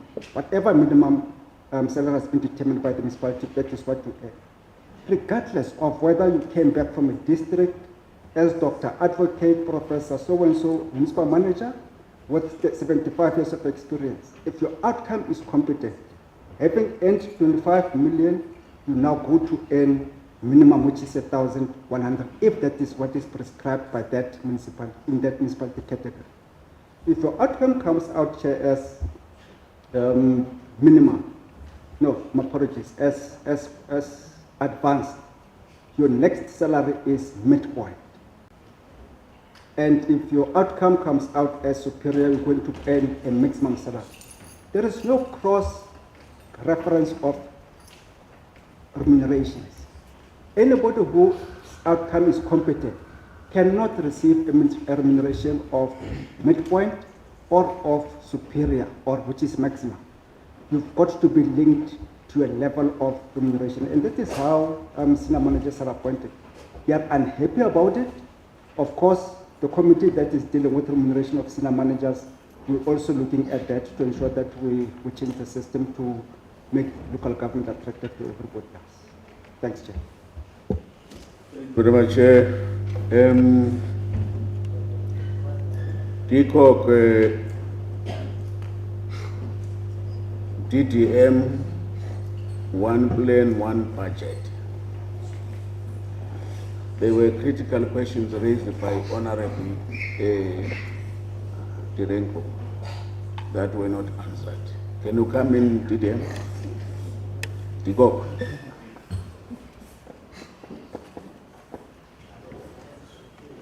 Chair, allow me to stand or rise, not on any rule, but because, you know, a man cannot fall on his sword sitting.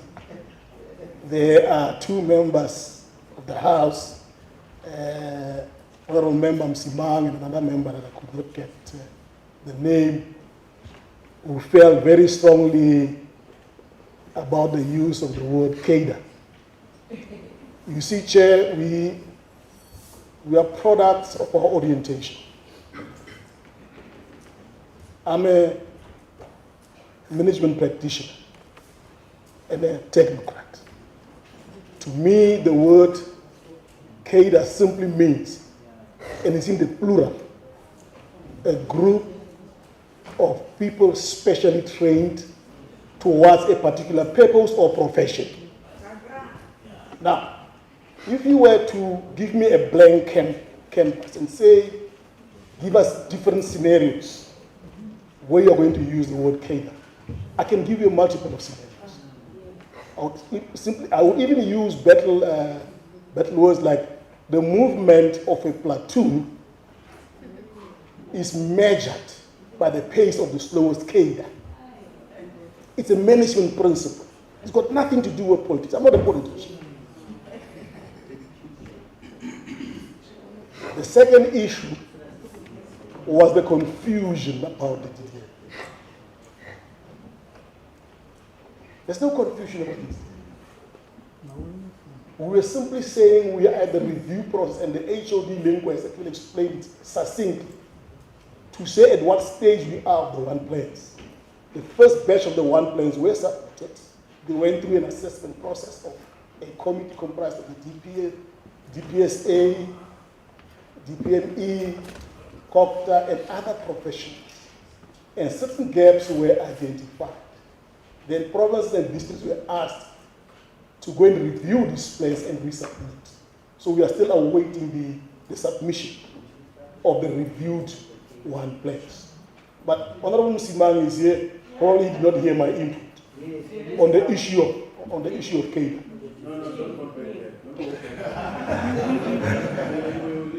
Thank you, Chair. The questions raised by Honorable Derek.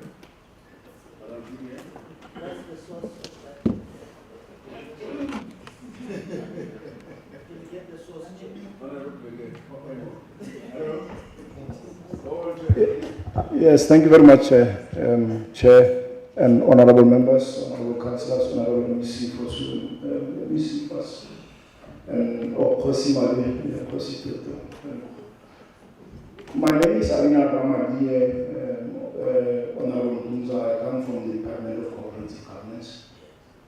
So I was just aiming to clarify some of the issues I'm glad my colleague has clarified Honourable Simons' issue, albeit in absentia.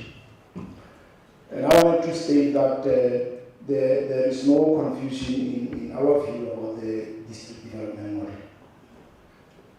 The district development model seeks to address the matter of good utilization of the national resources of this country for the benefit of the people of this country.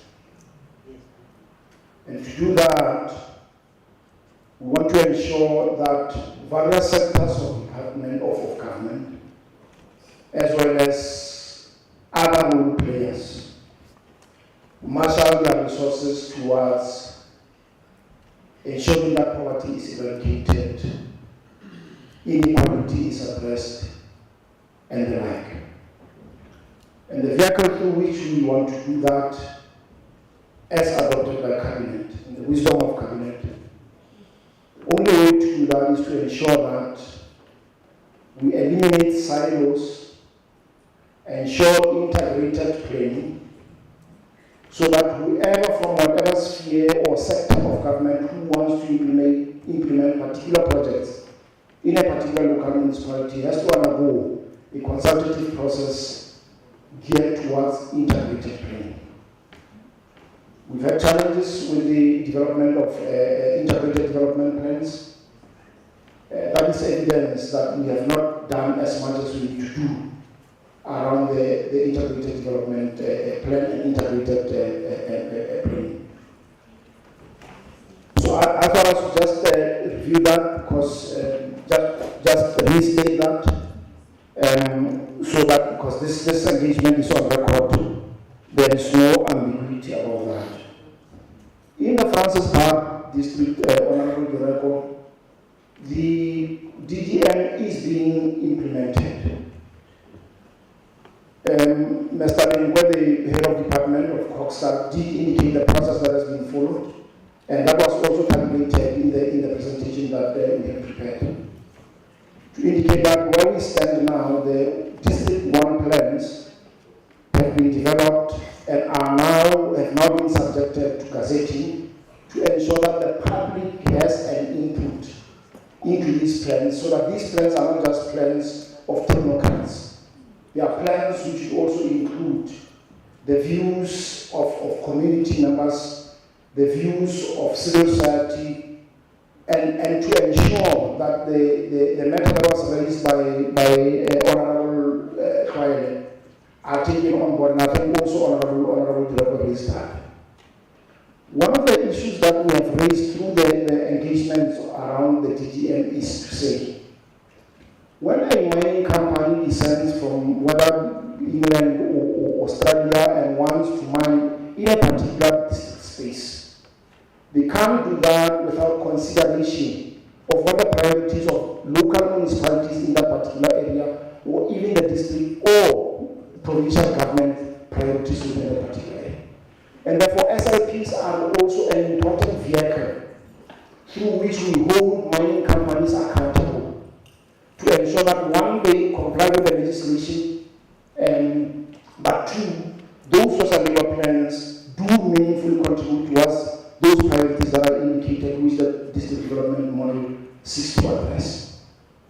The political committee in Francis Park here, as was indicated in the presentation, is led by Honorable Minister Kifit, who is the chair of the political committee. She's got constant engagements within the province, within the district, to ensure that all local municipalities are also playing their role. We have persuaded Sol Plaatjie, for example, Honorable Chair, to say they will occupy a very important role in ensuring that the economy of the district becomes beneficial to all the citizens of the district, so that it does not only benefit Sol Plaatjie, therefore the contributions that they make towards the implementation of based on their capacity is also going to be important. Yeah, so I thought I should just clarify that there are other specific questions around population growth and stuff like that, but I suspect that Chair wanted us to proceed to the next phase. Thank you very much. Thank you very much. Thank you very much. The questions, they wanted just to solicit the practicality of interdependence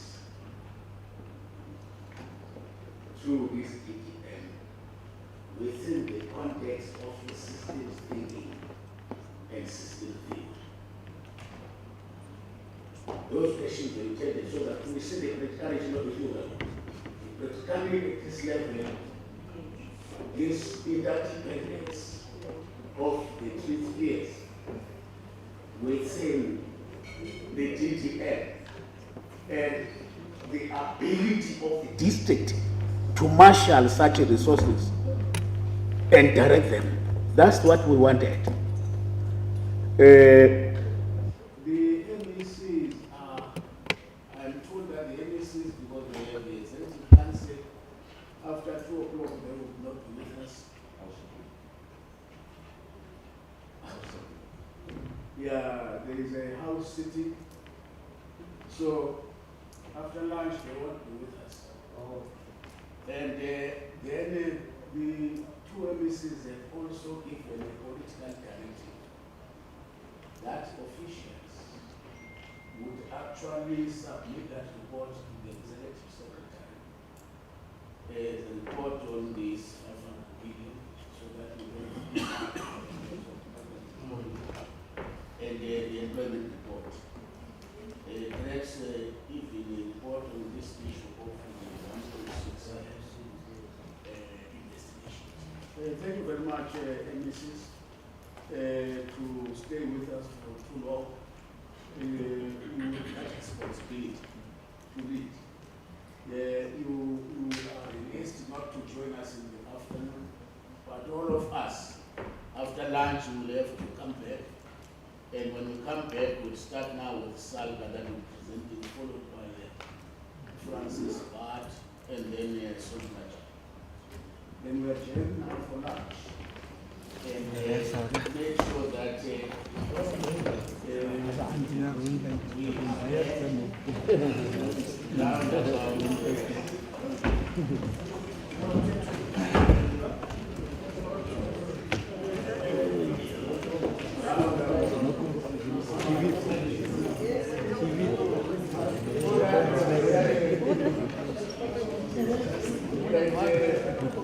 we there.